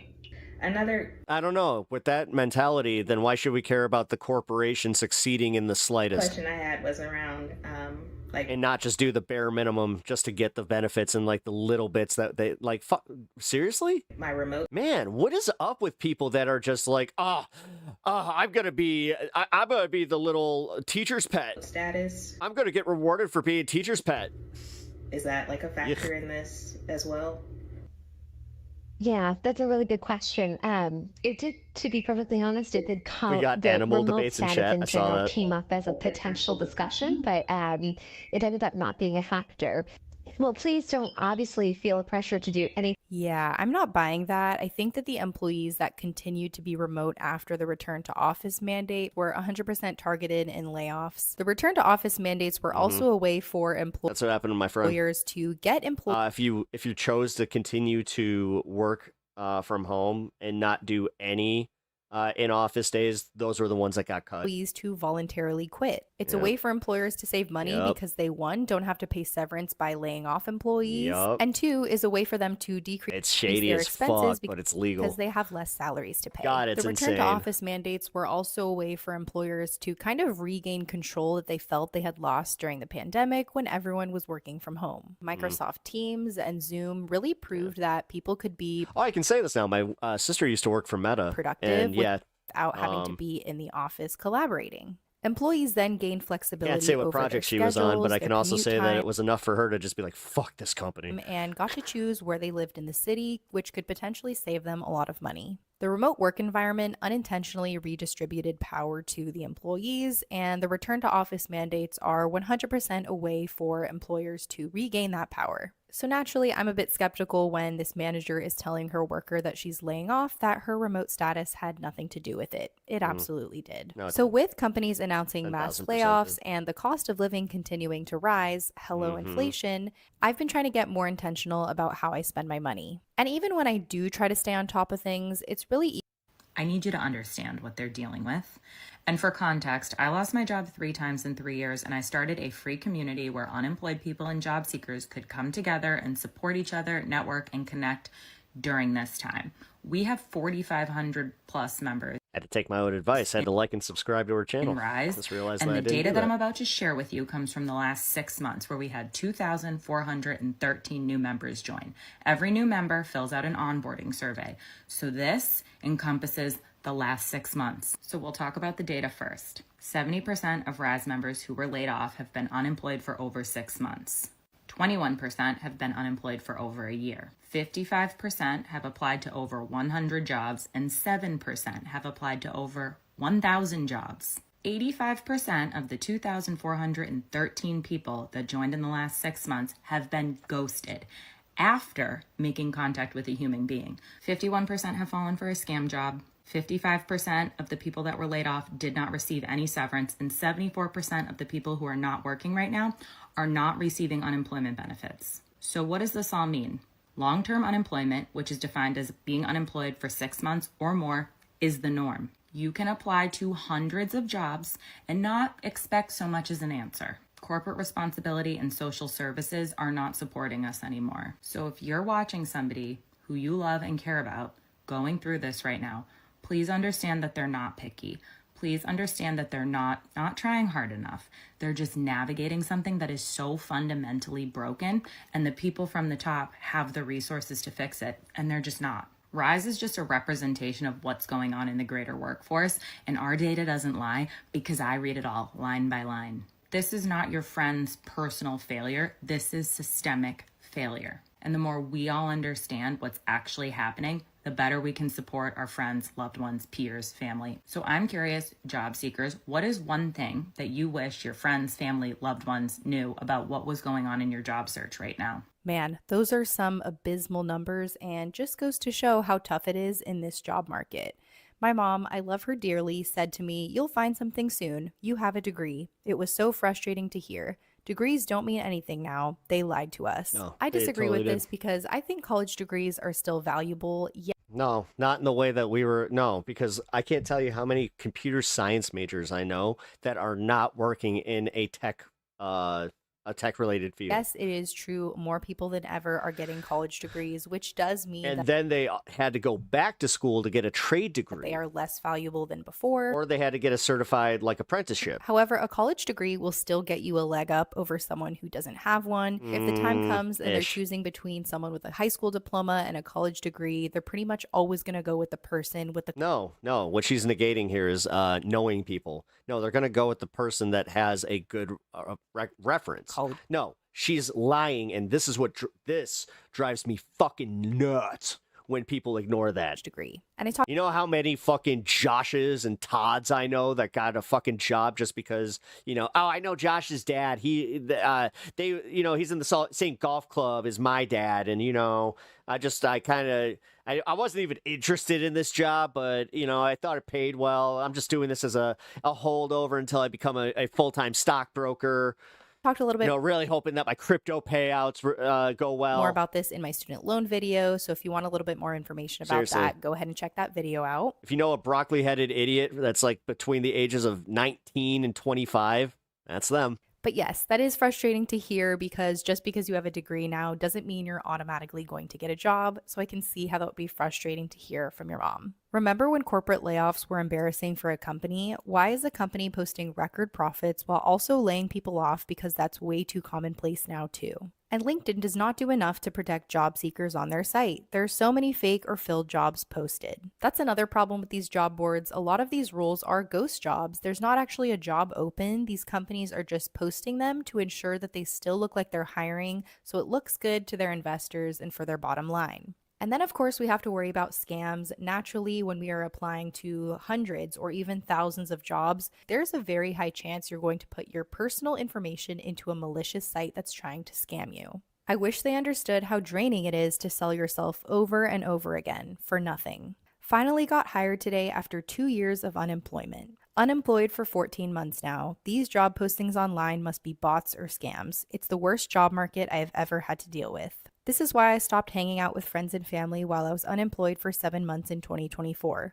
Emotionally, I couldn't keep explaining why I didn't have a job and how bad it was. My husband flew out of state for a final in-person interview, said they were putting together an offer, and still ghosted him after. I was laid off last July. My mom asks me once a week if I'm applying to jobs. Duh, I'm also over 50. And that brings me to a comment I received from one of you guys on a previous video. At some point, even job hopping gets hard once you reach your 50s. Everyone wants to hire younger workers and pay them less.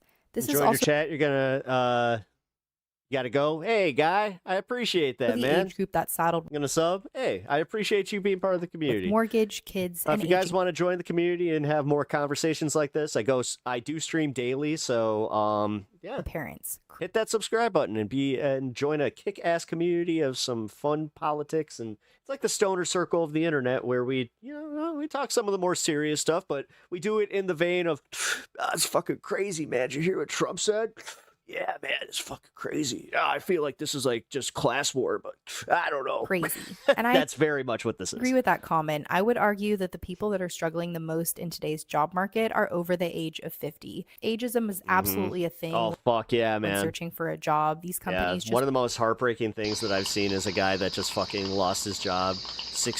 He was like 64 years old and just could not find anything. So he is doing minimum wage fucking retail work. Want to hire a new grad or an intern. This has been a non-toxic chat compared to others I'm subbed. Hell yeah, thank you, man. Or Appreciate someone that. younger. I try to cultivate a non-toxic chat. Occasionally, you know what, my vertical streams do go a little buck wild, but it's okay, man. Who doesn't have as much experience, who's growth. Going to work harder, and who they can also pay less. Because as to be you cool progress in your career, if other people aren't, fuck 'em. You pick up more skills, which means you have more experience, and you demand a higher salary. You probably also have amazing what happens when the bots get purged, dude. Thresholds for the benefits right? that you're. I'm still doing well with my viewership, but yeah, it's not a cesspool right now. I love it. So I've worked for probably a wide variety of. If you are watching my stream right now, I'm gonna just give you a little compliment. You're awesome, and I fucking appreciate you. Workplaces, and understand the difference between healthy, thriving workplaces and toxic ones. Thanks a for lot of being these here. companies just want to hire a new grad who is desperate for a job and who they can pay a lower salary. I was really excited. Wow.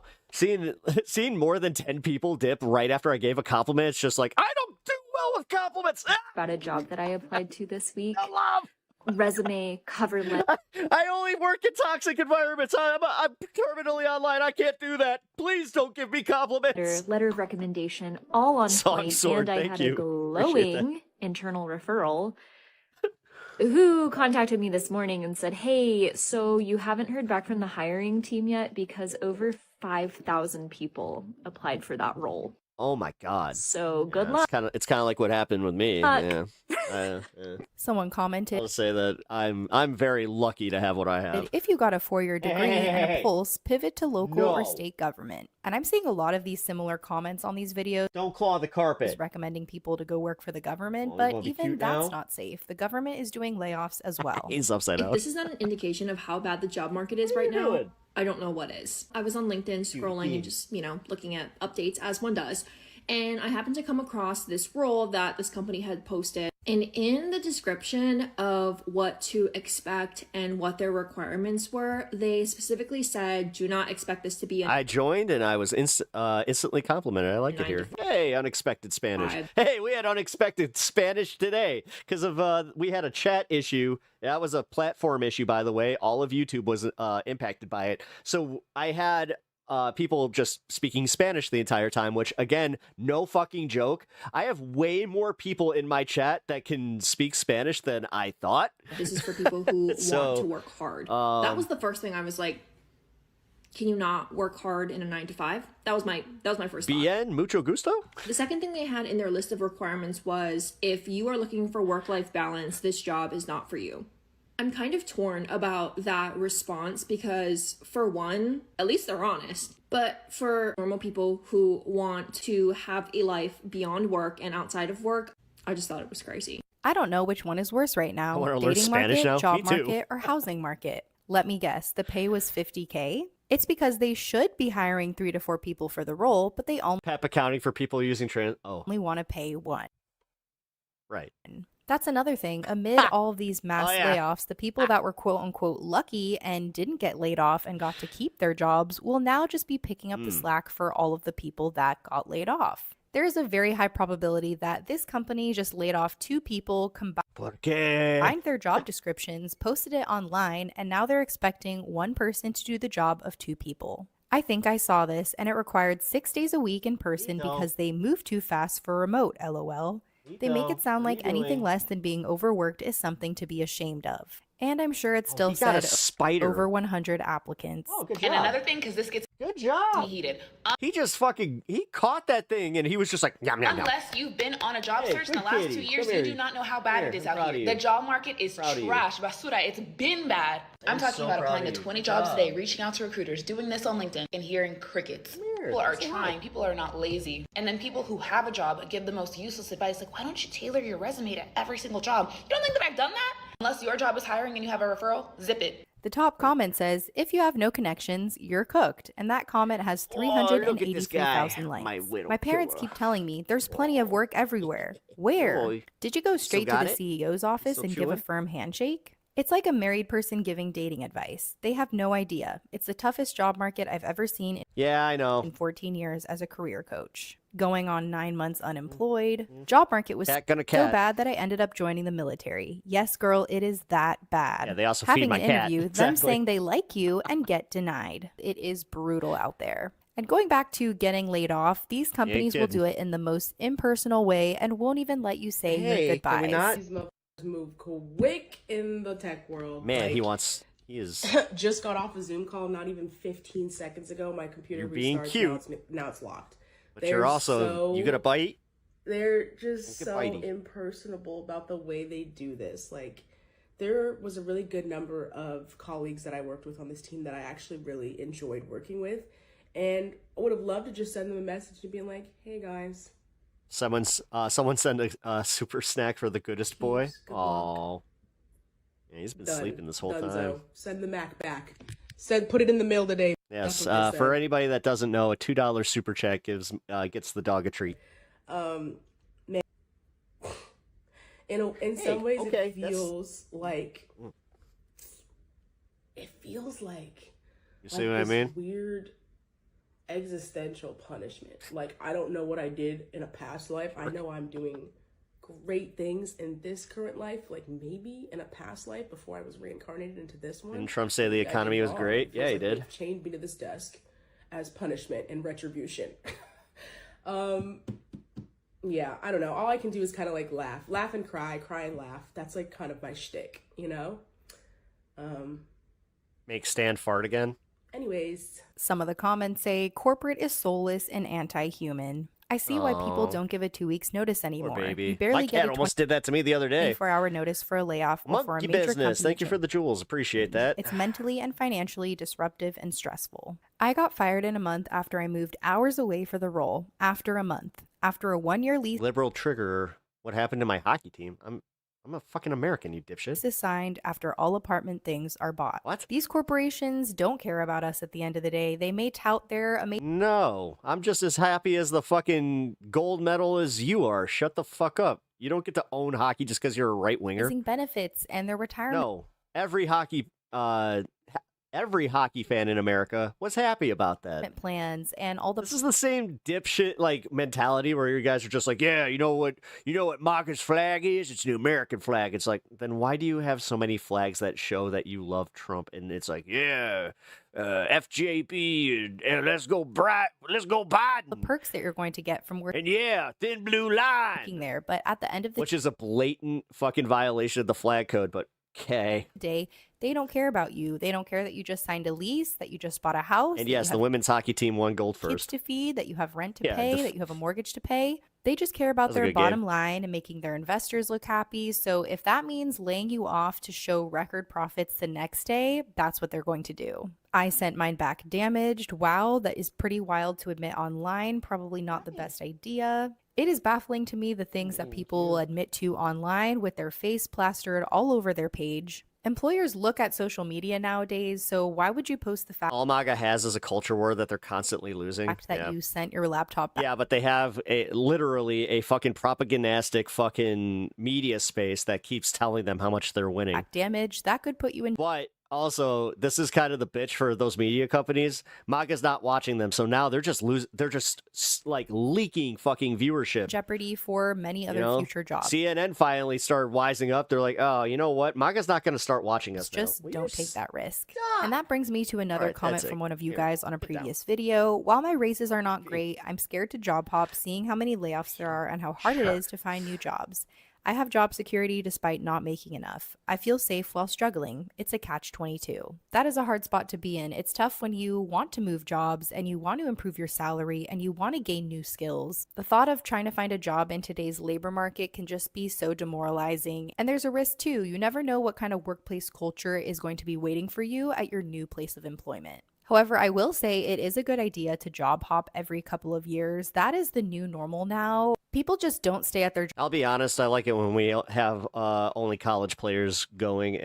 The year that we didn't have Olympic, or like we didn't have our best athletes going, I have to say, it was a relief. Jobs for like professional athletes, I'm sorry, man. 20, 30 plus years anymore. That's not what the Olympics is really about. Or because it's actually about amateur athletes like going the distance. You're not rewarded for that. You're not And rewarded then with gets the decent professional raises and any contracts other and shit like benefits. that. So you have to look out It should be a stepping for point. yourself and change jobs every couple of years. And I would argue that you might feel like you have job security, but Plus, the Miracle Team was literally based on that exact method of getting the best college players from all around. It's really just this that could outplay NHL players. illusion because they could lay you off at a moment's notice. So at the end of the day, of course, do what you think is best for yourself and for your career, but now the new normal is really moving jobs. You just got a new job? Fuck yeah, every man. few years. Well, congratulations. Another thing you will have to deal with in today's job market are all the different Unfortunately, I mean, it's not the same for everybody else, so. recruiters you will come across and all the contradicting advice they will give you. This video is satire, but there is definitely a hint of truth in it. You shouldn't be putting any job experience on your resume that's not relevant to the jobs that you're applying for.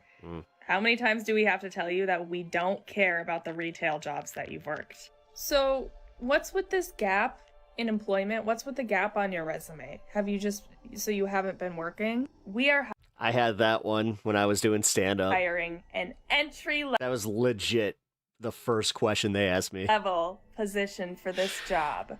What do you mean you're not proficient in all of these niche programs that nobody uses and you don't have 10 years of experience for this entry level job? Oh, so you're fresh out of college, like you have your degree and you're looking for a job.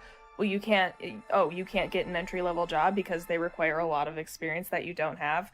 Well, just apply to an internship. I mean, I know you have a degree, but you can work unpaid, right? We're hiring an intern.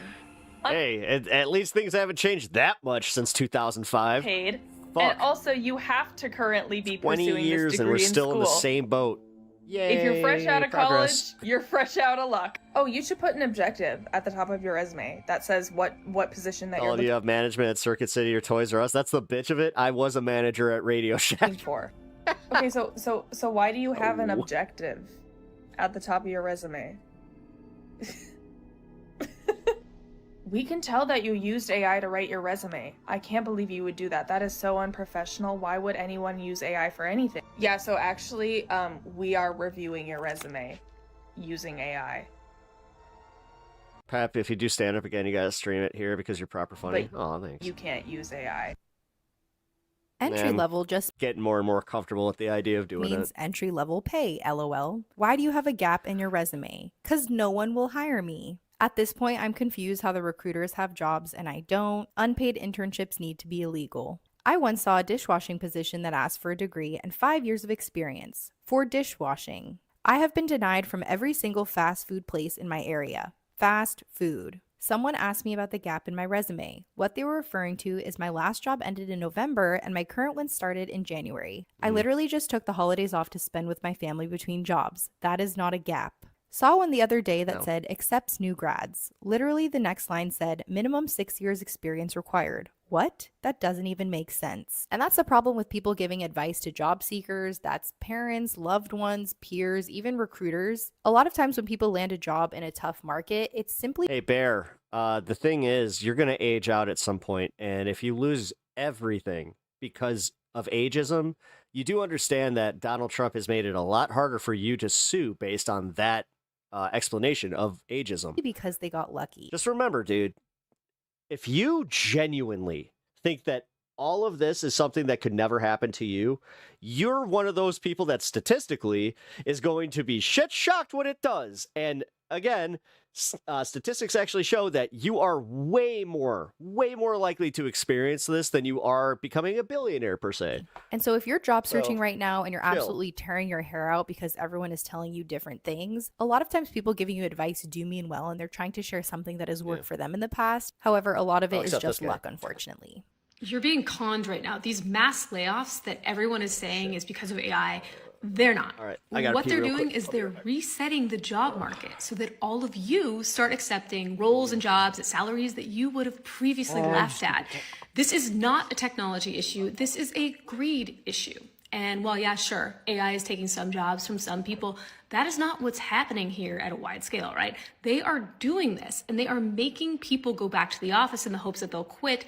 And they're doing it so they cut costs, which is going to help their stock prices go up and their exec pay packages go up. And it's going to signal to investors that they are investing in AI and getting efficient gains and all of that, so that they look like they're, on the up and up with AI. And guess what? When they actually need humans again, guess who they're going to call?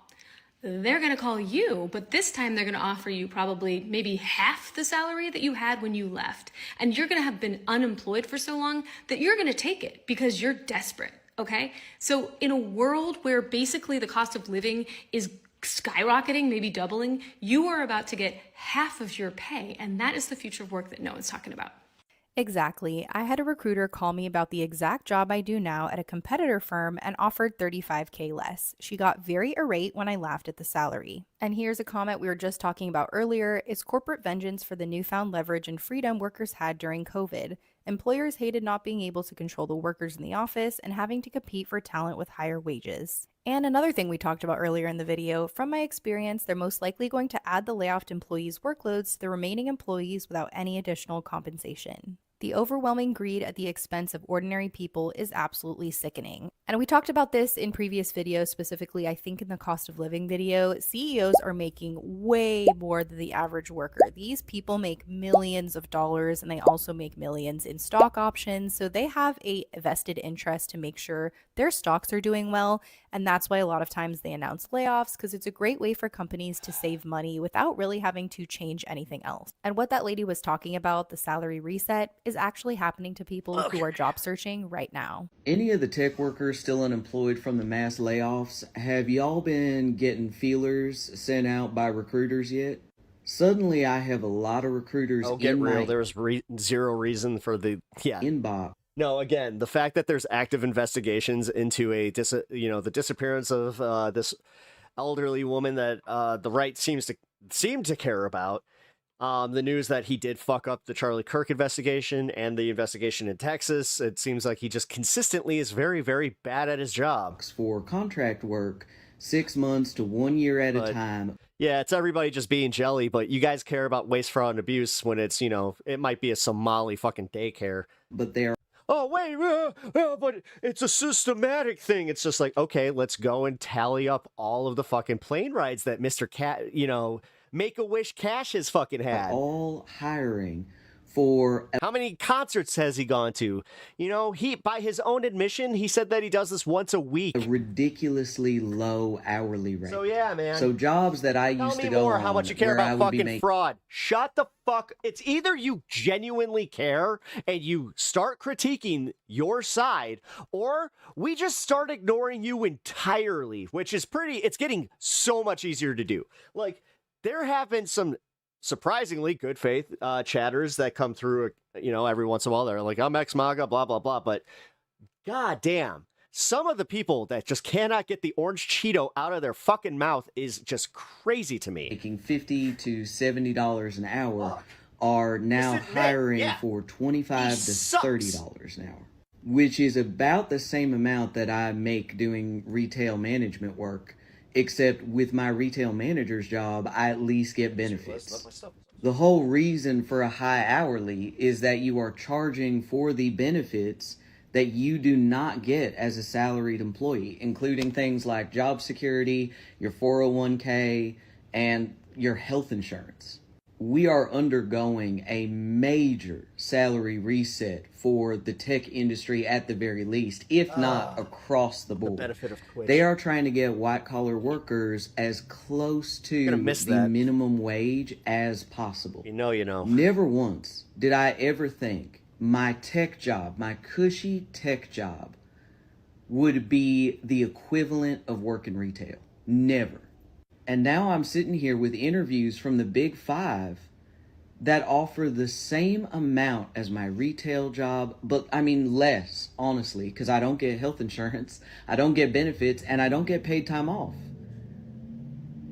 My retail job is more competitive than the tech jobs I'm going out for. And I have 10 years of experience in high-level content strategy and algorithm work.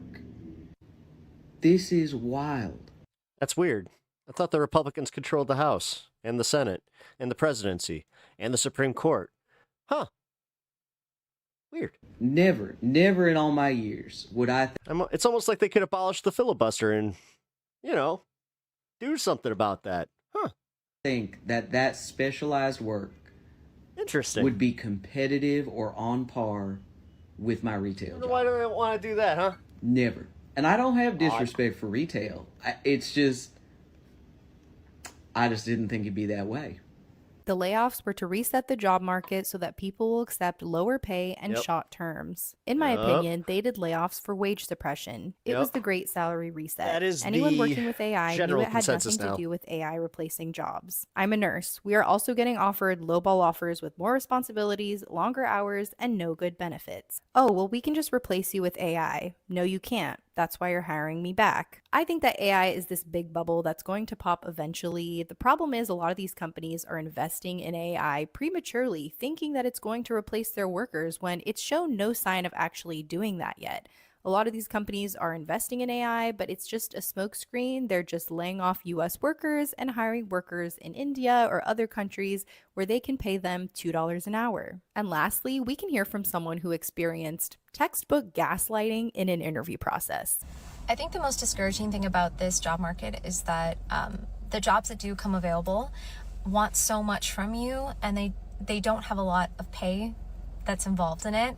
And I just came out of I would say it was a really good job interview. Like, I could easily see myself do the work. 420. And then they asked what I wanted, and I was like, okay. And they were kind of like encouraging me to be very honest about, and it wasn't just going to be copywriting, it was going to be marketing operations, it was going to be heavily like branding, social media. I'd be wearing a lot of hats. And they're like, okay, so based on your skill set, based on all the things we told you, based on the fact that you'll probably do overtime as well, because be an hourly position, you'd be doing trade shows, all these sort of things. I was like, okay, well, if I'm honest with you, based on everything that I've heard, and you're actively encouraging me to write down what I want my number to be. Here is it. Here is the number that I know that I have actually made before doing one of these jobs, let alone 3. Here is that number. I know it might be different because I'm in a new state now, but here's that number. And then sitting in that interview, and I know that person was genuinely trying to be sweet and give me really good advice about the market. But they kept telling me over and over again they've never seen this number in all their years for the type of position that I would be working for. They've never seen anyone ask for that number. And I was like, they don't even know anyone who has made that number. This isn't a crazy number, by the way. I was just like, I just want you to know, I have had 2 jobs that have paid me this exact number. I'm willing to negotiate down. I want to know what our expectations are. And mind you, this job was going to be very gray. The expectations would be very, very gray.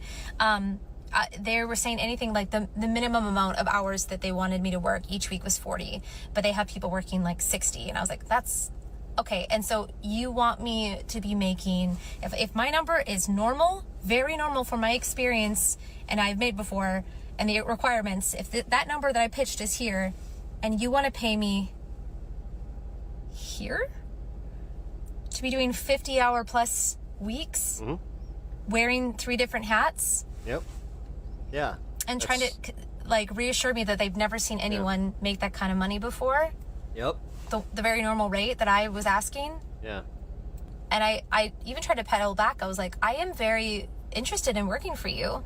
at that rate that you want me to work for it, I just, I don't feel comfortable or think that You like the Alabama Crimson 50 Tide? hours to 60 hours a week Roll Tide could be something that I would want to do in I'll be honest, I hate college football. this specific industry. Like, I could give two shits. you would be willing. Alumni. Wait, let's brainstorm. Whatever. I'm a problem solver, so I offered other ways that we can make it work, and I just don't think it's going to, and that's okay. But if anyone was wondering what it's like right now in the job market, that's what it is. So. Thank you all so much for watching. If you enjoyed today's video, please like. Yeah, here. I'm gonna leave a link to this video. Oh shit! I just realized that. I just fucked up my other copy paste that I'm gonna be doing here. All right, so in a minute here, it's gonna be fun. We're gonna be taking a journey to a place called This Space, where on this space we have a collaborative of other creators. And yeah, I'm going to continue my show in the form of propaganda. Liberal losers, fuck up your high. Who cares? Wow, okay. You must be real fun at parties. You're one of those people. Seriously, like I feel bad for people that have like such a lack of personality that they have to attack, like, oh, these people out there having fun. They're out there, they're smoking their giggle sticks. They're drinking their happy juice. I can't get behind that. I want everybody to be as miserable as me. God, go dry jerk with sandpaper, loser. Aw, even the trolls are less toxic today. They really are. I hope your wife feels better soon. Thank you. I appreciate that. Yeah, we're going into the hardest bit here. It's gonna suck. The chemo radiation mix. Coyce, what's up, man? Yeah, still speaking Spanish. Hell yeah, dude. Okay, maybe whatever BS YouTube polled actually worked. I don't know. I'm starting to get the vibe that it is. You guys think? I think it is. I think it did. Hey, what you doing? Hey guys, check it out. He's on StanCam. Here. He's doing bad stuff. He's being a naughty cat. What are you doing? He answered me. You gonna stop? Hey, you gonna stop? How about and there goes Jay. Yeah. How about you stop, you asshole? No. What are you? That? And I'm caught on my chair. Ugh. Dick. Well, that should tell you how long I've been in chat. That should tell you how... Wow, Coyce, you've been there the whole time? You've been lingering?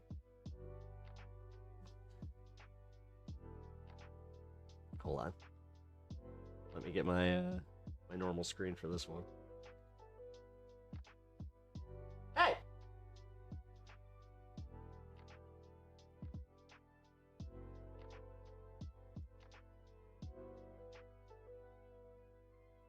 All right. Whoa! Okay, so we're about to go to this space? This space? Awfully pretentious of you to take the term "this space." That means that everybody could technically cut a promo for you. I'm not sure if that's smart or devious. I'm gonna go with devious because you're all leftists. You're all devious. Let's see. Do I want to say anything nice? No, I'm gonna go. I'm gonna go try and play poker with the boys and maybe get some sushi. Add some spice to it. I hope that he likes a little bit of pepper. You know that.